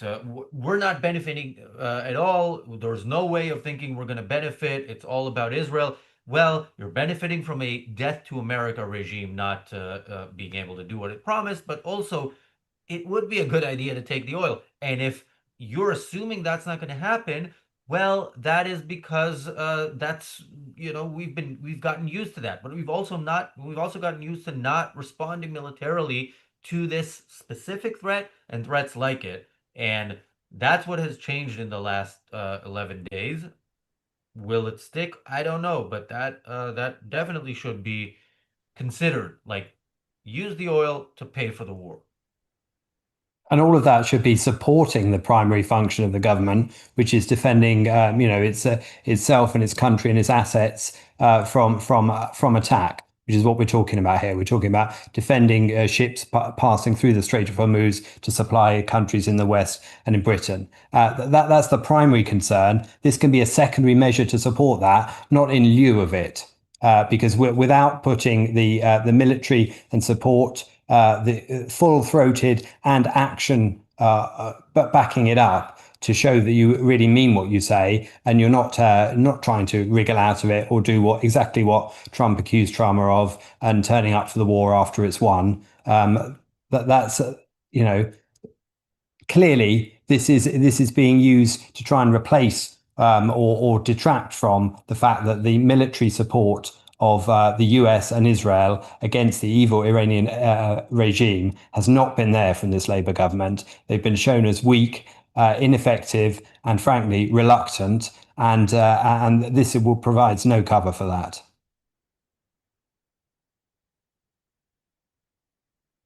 Marco? Well, no, I mean, this article is going towards the Pulitzer, so if you want to continue, I mean, it's awesome. Okay, where did we leave off? Oh, okay. Okay. So the chancellor told MPs on Tuesday that she was working with allies to find a solution. Quote, "We've got to get to the root of the problem, which is that vessels are not flowing through the Strait of Hormuz," she said. She's bright, I told you. Yes, yeah. Why aren't they flowing through? Why can't they pass through the Strait of Hormuz? I don't know, but isn't her office not far from an embassy where she could talk to somebody and maybe they might have a clue about it? And if the new Ayatollah's in his 50 million flat overlooking the Israeli embassy in Kensington, then she could meet him there, perhaps. Wow, what an amazing sentence. I mean, really. The root of the problem. No, that's one of the problems. That's not what root of the problem means. Okay, like why even word it like that? Why not just say the problem and then I wouldn't have a problem with what she's talking about. But yeah, no, it's okay. Anyway, should I continue? Ms. Reeves added that she was working closely with the industry to find ways, quote, to support the continued passage of maritime trade. A view echoed by the Prime Minister's official spokesman on Tuesday. A view echoed by the Prime Minister. It sounds like just everything you might ever hear from the Prime Minister. I don't think any views are ever not echoed, as in, thought through and then expressed. But I think our prime minister is actually an echo itself. It's the disembodiment of policies and thinking. It's just something that you hear from somewhere in the corridor, So and can that's the we, prime minister's view. if we take him from Westminster and just put him like in a place where there's rational people, will he echo that? No, yeah, it absorbs that. Yeah. All right. All right. I might be Team Starmer 2029. Joking, people. Don't cancel my motion. The spokesman said Downing Street was in talks with the industry to ensure there was, quote, appropriate insurance cover available to operators, including, quote, policies to cover businesses for losses or disruption caused by war and civil war, revolution, rebellion, insurrection, and terrorism. Oh, Sir Keir Starmer discussed the crisis with Germany's Friedrich Merz and Italia's Giorgia Meloni on Monday. On behalf of the people of Italy, Marco, I don't know why I made that a nationalist thing, but any comment? Well, I mean, he can talk to whomever he likes. The point is that the Islamic regime in Iran is bombing ships passing through the Strait of Hormuz.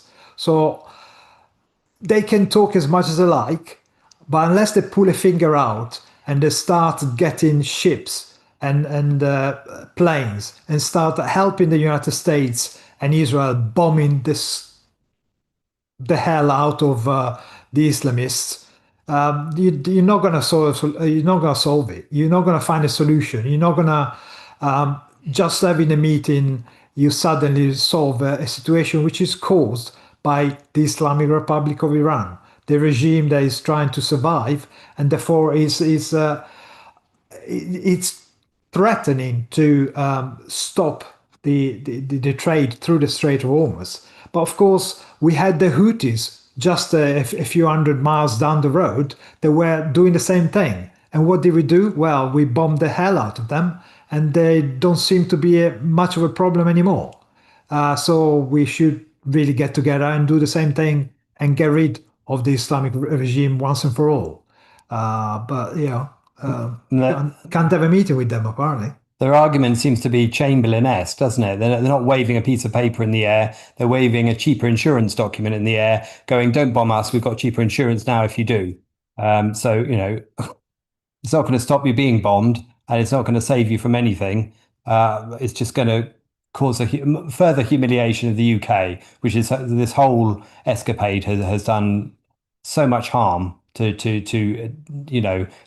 put the UK down the list of countries on the right side of history, and of course of showing support for its allies, the US in particular, in the course of all this. And I see that you talk about supporting Starmer in the next election, but one of your actual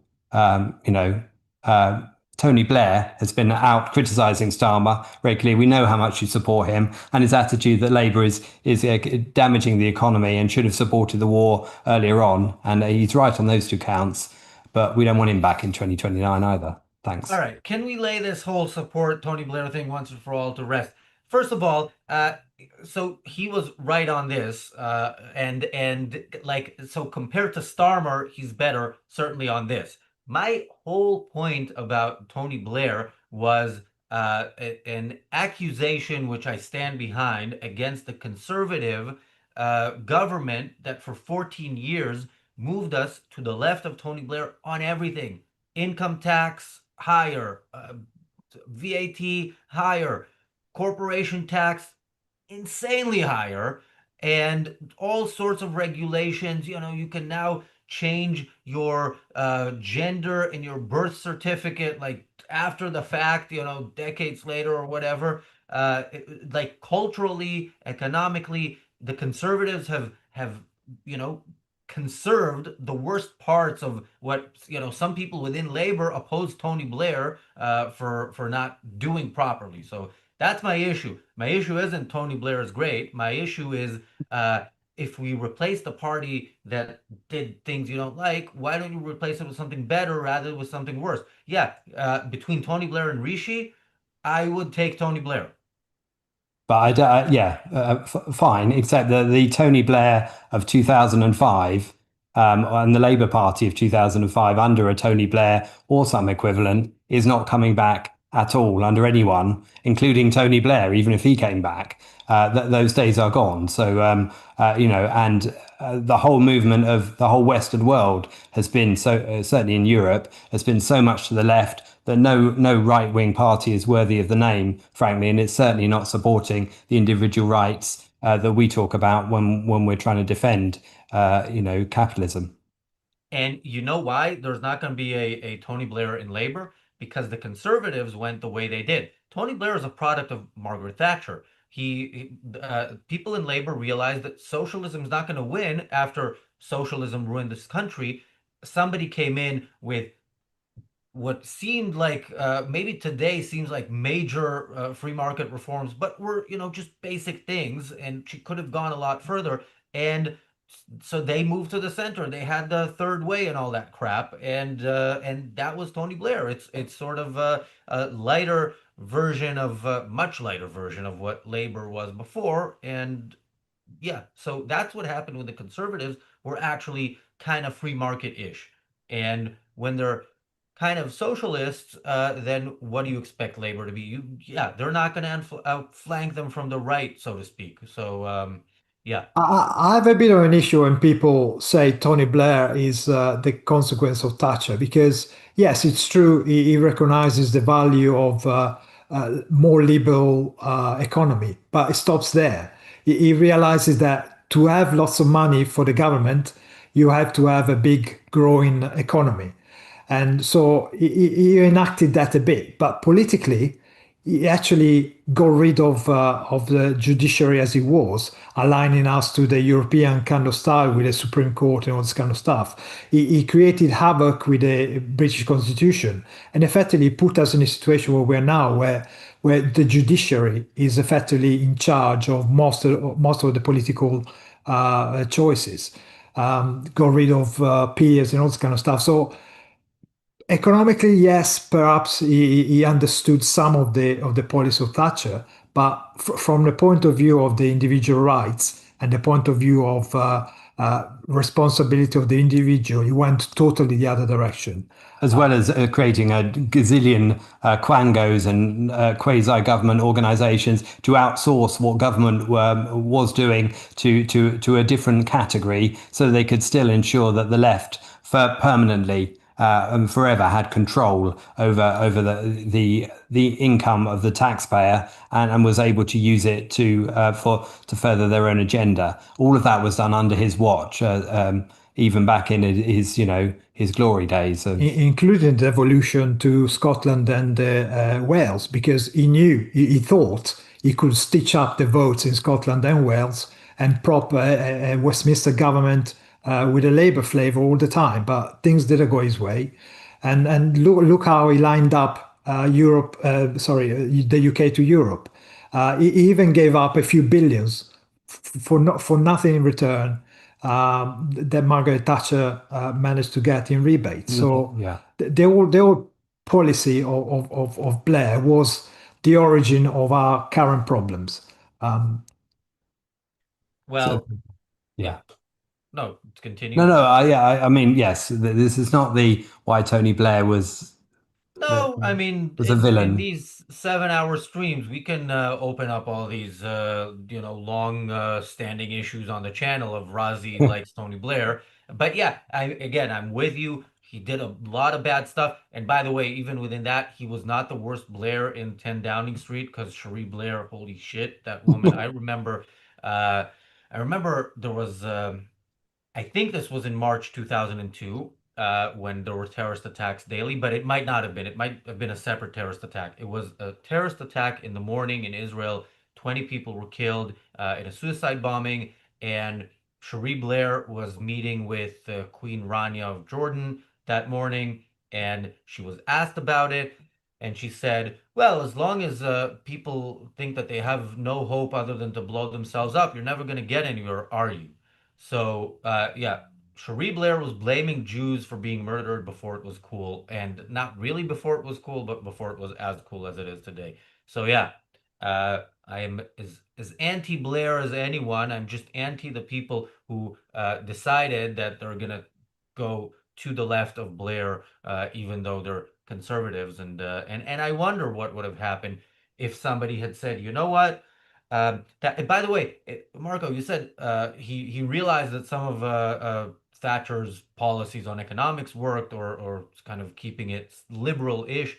I don't even think he did that. He realized that wins elections. I think he was not an ideologue. He was not the spineless lowlife that Starmer is, and he even when he kind of did things just to appease the public, I don't think he was as disgusting about it as Starmer. But yeah, the fact that he was not an ideologue was why he maybe didn't do as bad as one could have expected, and as bad as what would have happened if the heir apparent had become prime minister back then, which was Gordon Brown, who everybody thought was supposed to be prime minister, and of course, or at least the leader of Labour. And I don't know if he would have even won in '97, because it was kind of it wasn't as easy to vote for. All right, back. Yeah. No, continue. Okay, carry on, carry on. No. This is more interesting than the article. Well, I was just saying that compared to Gordon Brown, Tony Blair is an ideologue. He actually has a very, very clear view of what he wanted to achieve, and he nearly achieved it. Thankfully, he was kicked out because of the internal competition with Gordon Brown. And yeah, Gordon Brown was just another incompetent. I mean, I like the description that Jeremy Clarkson gave of him, a one-eyed, stupid Scottish idiot or something like that. Which is, it was just a bully, incompetent bull in a china shop. And frankly, I mean, he was lucky as chancellor that he managed to make a few things, but it was also the chancellor that sold the gold, telling in advance that he was going to sell the gold. So, the obvious thing, the market started shorting the gold. So we effectively gave away gold for the sake of it. That's how brainy the guy is. And the fact that people are trying to rebuild his greatness in politics is so pathetic, because if you look at what he did and what kind of person he was, you would never go anywhere near Gordon Brown. And you see, you saw how disgracefully he dealt with the financial crisis and all this kind of stuff. So. Well, to paraphrase Gordon Brown, I agree with Marco. Back to the article. It's a reference, people. Look it up. A spokesman for the Prime Minister said, quote, "We continue to work closely with our allies in the region to mitigate threats to UK shipping wherever possible." Ed Miliband, the Energy Secretary, has also spoken in recent days to firms including BP and Shell, whose, quote, "primary concern is the safety of the vessels," unquote, and employees, the Downing Street spokesman said. Sir Charles welcomed the Chancellor's comments and said, quote, "Security and safety for captains and crews on vessels transiting the Strait of Hormuz," unquote, "remain the primary concern." He said that the industry was in regular contact with politicians to find a solution. Sir Charles said, quote, "In my meeting with the Chancellor, I reiterated Lloyd's confidence in our maritime insurance market, which has remained open and continues to support international trade and shipping during a period of heightened risk. Lloyd's and the market continue to work with critical UK, US, and international partners to ensure a comprehensive response to the situation." I wonder, like, how do you... how do you handle that? When the government comes in and kind of tells you what to do. I mean, he's seems to be handling it, but wait, you're muted. Sorry about that. It's a mixed economy, isn't it? They benefit from the intervention of the government all the time regarding taxation, all this kind of stuff, and at the same time, they're quite happy to provide some help when the government needs to be seen as doing something useful. So it's the typical quid pro quo that mixed economy and productive people have to do with the state. Yeah. And of course, all of this conflict is already being used for countless reasons for covering their own arse as well. When it's talking about the cost of inflation, the cost of the fact that people are losing their jobs in the UK due to Labour's management of the economy anyway, all of that now becomes because of the conflict in Iran, because of Trump's conflict in Iran, as if all of those things weren't already happening prior to it, and the groundwork hadn't been laid by those who now accuse Trump of being the cause of all of their own evils and disasters. So nobody's fooled by it, frankly. At least nobody who isn't already, on that tribal side of the political spectrum. But still, it's what's going on. Daniel is back. Thank you, Bonnie, for the super chat. Thank you, Apollo Zeus, for the super chat. I saw earlier this comment by somebody who, one of the trolls, who said something about something about us talking as if we're winning, but missiles are still falling. Well, you watch this channel a lot, and you should know that the Owen Jones line of "we expected the war." They expected the war to be over in 1 minute, and when all the leaders were killed, and are shocked that it's still going on. This was never a thing. So Trump said it'll take 4 or 5 weeks. And he said we can fight longer. In Israel, they're still talking about 2 more weeks. I think I'm worried about, can you really finish the job in 4 or 5 weeks? But yes, it is one-sided, and yes, there are troubles. Yes, Iran is not an easy war to win, but it is being won, and it is easier than expected. Well, at some point, the bombs will stop and the Iranian people will start taking over their own country, taking it back. So there is still the undermining of the regime capability right now. And this is going to last for a bit longer. They have lots of stuff. I mean, Iran is a massive country, so they spread stuff around, and you have to eat it all over the country. So it's going to take time. Not that much time, though. I mean, it's ludicrous to think it's going to last months. It's going to be a matter of weeks. Marco Richard, I asked you like an hour ago for parting thoughts, and then I kind of tried to filibuster so you stay. I very, very much appreciate it. I would do a solo if I have to, but I am glad I didn't have to at this point yet. So yeah, any additional parting thoughts? Or do you want me to read the rest of the article? There's like 1 paragraph, but I'm not sure it's interesting. No, 4 minutes. Well, go on. No. So yeah, parting thoughts?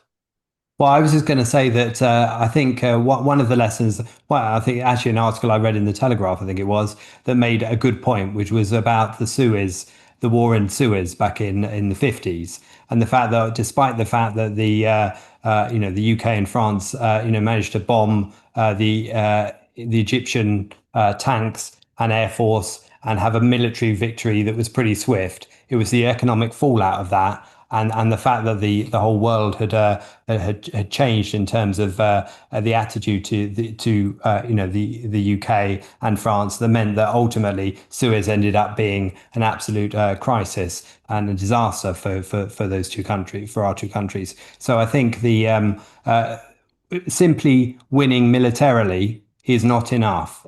you have to also win ideologically, and you have to ensure that the economic outcome is also not used against you, and that also involves some careful planning and a bit of alongside activity that goes along with the military campaign. It cannot simply be you bomb things and then hope that constitutes a victory, because it won't on its own. Yeah, again, getting rid of the Islamic Republic is not only a win for a short term, it's a win for a long term.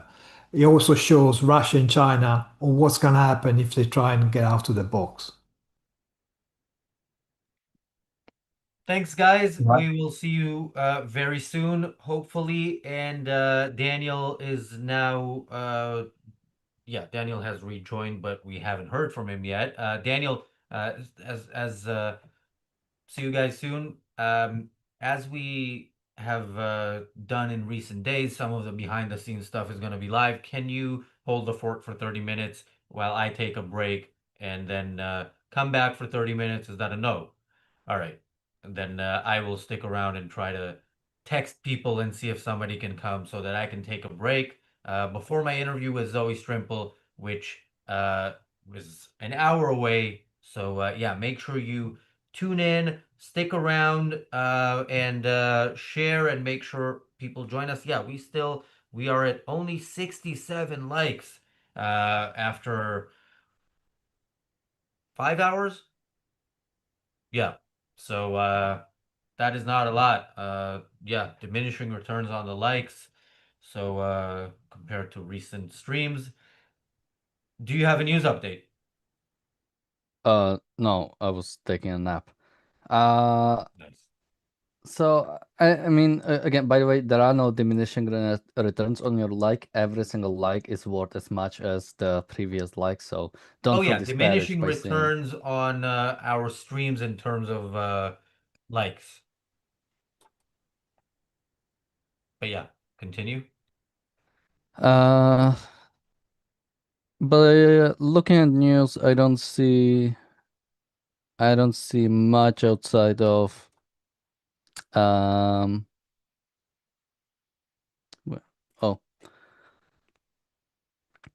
if Iran is placing, this is Donald Trump. If Iran is placing mines in the Strait of Hormuz, and we have no reports that they have done so, we want them removed immediately. If mines have been laid for any reason whatsoever and are not removed immediately, the military consequences for Iran will be at a level not seen before. Yeah, what will he do? Invade them? Well, like, we are at war. This is not the. Look, the problem is, yeah, there is more that can be done without a doubt, and they're kind of the moment more is done, just like in Lebanon, more can be done, and the moment more will be done is for Hezbollah, the exact same action needs to be taken. Firing the rockets, the drones, whatever. One of them landing. That is the difference maker for Israel, in the moment in which Israel will say, okay, we're going all in on the ground invasion. We are bombing them to smithereens properly. That is the moment when something falls, like a rocket on a football field, killing 12 teenagers, or something on a shelter, or anything like that. So yes, we know it might be coming. It just depends on whether those doing everything they can to kill Jews manage to be successful just the once.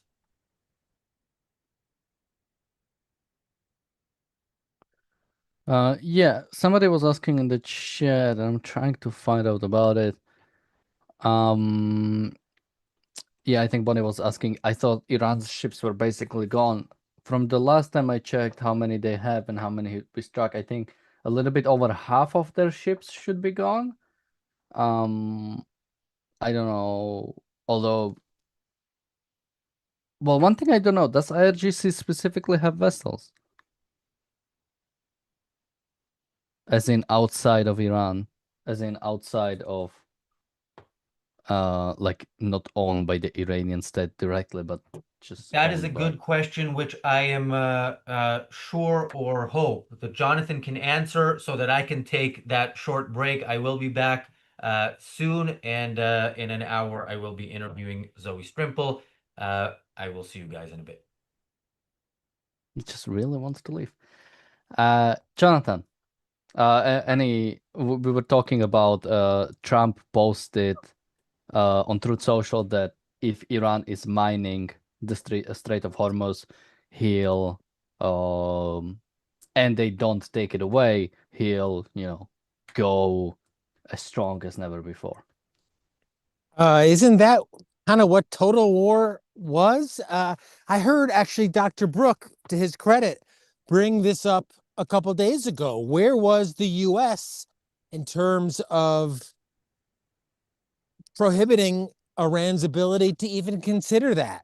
I'm surprised, considering the military dominance of the U.S. and just the obvious risk of the Straits of Hormuz. Although I must say, given the historic couple of days in oil futures, Daniel, I know you're a market guy, and I am as well. I've watched markets since I've been about 18 years old. It's been a long time. I've never seen something like what we saw in the last couple of days in crude oil. Almost a $40 swing in the price of oil in one day is something that you don't see generally.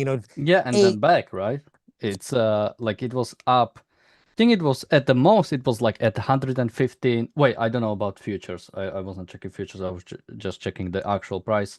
But it was at like 115 barrels a day, or $115 a barrel.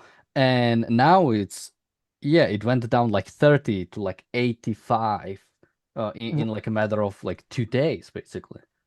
And still a lot of risk and uncertainty. So I must say, I'm given the planning that you have to think that the American government has put into potential conflict with Iran for years. I'm surprised that any risk emerged from the Straits of Hormuz.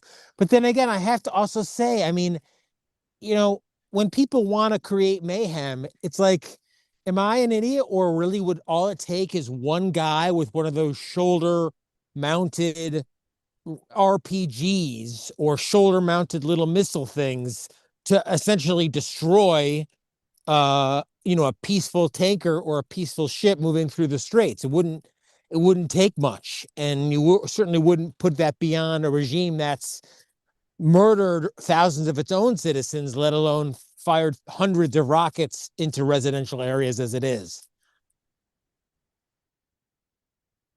Cool. Just yeah, I mean, as somebody is saying, crude oil went negative once, literally negative for an hour or so, maybe 10 years ago. This is not extreme. Why are we protecting the Strait of Hormuz? That is China's oil supply. We have a Red Sea. I mean, I think this happened. Didn't this happen even during COVID? That basically the demand for oil was down so much that it was negative for a little bit. Yes, that is when I think this person is referring to. It was in the early days of COVID, when in effect there was too much spot supply and nowhere to put it.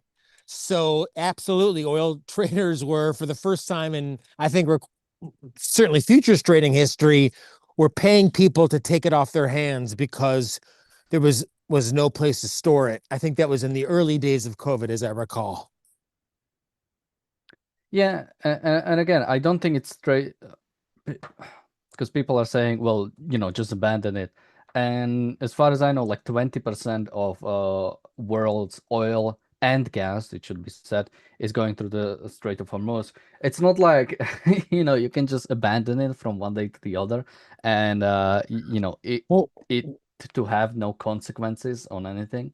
What's the point of making Iran non-threatening if they can threaten the Straits of Hormuz? I mean, isn't that the whole point? Is that you're going to take a regime, and again, I go back to Dr. Peikoff's very succinct answer about what to do with threatening regimes, and make threatening regimes non-threatening. And I would expect that would include shipping as well.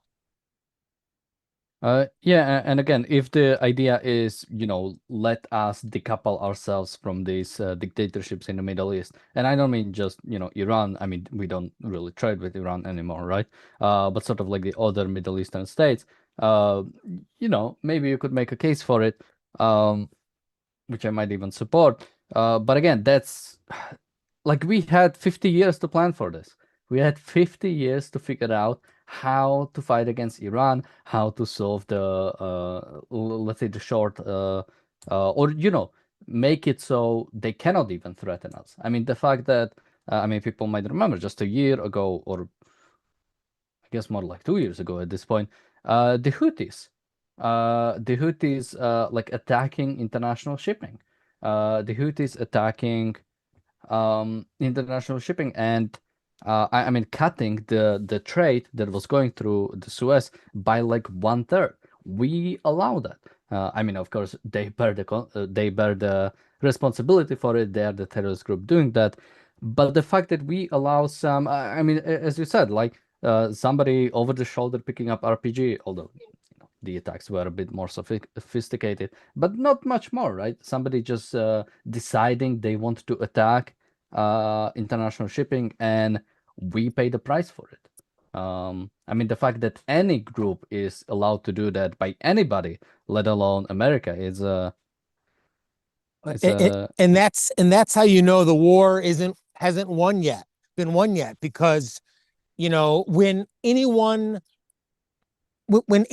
has the knowledge that that type of attack would be met with immediate, swift, complete annihilation, not only of the person perpetrating it, but the person who gave the orders and the people who were involved in setting it up. When they know that that type of aggression would be met with immediate, complete retaliation, maybe then the war will be won. But thus far, it doesn't seem to be the case. And somebody saying private companies are dictatorships, sort of saying that, me when I'm talking about sort of like trading with these countries. The big reason why we are trading for raw resources with either the Gulf states or for a long time with Russia or with China is the fact that we do not allow the private businessman in our own country to work, right? If you take how much regulation there is when it comes to trading or extracting resources in America, then on top of that, the banning. For a long time you had the ban on the fracking of oil in America, banning on or regulations on where you can do so, different types of, some parts of the Green New Deal that people talk about, even limits on how much you can even extract in America. If all of that was freed up, if all of that was left out to the free market, I think we would see a lot of decoupling from the Middle East, specifically for these reasons. Like, where would you rather have your oil well to be? In America, where it's most likely to be very stable, since even when America goes to war, it's not like, oil fracking in America stops because America is at war. Or do you want to do it in one of these Middle Eastern countries where Iran can attack at any moment, the Houthis can attack at any moment, you might get Hamas, you might get Hezbollah, you might get a bunch of different militias. I think they would make the rational choice. Well, I saw it. It's not. I saw a chart that really made me sad the other day, Daniel. It's been passed around X. I'm sure people can find it online, but it's a chart of nuclear power generation in Germany. And you see it going, you might have seen this one. You see it going from like zero in maybe the 60s and really spiking around 2000, up until 2000, going really, really strong. And then ultimately, throughout the 2000s, collapsing now back to basically zero, to where it was in the 1960s. And the entire, industry of nuclear power generation having been wiped out. And I don't live in Germany, but to think about what a tragedy that is, and how it's the ideas that have led the case and ideas that have motivated that and the wrong ideas. It it really can happen, and when you have a safe, workable energy like nuclear be completely outlawed in a country like Germany because of the wrong ideas. The same we used to cover those green, what do they call themselves? No green, no oil, just say no to oil. They'd go in and deface a piece of artwork Just the well, yeah. they go in and deface artwork and stand in front of it like a bunch of spoiled children and say no, just say no to oil. It's just became a mockery of itself even at some point. But we're seeing the consequences of that need of oil play out in real time in the markets and in the Middle East. Again, just somebody says, I thought you are against dictatorship, so you are against private firms. I mean, again, even when we're talking about private firms, how many, like, when we are talking about Qatar or UAE or like Saudi Arabia, are those locally? Are those like private oil companies? Is that what we're talking about, or are they owned either completely or to a large extent by the state? I think it's on the behalf of sort of like our own private companies on what to decide to do. But I think even there, like, yeah, I'm not for the most part, there might be like very specific circumstances, but I'm not for limiting private companies to do business in the way they want. But I'm for setting up a proper environment. And I think the fact that we have allied ourselves in a bunch of these dictatorships, I think that encourage private companies to make sure or to to make it easier for them to trade with these countries, similar to China, right? We are not challenging China in any way, so a bunch of private companies are going to do business in China, which I think is giving them a false sense of security, because the fact is, if you are a private company with these dictatorships or in China, the fact is that America will most likely not protect you if your property is stolen, if something is done to you. So I'm more for setting up the reality straight on what exactly is going to happen to these private companies when dealing with those dictatorships. More of a, not as in we're going to punish them for it, but they should know the risks of dealing with dictatorships, which, might be, go back, right? Might be nationalization, for example, like in Iran. Yeah, I mean, to me, I'm not in front of the screen, but it sounds like this is just, an ignorance. Somebody making a package deal and saying, hey, a dictatorship can do whatever it wants, and a private company can do whatever it wants. So those are the same things. And that's, it's really not the case at all. Yeah, absolutely. So yeah, I mean, again, when it comes to, this whole crisis, I've been saying that the fact that this happens, the fact that things like this happen, again, is because of the non or the lack of rationality from the Western countries. We act like this war is a surprise, or in a sense, the markets are reacting like this war was a surprise. The fact that the war in Iran has happened, it's surprise nobody could have expected. This war was coming, either by Iran attacking the West, or the West finally realizing something, that Iran is a threat and attacking it. But we refuse to plan for it pretty much ever for 50 years. Similarly with Russia, right? If you remember, after 2014, we'll say some things to Russia and we maybe put some sanctions on them, but let's keep trading with them. And then they fully invade Ukraine, and then, we are acting surprised, trying to scramble ourselves to help Ukraine because we didn't realize the threat. So this keeps happening. There is a enemy, and similarly with China, right? We are completely trading with China. We are not trying to. Oftentimes, we alienate a lot of our allies towards China, like the European states. Although I think that's their fault as well. But I think Trump played some role in that of, basically acting as if China is no problem, so let's keep trading with them. And then again, we'll realize once, hopefully with China, it will also happen on our terms, and we will not wait until they invade Taiwan. But let's say they do, then again, we'll be scrambling to do something because we didn't prepare to do what is necessary about China. What do you think, Jonathan? Is it straight up just the lack of long-term thinking, the lack of rationality when it comes to governance, and I guess the people, right, of not thinking long-term what needs to happen, and therefore.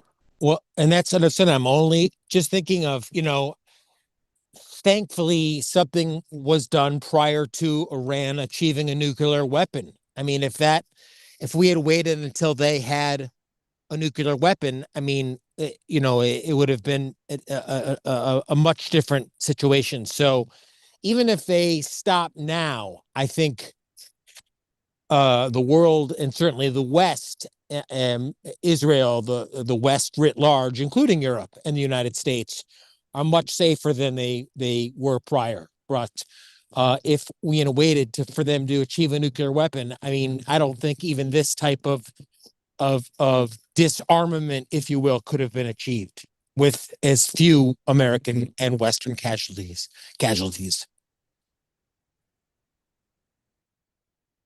Yeah, again, as I said, we are always putting ourselves in these in this problem.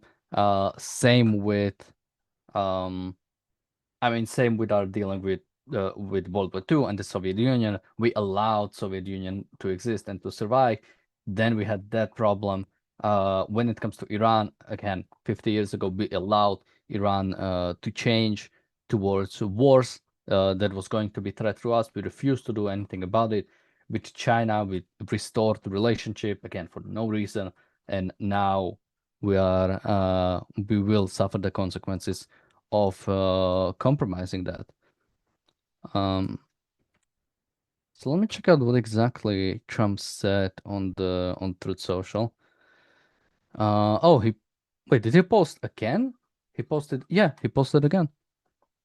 Oh no, but this is the same thing. Oh, he posted something additionally. So I talked about how Trump talked about the Hormuz Strait and Iran possibly mining it, and he added, additionally, we are using the same technology and missile capabilities deployed against drug traffickers to permanently eliminate any boat or ship attempting to mine Hormuz Strait. This will be dealt with quickly and violently. Beware, President Donald J. Trump. So he's talking about, if any ships are seen mining, they will be taken out, which again, great to see. But I think something more proactive needs to happen in the Strait of Hormuz. It looks like many ships are still worried about passing the Strait of Hormuz. I think we had Marco and Richard on, and they were talking about apparently in London or in the UK there is they're trying to come up with some scheme to make sure the ships can still stay insured without the premiums going crazy to ensure that they are at least okay with continuing further. Because again, the fact that we allow a dictatorship to dictate what trade is allowed or is not allowed is not a sustainable world order, if nothing else. One benefit of America being the so-called the nation of the leader of the free world is so that it ensures that trade may go uninterrupted, and right now it's being interrupted, and I don't think America should allow for this to happen. I agree, and I'm not a war historian. Earlier today, we talked about John David Lewis's book, Nothing Less Than Victory, but I do believe that the American Navy itself was created to protect maritime shipping. American and Israeli air dominance is so widespread that it seems as if protection of shipping could be achieved if generals and officers and leaders really wanted it to be. But I would love Yar's perspective on that. Welcome, Yar. Hey, good evening. So I'm joining you tonight with a lovely olive green suit that I'm very fond of, but I'm very fond of most of my suits. You've mentioned nothing less than victory. I would mention victory now. I don't know what context because I've just joined, but yeah. And thank you, Daniel, for helping me out here with the books because mine is in my office, which I'm currently not at. So what is the context? I'd love to join the conversation. So we were talking, apparently Trump posted on Truth Social. I mean, I can read it out again. Oh, I have it here.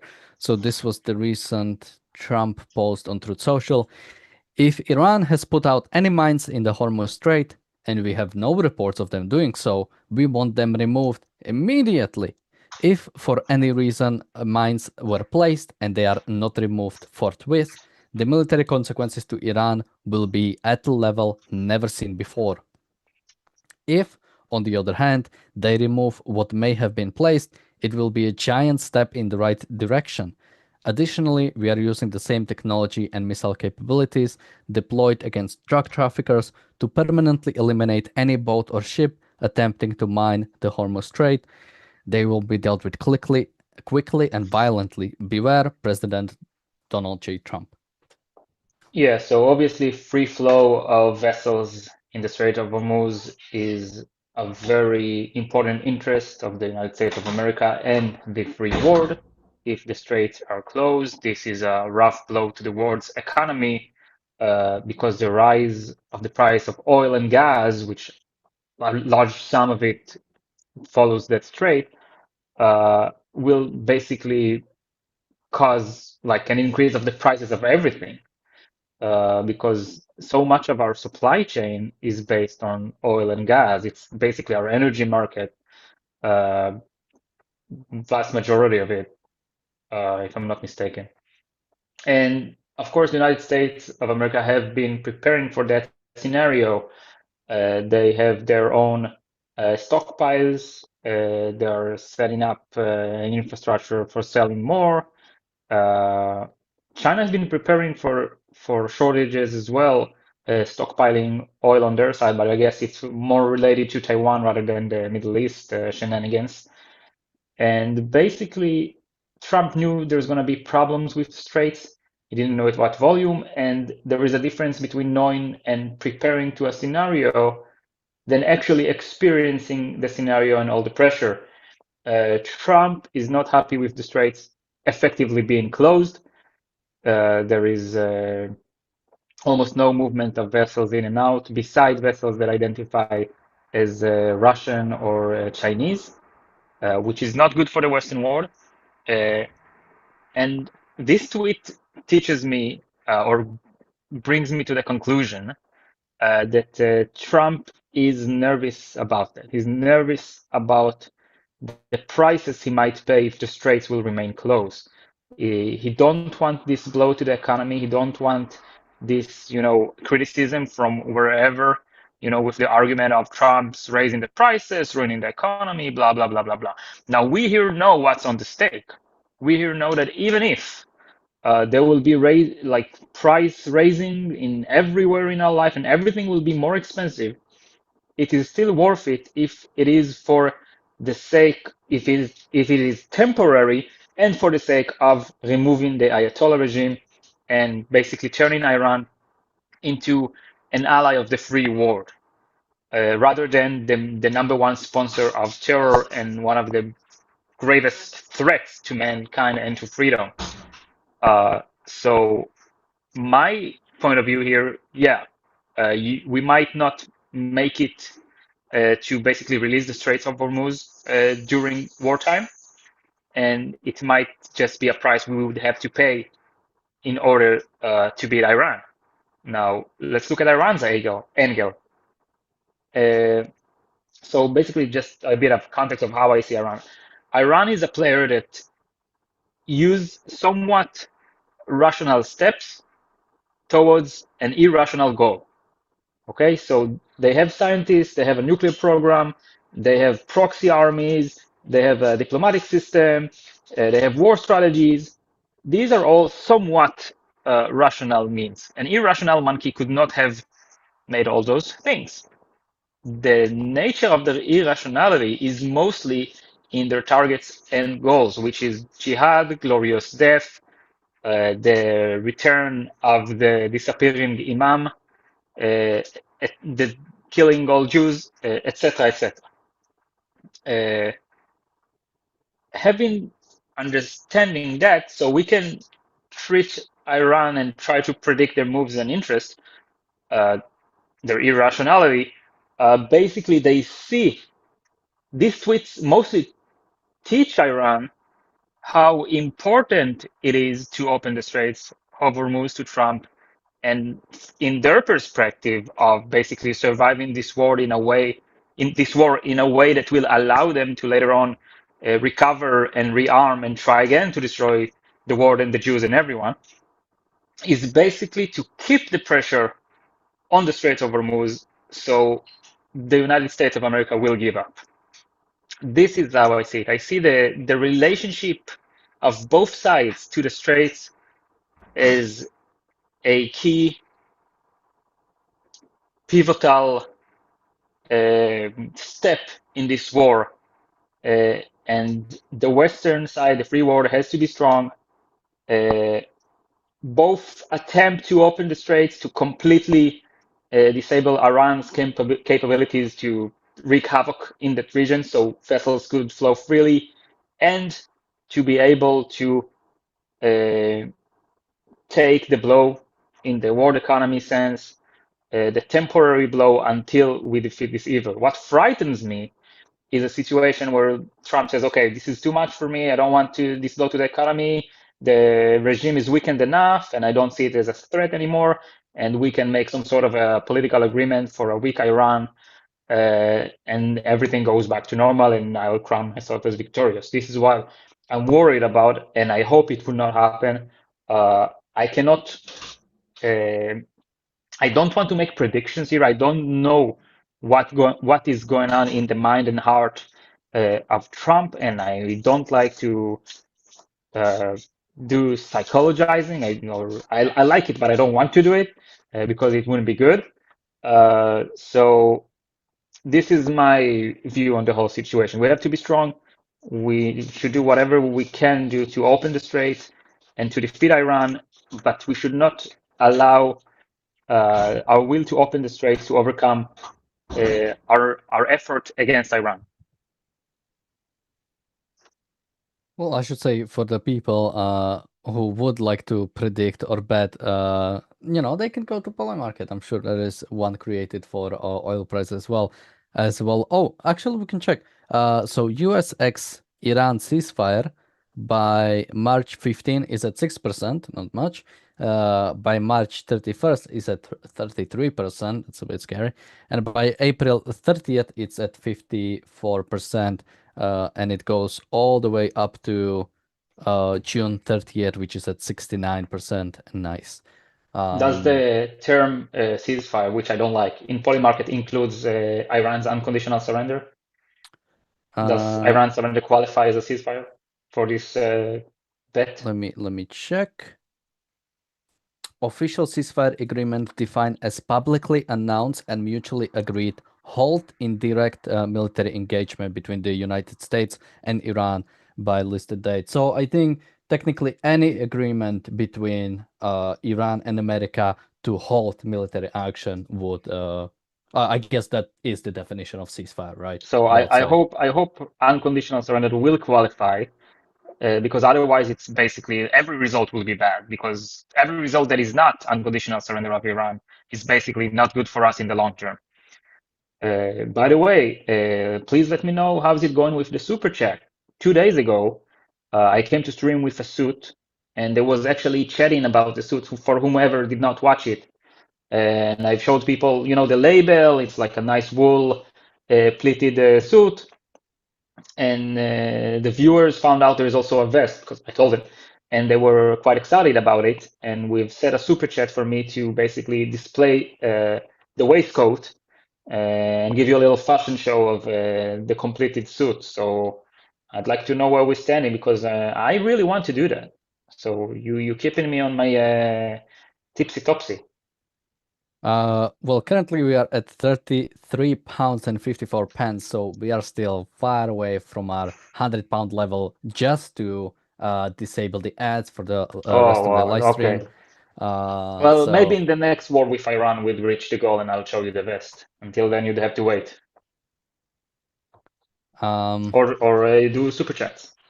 yeah, so guys, people can still super chat. We still have a little bit to go on. In half an hour, Razi, or within half an hour, Razi will join back, and he will have an interview with Zoe Strimple. So people can also look forward to that. And I'm sure if people manage, Jonathan. Wait, yeah, well, and please, Daniel, finish your thought. I'm sorry. No, you can jump in.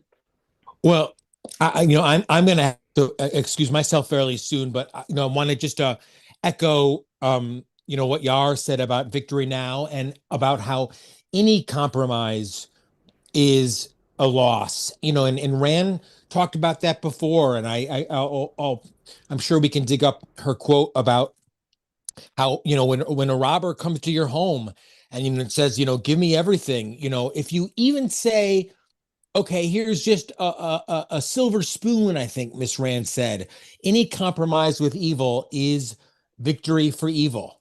And I think in this case, any secession of hostilities before the regime is toppled completely, I think is a victory for the regime. And I too am fearful that Trump, and whether it be weariness of warfare or interest in lower oil prices or in the Nobel Prize for that for that matter, any protection of the regime moving forward, I think any preservation of it is a complete calamity and long-term not only loss but just complete just I don't know, complete probably destruction of the state of Israel, not to be dramatic, but if the regime stays, I think its goal of a nuclear weapon is achieved, and therefore the destruction of the West and Israel in particular is almost a given.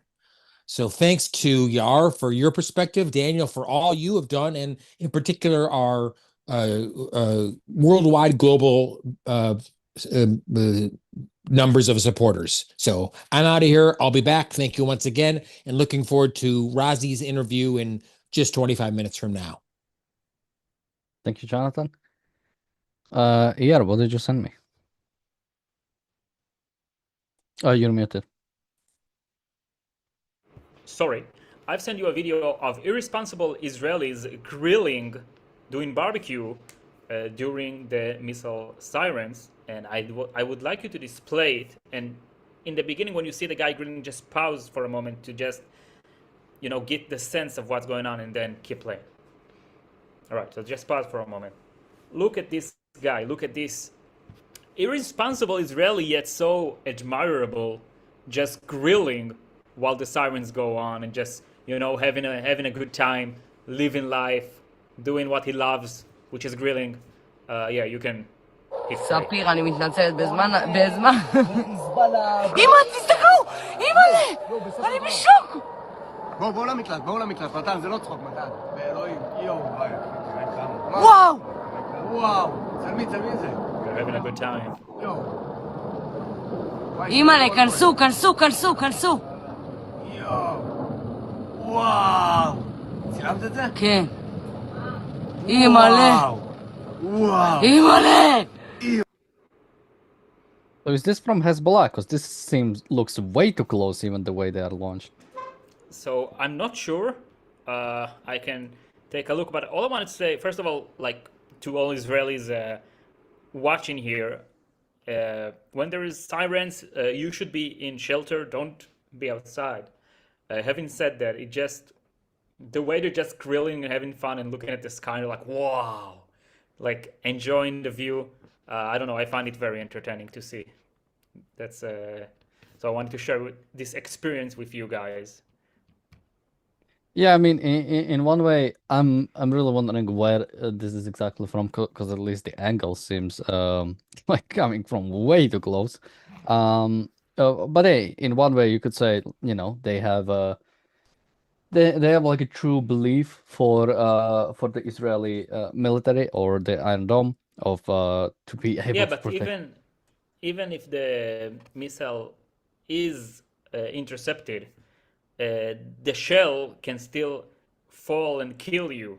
There is actually a video Yeah, I of think that's I think an Arab in the Palestinian territory going out and about while there is missile sirens and a huge like pipe that used to be a ballistic missiles just squishes him to death from the sky, hits him yeah. like an anvil from Looney Tunes. Yeah, I've seen that video. I think during that strike, during that particular strike, there was like the one casualty that actually happened was like this person, you know, just walking about Yeah, and this falling on him. one of the earliest Iranian strikes, if I'm not mistaken. We should do a So review of the timeline since October 7th once, you know, how things evolved, like how we basically Israel assassinated the Hamas head in Tehran, and then Tehran shot at Israel, and then Israel like showed a little bit of muscles but didn't really do anything, and then we had the 12-day war, and now we're getting closer to the 12th day of this war. Hopefully it wouldn't be the second 12-day war. Hopefully it will be until the fall of the regime. But it will be a very interesting timeline to see how things evolved and developed with the beeper attacks and everything. most people have only one 12-day war. I had two 12-day wars. Nobody else has them like me. They asked me, wow, how could you have two of them? Everybody knows 12 days wars are the best. Everybody tells me, Donald, you know how to do a 12 days war? Well, let's hope not. Because again, I don't think we are anywhere close to sort of any type of regime change or even any type of actual change within Iran. So let's hope not, unless something big happens on the either overnight or during the 12th day that we cannot predict. But yeah, I mean, back to. Because in some way, you know, you could say, because we've seen similar thing when it comes to Iranians, right? Iranians being up and about, seeing either celebrating the Ayatollah Khomeini death, or even seeing the actual explosions and being up there. And, you know, I think that it could have much more reason, or much more to do with the fact that they might straight up not even have anywhere to run, right? I mean, what type of shelters or shelter defense system does Iran have? But also, Israel is much more strategic about where it's striking, and it's most likely not going to just attack like random home like Iran is doing. But even they should to some extent stay safe, or at least the best ones, the ones that support the IRGC. Go out and check them out. You know, make sure to monitor the situation. Make sure to go out and see what's happening. By the way, did we talk about the shooting at the synagogue today in America? No, at least not while I was here. So let me see, hold on. I want to get the details.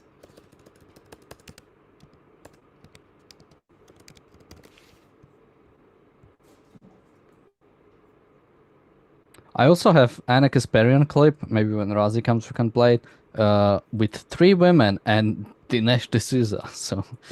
Yeah, so here. Okay, Baltimore shooter killed by police sniper after taking woman hostage near synagogue. So this is from like a few hours ago.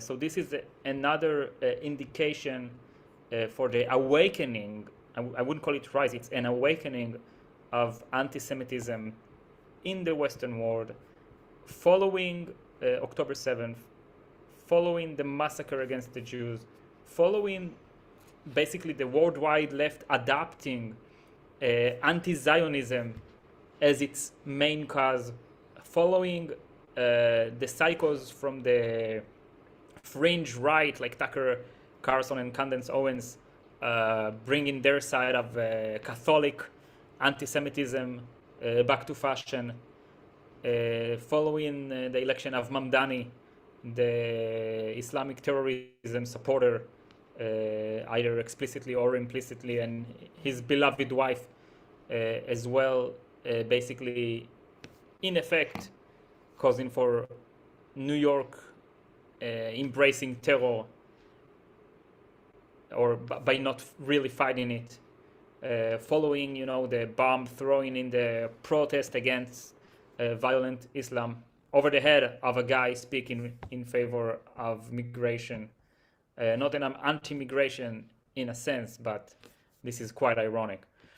So all of these phenomena are also worthy of mentioning and pointing out that we're in a really bad situation regarding the philosophy ruling the Western world today, and not only allowing that phenomenon, but being the fuel, the intellectual fuel behind the violence and the Jew hatred, and the hatred for the successful, and the hatred for the rich, and the hatred for the one who wants to live, and hatred for those who fight evil. We see the people ignoring and being quiet about the massacre that the Iranian regime did for its own people, or drawing it as something that is insignificant or not important or none of their business, while basically chanting against Israel defending itself from tyrannical Islam, murderous Islam, calling Israel a nation that commits genocide. This all together shows you the bankruptcy of the morality of the Western world today. We are in a big problem here, and it's up to everyone who wants to live and is rational and see life as a long-term process and want to make it in life and want to be happy, to fight against this phenomenon, to condemn the immorality of the so-called moralist of today. These are historical times right now, and since the situation has gone so far and so bad, it is in every rational man's interest to fight for those good ideas. Absolutely. And talking about rational men, let's look at the opposite. Anna Kasparian. This was her on Her Take, which is a podcast out there. So let's take a look. I haven't pre-watched it, but I think Iran and Israel is mentioned in that, because Anna cannot talk unless she mentions the Jews.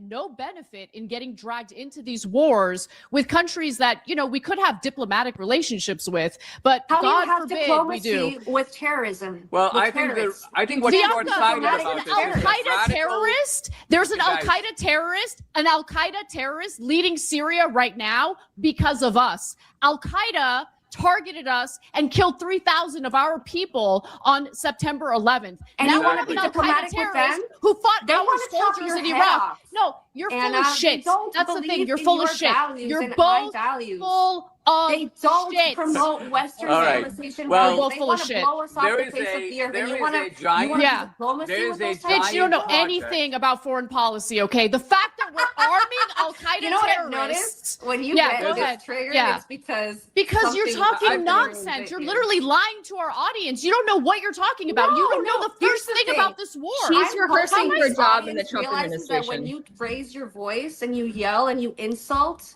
it's because you lost the argument. You lost the plot, ma'am. You haven't You even lost made an it. argument, Bianca. You haven't even made an argument. I've You made haven't plenty even of made an argument. arguments. No, you haven't. I've You're just asked making you over vague, and over general again, statements do you that think aren't that you true. can go sit down and have a diplomatic conversation or agreement with the Iranian regime? Let me say it calmly. Yes or Let me no? say it calmly for you. Let me say it calmly for you. People like you and Dinesh have blood on your hands. You're evil people who support evil actions that get our soldiers killed. I couldn't think less of you. You are the bottom of the barrel in my eyes. Okay. Right. The Well, average no, hold on. I gotta jump in here. Dinesh, hold on a second. Those are my Okay, notes. guys, I gotta clear this up. Dinesh, by the way, I think highly of you, like I do. I disagree with you on this issue, but my love for you stands. I know that we can have an honest. All right. Apparently, after this, Anna has left the podcast. Like just quietly, didn't want to have a conversation anymore. All right. They didn't say much, but I mean, yeah. I have a lot to say about that, actually. All right. Yep. First of all, the style of the discussion or the lack of culture, people screaming at each other, having a shouting fight, disrespect for whatever member in the most, like, regardless of condemnation or agreement or disagreement, just a complete lack of respect from all sides. Anna has made some good points if you look at them out of context. It is true that the Western world is giving more sanction to Giuliani, basically a defector from Al-Qaeda for the reason of Al-Qaeda being too modest for him. And now he's gaining the support of the West and more sanction for the West because they want to get rid of the Syrians and he's their only chance because they have this morality of self-sacrifice and not fighting evil on their own lands and actually feeding evil with welfare, which is another problem. But yet again, this does not justify Iran. This does not give moral sanction to Iran, pointing at another evil of the West of the same kind. This is the same essence of evil she's pointing at. She says, there is this one form of evil. Okay, let's go for the essence. The essence is good giving moral sanction for evil. Western world doing business with terrorists. Western world feeding terrorists. So this is the essence of the evil. One form is Iran, which is like doing an agreement in Iran instead of going for its total surrender. And another form is the Western moral approval for Giuliani. These are two forms of the same evil. And then when you basically come and condemn the evil of supporting Iran or going for a ceasefire or negotiations with Iran, or people say, no, we shouldn't go to war with Iran, because this is the evil of giving moral sanction to evil. So Anna comes and just shows another form of the same evil and says, because this form exists, you cannot protest against this form. Both forms of that evil are evil because these are forms of that essence. So this whole argument is pointless. This is a whataboutism that, yeah, the point is right. Like, this is wrong to have business with Al-Giuliani, but it does not justify pointing out that this is also wrong to wish for a ceasefire in Iran instead of its total surrender.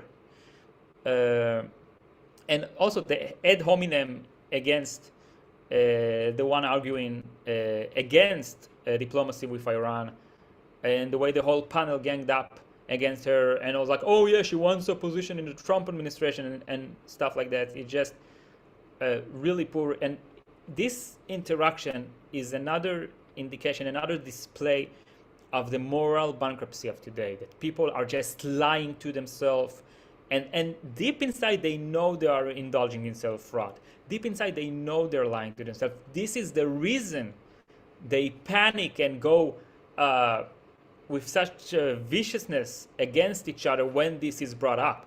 Anna is very unhappy with others bringing up her hypocrisy and her moral approval to a murderous, tyrannical regime that murdered tens of thousands of its unarmed civilians in a few days, if not in a single day.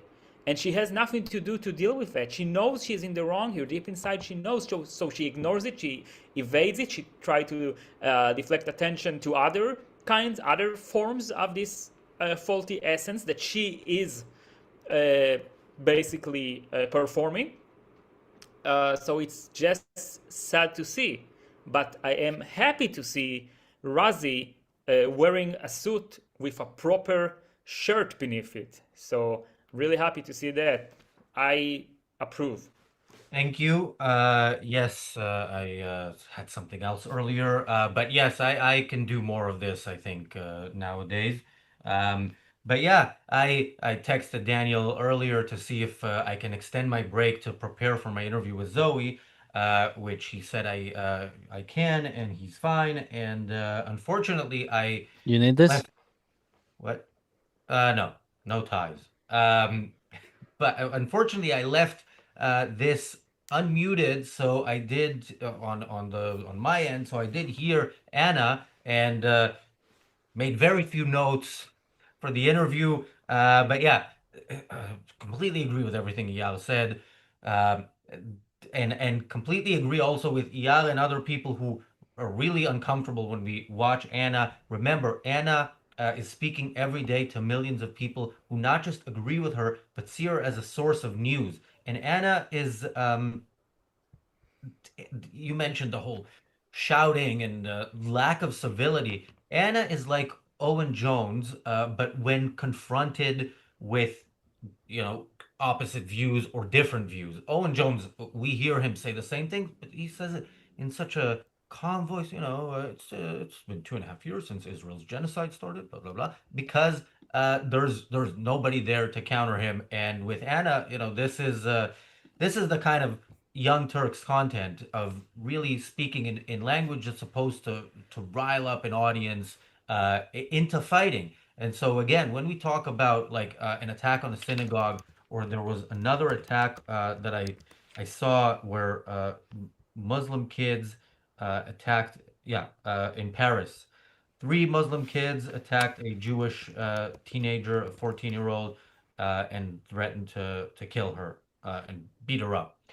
And yeah, that each one of those moments is a success for Anna and for Owen. Like, this is the goal. This is the Intifada being globalized. If you are a Jew, you are not just not safe in Israel. You're not safe everywhere. We will hunt you down and kill you wherever you are for being a Jew. That is ultimately the goal of people like Anna and Owen. Yeah, I mean, I would only say, because I think to some extent, Anna's reaction is almost proper. Like, these people, she says, Dinesh D'Souza and others, are like bringing Americans into war and letting Americans die. I mean, if you believe that, okay. Why are you having a conversation with these people? Like, I think there are terrible people in the world that I would react to in a similar way.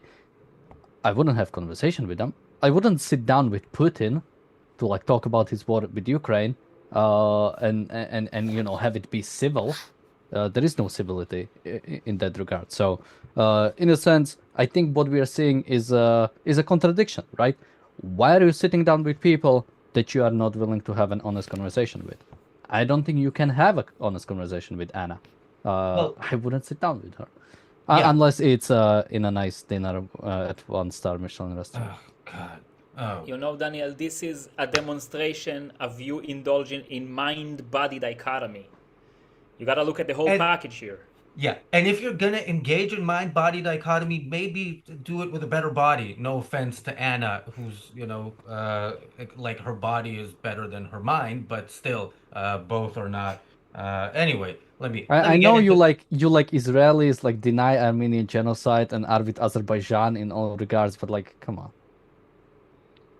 What? Denying Anna's beauty, that Daniel claims is not a denial of the genocide. But anyway, yeah, I'm glad we're already in the spirit of what the interview that I'm about to do is going to be. Maybe I'll ask.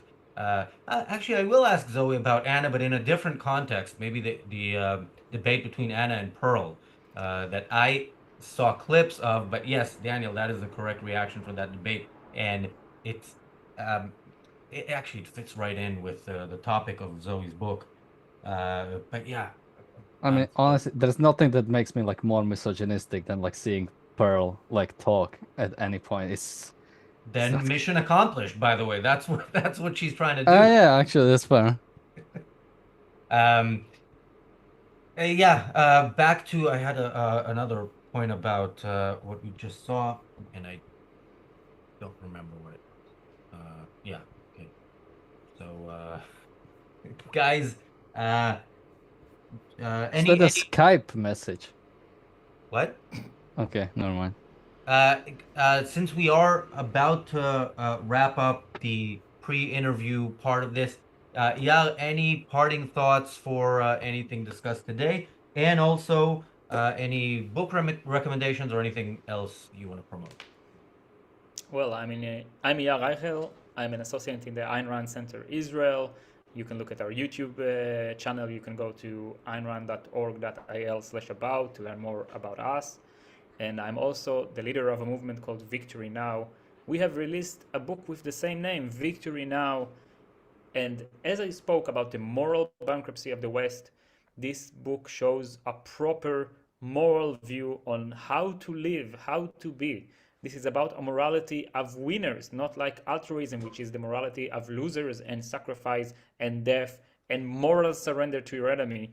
We show a moral view for peace, for actually mankind living in true harmony with each other, trading with each other and not killing each other. But to reach that goal, you have to kill those who come to kill you. You have to let the government, you have to let the army fight against the enemies of civilization. And you have to give the government the moral approval to do that against those Islamic tyrannies. So this book presents the case for Israel, the case for the West, the case of Israel victory and the case for the Western world victory, and a plan how to achieve that based on the lessons learned from World War II, of how we got the unconditional surrender of our enemies, and also the lessons from, in example, the campaign in Afghanistan on how not to do and learn from the mistakes. So if you're interested, if you'd like to purchase a book, if you'd like to gift your friend a book, if you already purchased one and you thought it's a good one, go to www.victory.now. It's not .com, it's not .coil, it's victory.now. So thank you so much for having me, and thank you, Razi, for dressing up for the occasion. Thanks, Eyal, for joining us again, and we will see you hopefully tomorrow.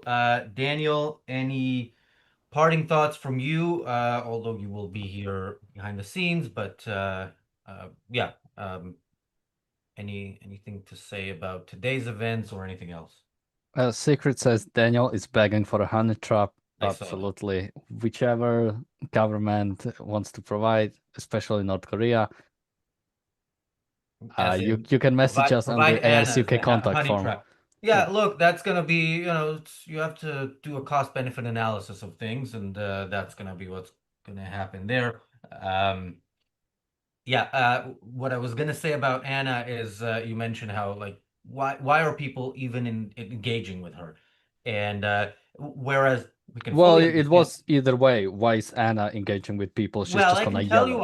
I can tell you why Anna is engaging with people, because she knows she's the bottom of the barrel, and anybody else is sort of she is punching up, and so anybody willing to engage with her is giving her that platform, and giving her that platform for this. I mean, for her to talk about anybody who having blood on their hands when she's out there trying to get more attacks on Jews happening. That's what she's trying to do, and trying to promote anything that will help get people supporting, wiping out eventually the Jewish state. That is her goal, and she can then take the moral high ground, and she's the one who's leaving because she just can't take being around these people. Come on.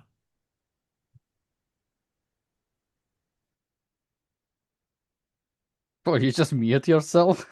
Yeah, expecting you to jump in while we wait for Zoe. I don't know how much I can say after all the stuff I said about Anna. Yeah, I mean, my idea was more of a, sort of if statement, like if Anna is honest, why approach people who you don't think are honest? But of course, I don't think, Anna is honest in any way. So yeah, in that sense, that's why always like the idea of like people yelling at each other, like it might be an entertainment that gets old like pretty fast, at least for me.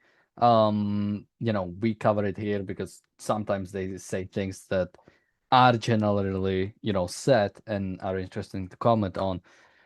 But I have very little desire. Like in a way, I would never. We had the Tel Aviv guy here, like asking for a discussion. I would maybe have like a 10-minute conversation with him. Again, but my goal wouldn't be to like dunk on him like straight up. Okay, I just want to know like what makes person like you, what makes person think like you. So it would be very genuine conversation from my side, probably not from his, but I would get my own. I'd watch that. I wouldn't host it, but I'd watch it if it's on his channel. That's the thing, that he wants to be on this channel because he knows, we're bringing him up to a level he doesn't deserve. So yeah. But anyway, he has been more polite in recent trolling comments, but it still seems very, very trolly, and he is not stuck around for the end of today. It is 11 there, so by the way, we can say that YouTube members get access to the ARCUK emojis, and for some reason Kyle has recently been getting like more popularity. People use him as like a thumbs up emoji. We might need to make new emojis. Oh yeah, we have we're allowed more emojis, right? Yeah. How many? At least 4, I think, and a bunch of them I think we should probably change. Oh yeah, that's true. So yeah, the Razi emoji has been approved, no, by management. I think. I didn't know you did approve it. Do people want to see it? I think I have it somewhere.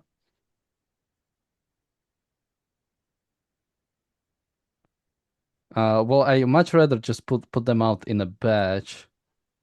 Oh yeah, emoji project. I don't know which one did we approve, because I have like 6. So. Oh, okay. If we have 6 emoji spaces, yeah, yeah. Well, there should be a Daniel emoji. There should be a Razi emoji. Yeah, we were on the channel all the time. I'm sending them to you right now.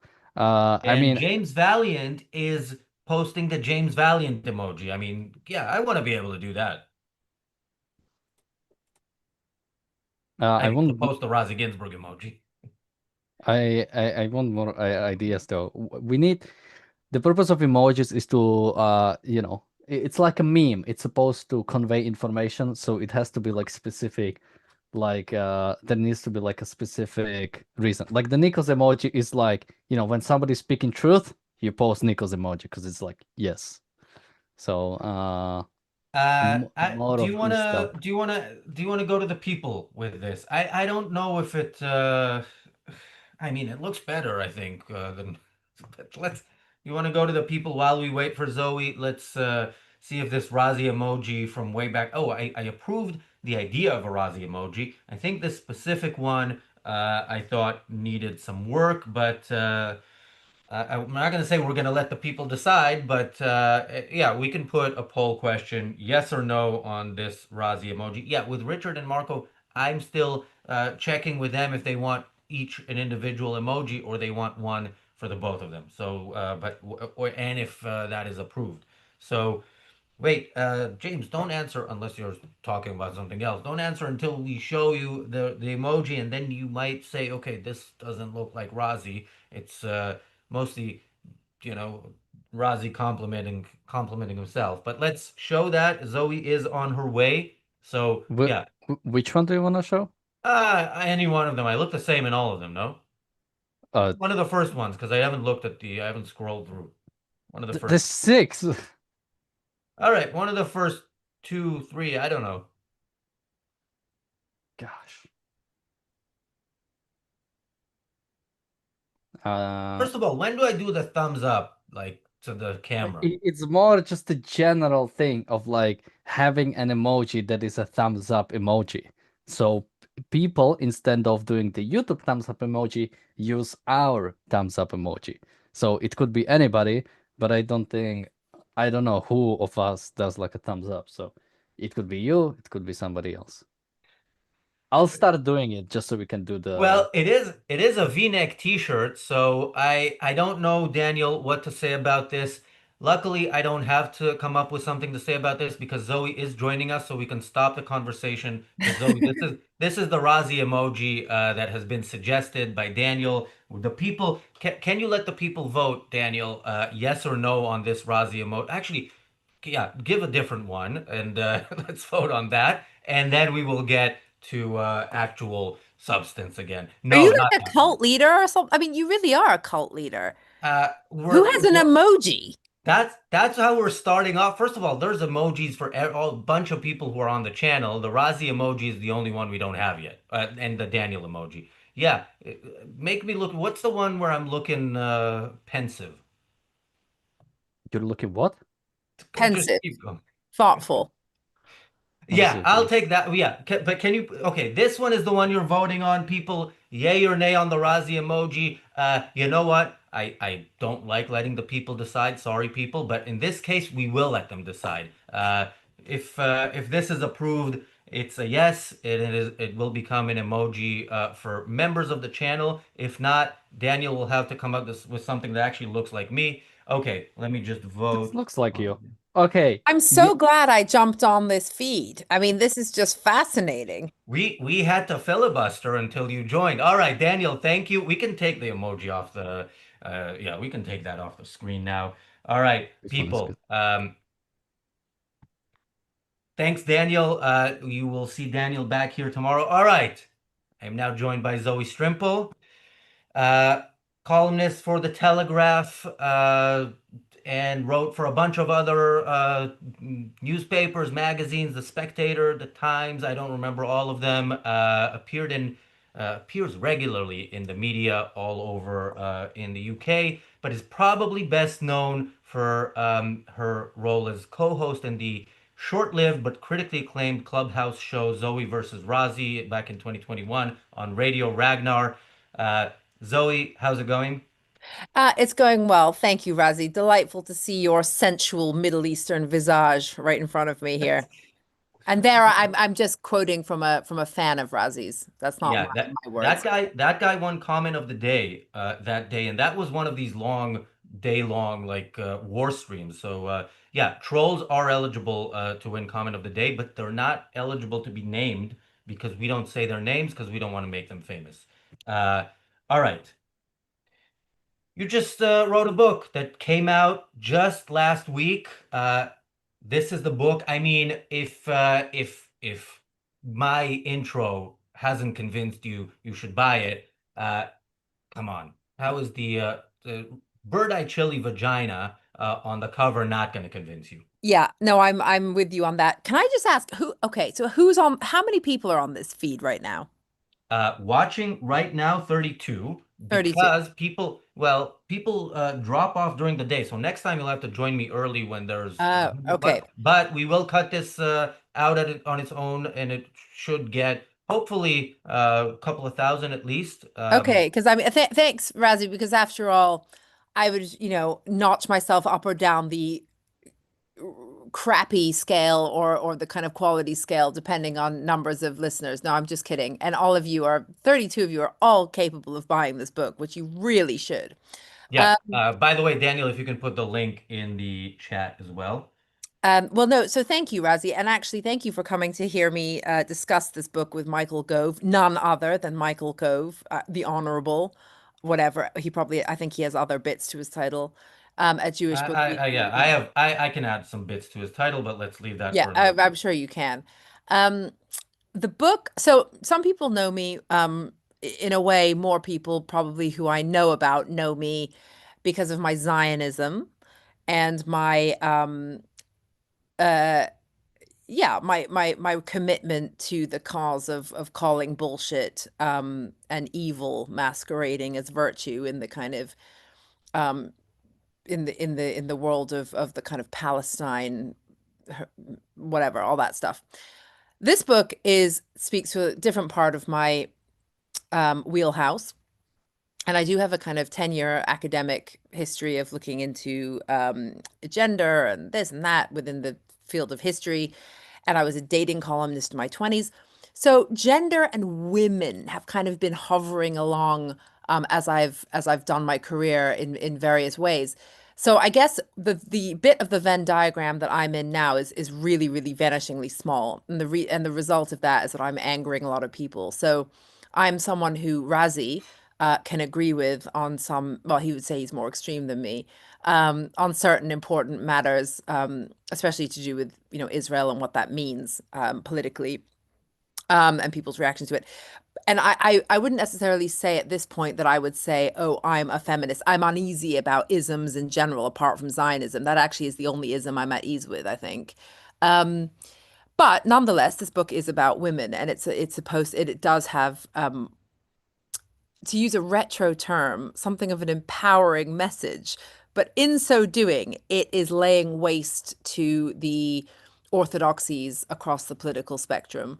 So I'm saying that women now do, in my view, have pretty good opportunities in Britain, in the West. The patriarchy does not exist now in the West, in Britain. Maybe in parts of like certain bits of Belgium or whatever it does, but like, where multiculturalism has gone very far wrong. But basically, no, patriarchy is a specific system that means men control, property rights and things like that. That's not the case. People also say actually, interestingly, from across the political spectrum, like to blame capitalism and what this kind of the bogeyman of neoliberalism for everything that's kind of wrong with the world. And people, I've never quite understood what they mean by this, but they think patriarchy and I have read a bit of Marx and I have read some Engels, but the idea that patriarchy and neoliberalism or capitalism are kind of these two twin like handmaidens of hell okay, my oven's going off, so I'm going to actually just close the door and hope someone else deals with it. So this book is a kind of one in the eye of everyone who's constantly complaining about the wrong things. And basically, I'm saying we've reached this point where so many bad ideas are crowding us out that it's become one of the most kind of banal truisms one could say is that there's literally never been a better time that to be a woman or a girl than right now in Britain, by many, many, many, many, many country miles. And yet that has become a controversial thing to say. Now, this links, I mean, the book covers all sorts of ground, whether it's, women should learn martial arts to much more interesting things about liberalism. But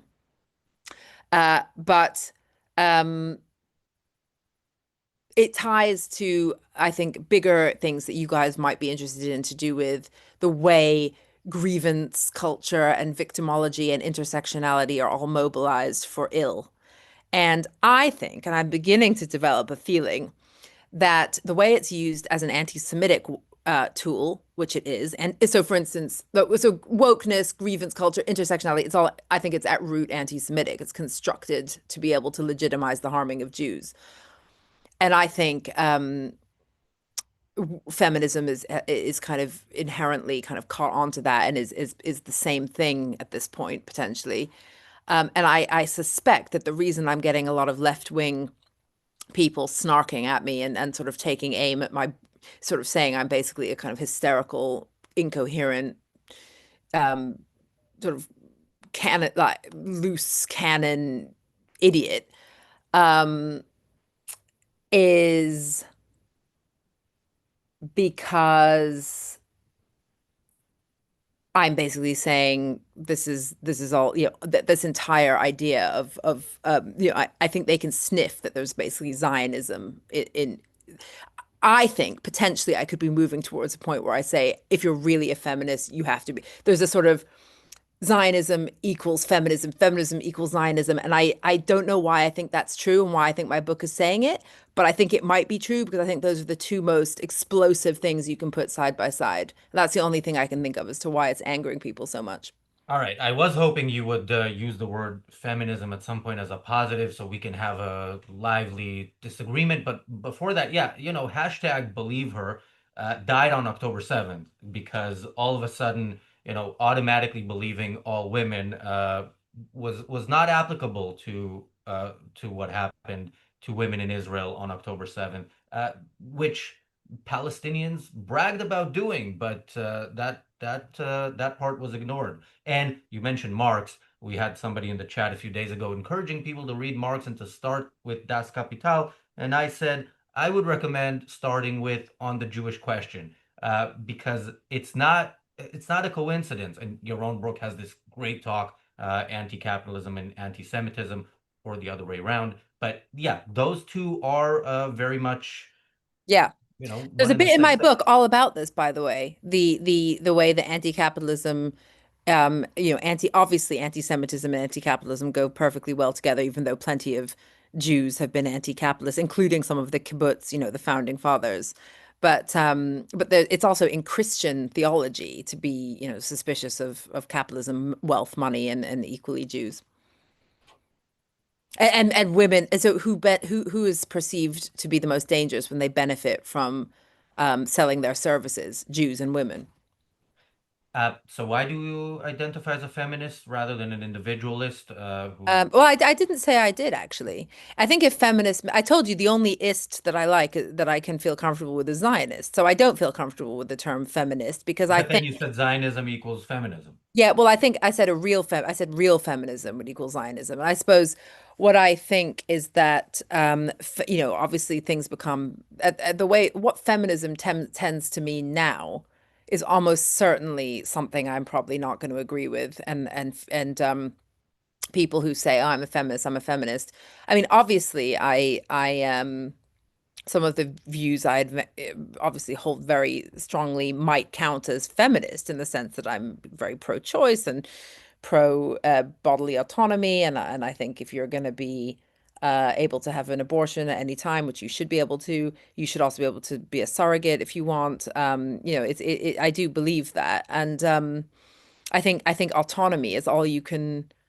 I suppose as a, if that the thing is, does that even count as feminism anymore? No, that's individualism. That's saying you have a right Yeah. to your own Well, life, your own or it might body, not, and that applies to women equally. as well as, it might not even, it's individualism, but it can also be connected to a human, a sort of sense of, it's like the Harriet Taylor Mill, JS's wife's quote that I have at the beginning of the book, which is that, all people should aspire, maybe you could read it, because I actually don't have my own book handy, which is that, all people should aspire to, the absolute extent of their potential, basically. And that has to include in the market sphere as well. The proper sphere for all human beings is the largest and highest which they are able to attain to. Right. That's for me, that's it. I don't have anything to add to that. And I'm not sure that that's feminism. It should be, but it definitely isn't now. But, there are specific issues to do with violence and, women, if you're going to be killed, it's going to be by an intimate partner. But I don't go around saying, like, I don't think the correct frame of reference for women when we're thinking analytically now is victim. I don't think that should be the leading assumption, and that is what feminism is, just 100,000% about that bullshit, when it's never been better. Things have never been better, and and I say in the book, if an alien landed in Britain now, they would say, if they'd never heard of any history or read anything or knew anything, they just landed and they listened to they read the newspapers, they read Twitter, they read TikTok and YouTube or whatever.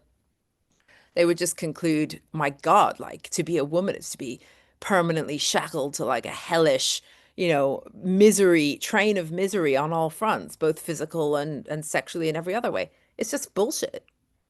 Well, I would say you're an individualist who misidentifies as a feminist, and I know how much feminists love men mansplaining feminism to them. So I haven't said I am. I said in the current context, I don't think I count as a feminist, because feminism now does seem to mean something completely different. And I would like a world in which we could just all relax and not have to say we're feminists. It should be obvious, the things that, one wants. I'd also like a world in which we can all relax, but I promised the audience that we're going to talk about Bonnie Just Blue. chill. Yeah, sorry. Yeah. Promise the audience we're going to talk about Bonnie Blue, and some people actually Googled her.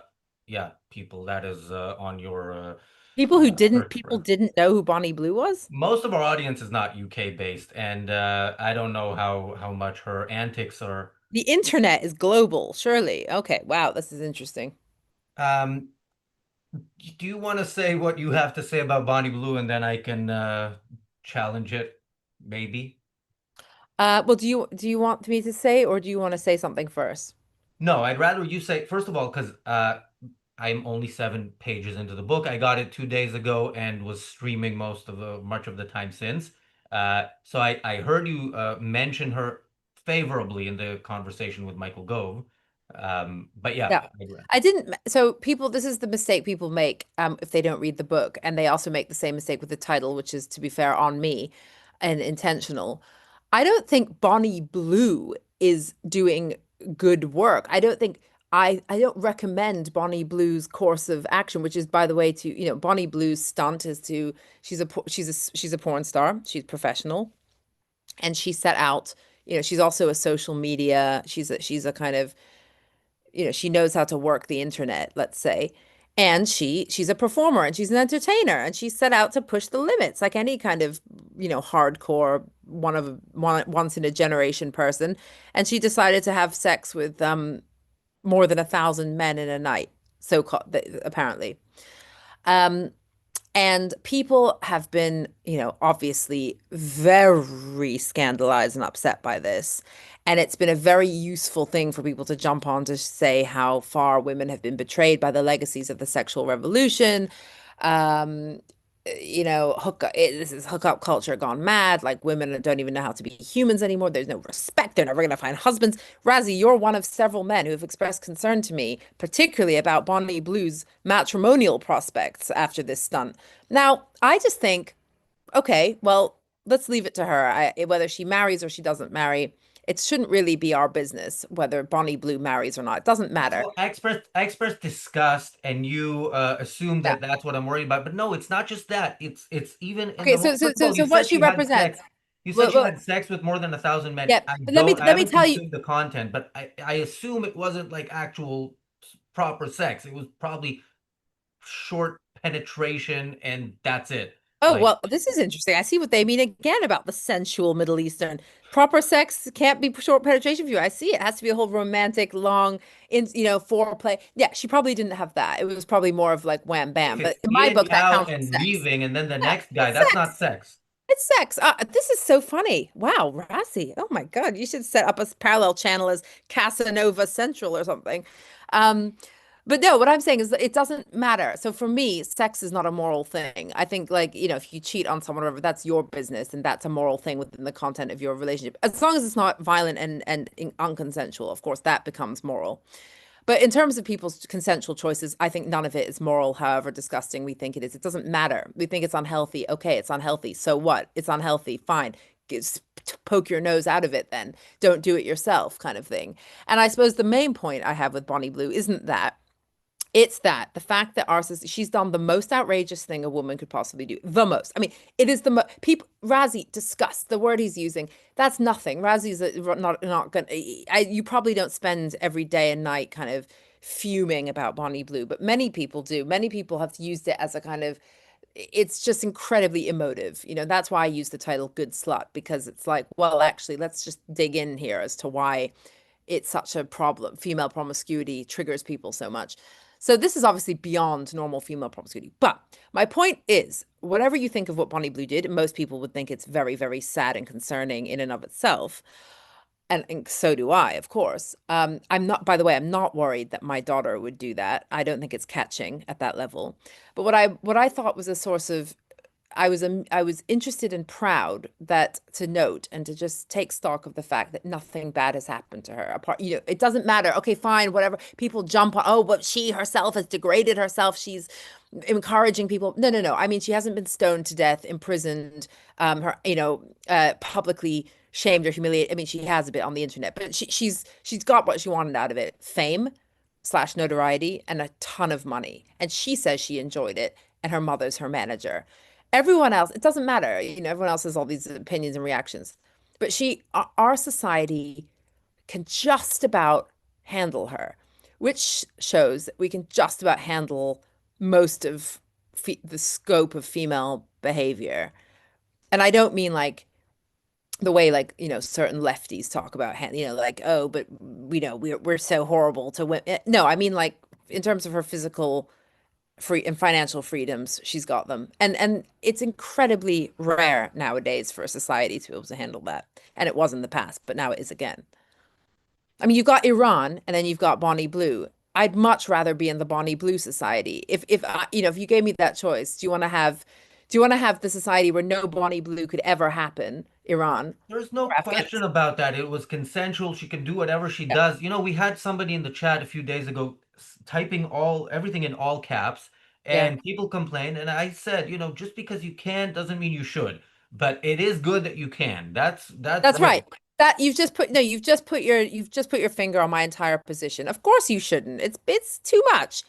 But you can, and that's the essence of what I'm proud of. All right. If people thought a bit more like that, maybe there'd be less like energy spent on moaning and whinging and more on like doing stuff and fulfilling potential as per Harriet Taylor Mill.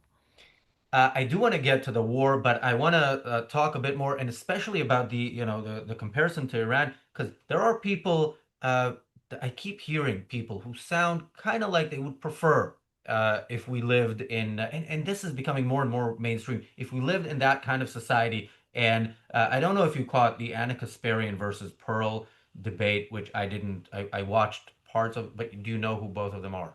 No, I don't know who anyone is. Oh, you are missing out on Pearl. I mean, she is this Superman spirit. I know you mean the one that thinks women shouldn't have the vote.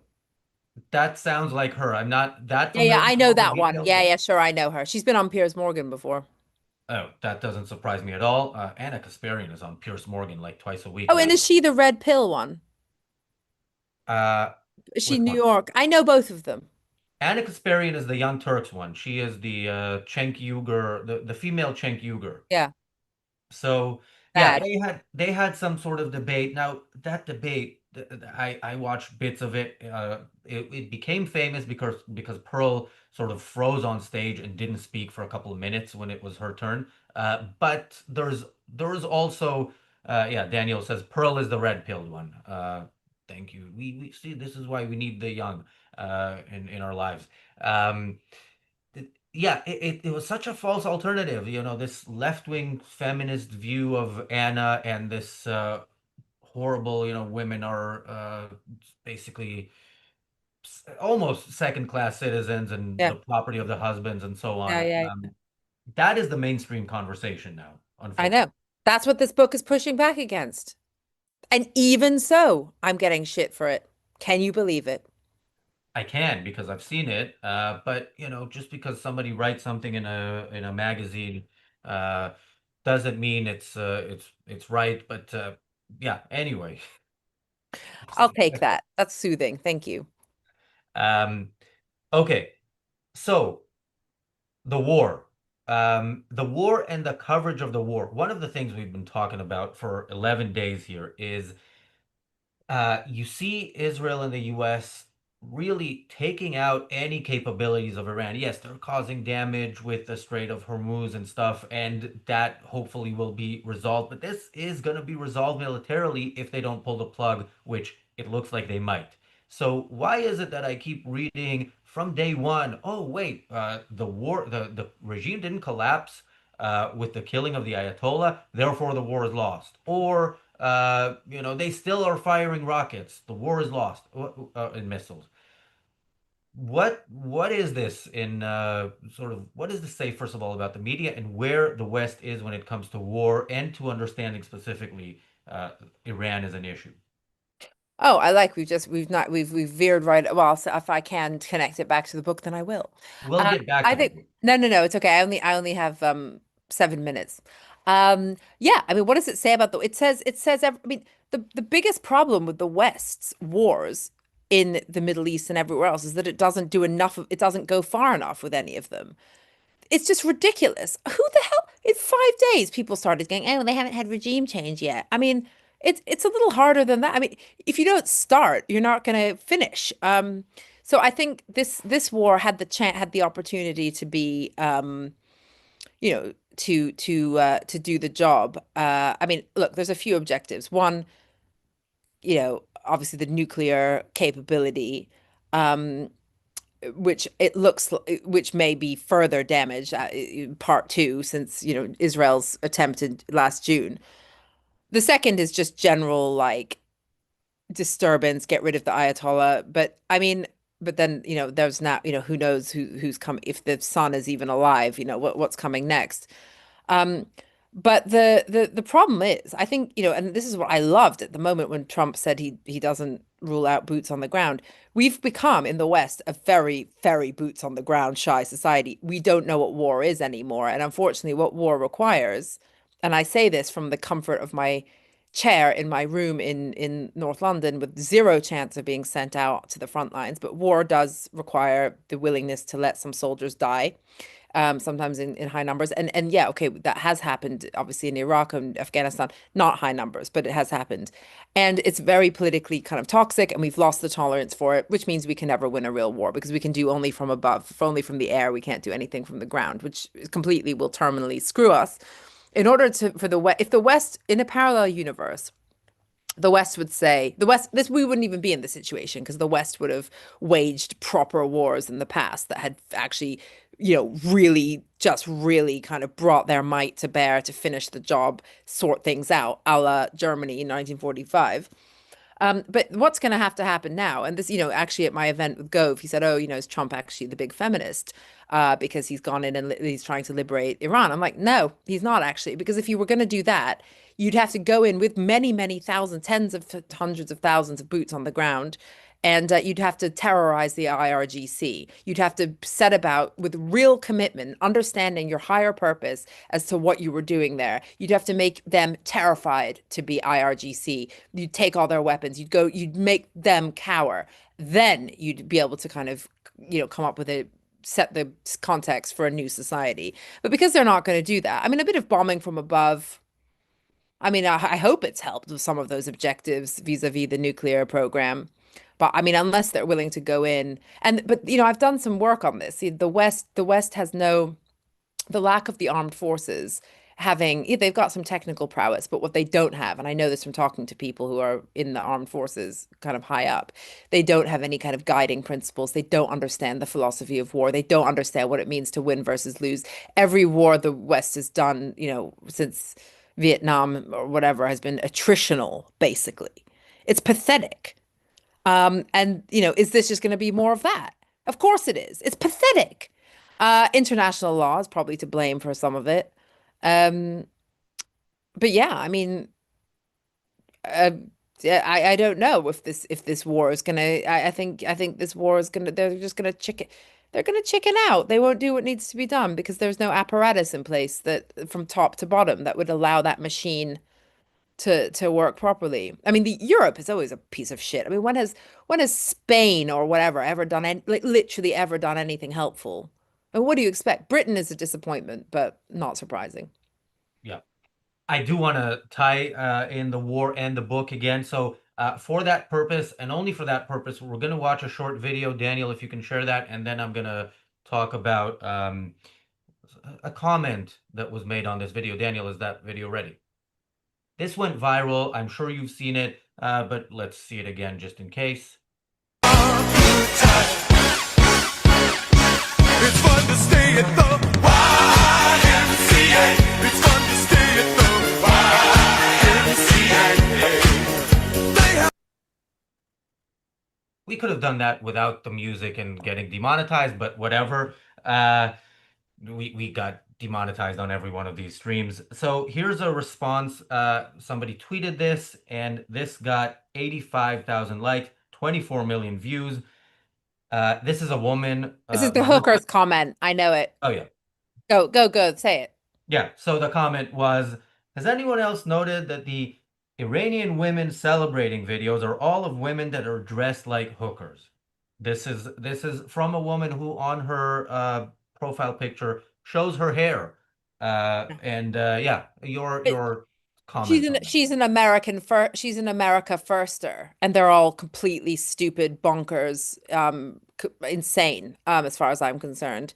And this is an example of that. They're just like, it's literally like key stage 1 reaction, like misogynistic crap. I mean, so in her eyes, it's obviously a very bad thing to imply that you might be a promiscuous woman by dress or any other thing.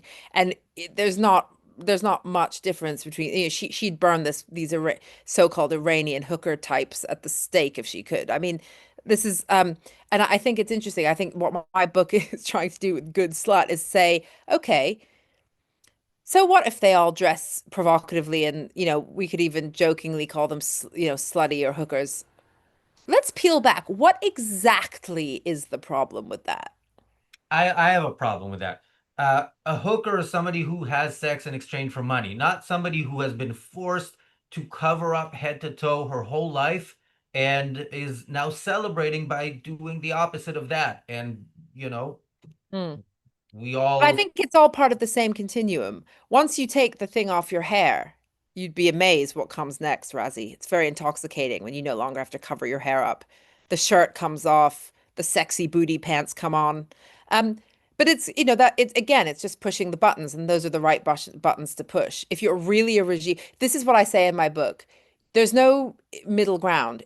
You're on an instant slippery slope that is very steep and incline. As soon as you start peeling back female freedoms, sartorial freedoms, anything to do with modesty, modesty is all or nothing. You either have no bars on it or you have Iran.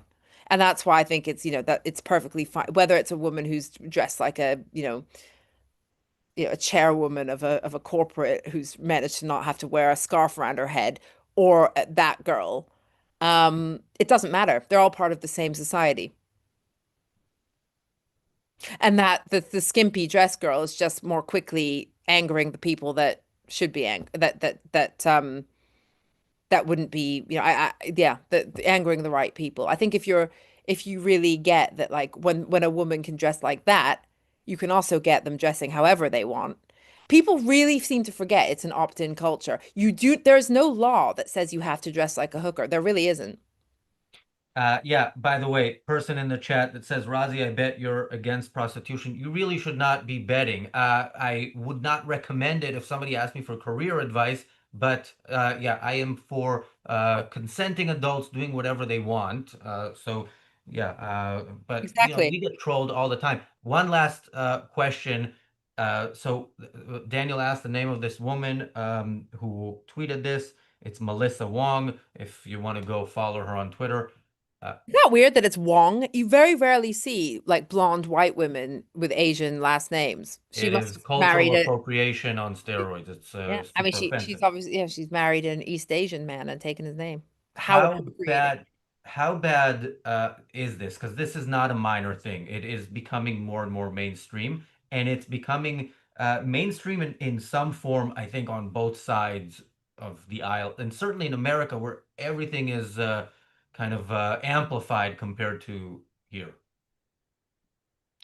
How big of a problem? Well, this is it, and I think it's a very big problem because, okay, you could say it's just a tweet, and these just represent certain subcultures, trad wife, America first. Although is America first really a subculture? I mean, I think that's the kind of ruling culture, perhaps. But I think even if you were to boil it down to the world of the tweets, I mean, disc and what all that signifies. I mean, this is discourse, and online discourse in particular, is increasingly the real world. I mean, it bleeds into how people feel, how people vote, and what more importantly becomes seen as normal. And when these norms get pushed to the point that it's considered normal to be like, as a lot of people now are saying, like women shouldn't vote or whatever. I mean, okay, that's slightly more fringe. But I do worry about, I mean, the fact that this woman is like, Gen Z might like get behind those comments because they don't know anything about history, or they've just, because of the moment they've grown up in. I do, I think we've seen it. Oh my God, have we not seen it across the what's happened to norms being pushed through discourse across the left to do with race, Israel, whatever it is. So yeah, it's women who think, fine, the US already is eroding, abortion rights and stuff is horrendous, but it's for now in Britain, you can sort of say, well, it's unlikely to be up for grabs anytime soon, but that kind of thing can change. And these discourse mongers are part of groups, campaign groups, and they have money and they're financing similar groups over here. Russia, one of Russia's main weapons is through kind of dissemination of memes and misinformation through online sources. So it absolutely should be taken seriously, I think. And it's so stupid. It's just so stupid. And meanwhile, genuine enemies of the West are just busy like having a field day because we've got stupid idiots like this woman and her male equivalents consuming themselves over total crap. So that's my view on that. And now I have to sign off. Good Slut, How Money, Sex, and Power Set Women Free by Zoe Strimple, now available everywhere. And we will put this on the cover so that we either, if we haven't gotten demonetized by the YMCA earlier, we will get demonetized by that. And hopefully it will attract viewers to the recorded Thank version you. of this. Yeah. Razi, I hope you get some sleep. You know, Iran is important, but you need to keep those rosy, sensual cheeks, you know, in good health. That guy, you know, he's in our chat. I don't know if he's in our chat right now, but he is here often, and he has not. There's a lot of anti-Semitic comments, but that one he has still not managed to top. But hopefully, That one's a sort of like borderline, like a bit of a like compliment and an insult, I would say. I know you don't take it that way, but I think it's got kind of a complimentary edge. I get sexual compliments from our male trolls all the time. Oh, do you? That's yeah, interesting. Yeah. it is Well, interesting. Hitler was onto something with all that kind of stuff. Anyway, thank you, Razi. Zoe, thanks for joining Delightful. us. Hopefully, you will Delightful. join us again soon. Yes. Okay. And Have a good night. you too. Okay, let's check the news. And somebody in the chat says she's hot. Thanks, but my pronouns are he, him. Okay, Daniel, do you want to join me just to tell me if there's been any news, or should I check it myself? I've been listening to the conversation, so. All right, then let's quickly see if there is anything new. And yeah, there are sirens in Israel right now, or yeah, in the last few minutes. That is for missiles launched from Iran. The IDF has launched another round of bombings in Tehran. Trump has said that the U.S. has destroyed 10 boats that were laying mines. So that is very good. Oh,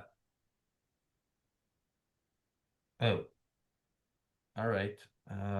Oh, 3 Israeli soldiers were injured by a Hezbollah drone. And yeah, the battle up there in the north continues. Hopefully, it will be won, as is the battle in Tehran. Okay, the people have voted, and by people I mean 22 people have voted, and yeah, the mic drop emoji, Razi's mic drop emoji, is now a thing, unfortunately for all of us. Well, those of you who are members. So looking back, maybe the vote should have been members only, but that's the kind of stuff that happens when you make decisions live on the air.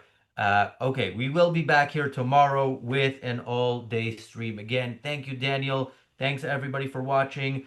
We'll see you here tomorrow, and hopefully, Mr. President, we will keep seeing our audience, and our audience will keep seeing us not until you feel like it, but until the actual total victory. Good night.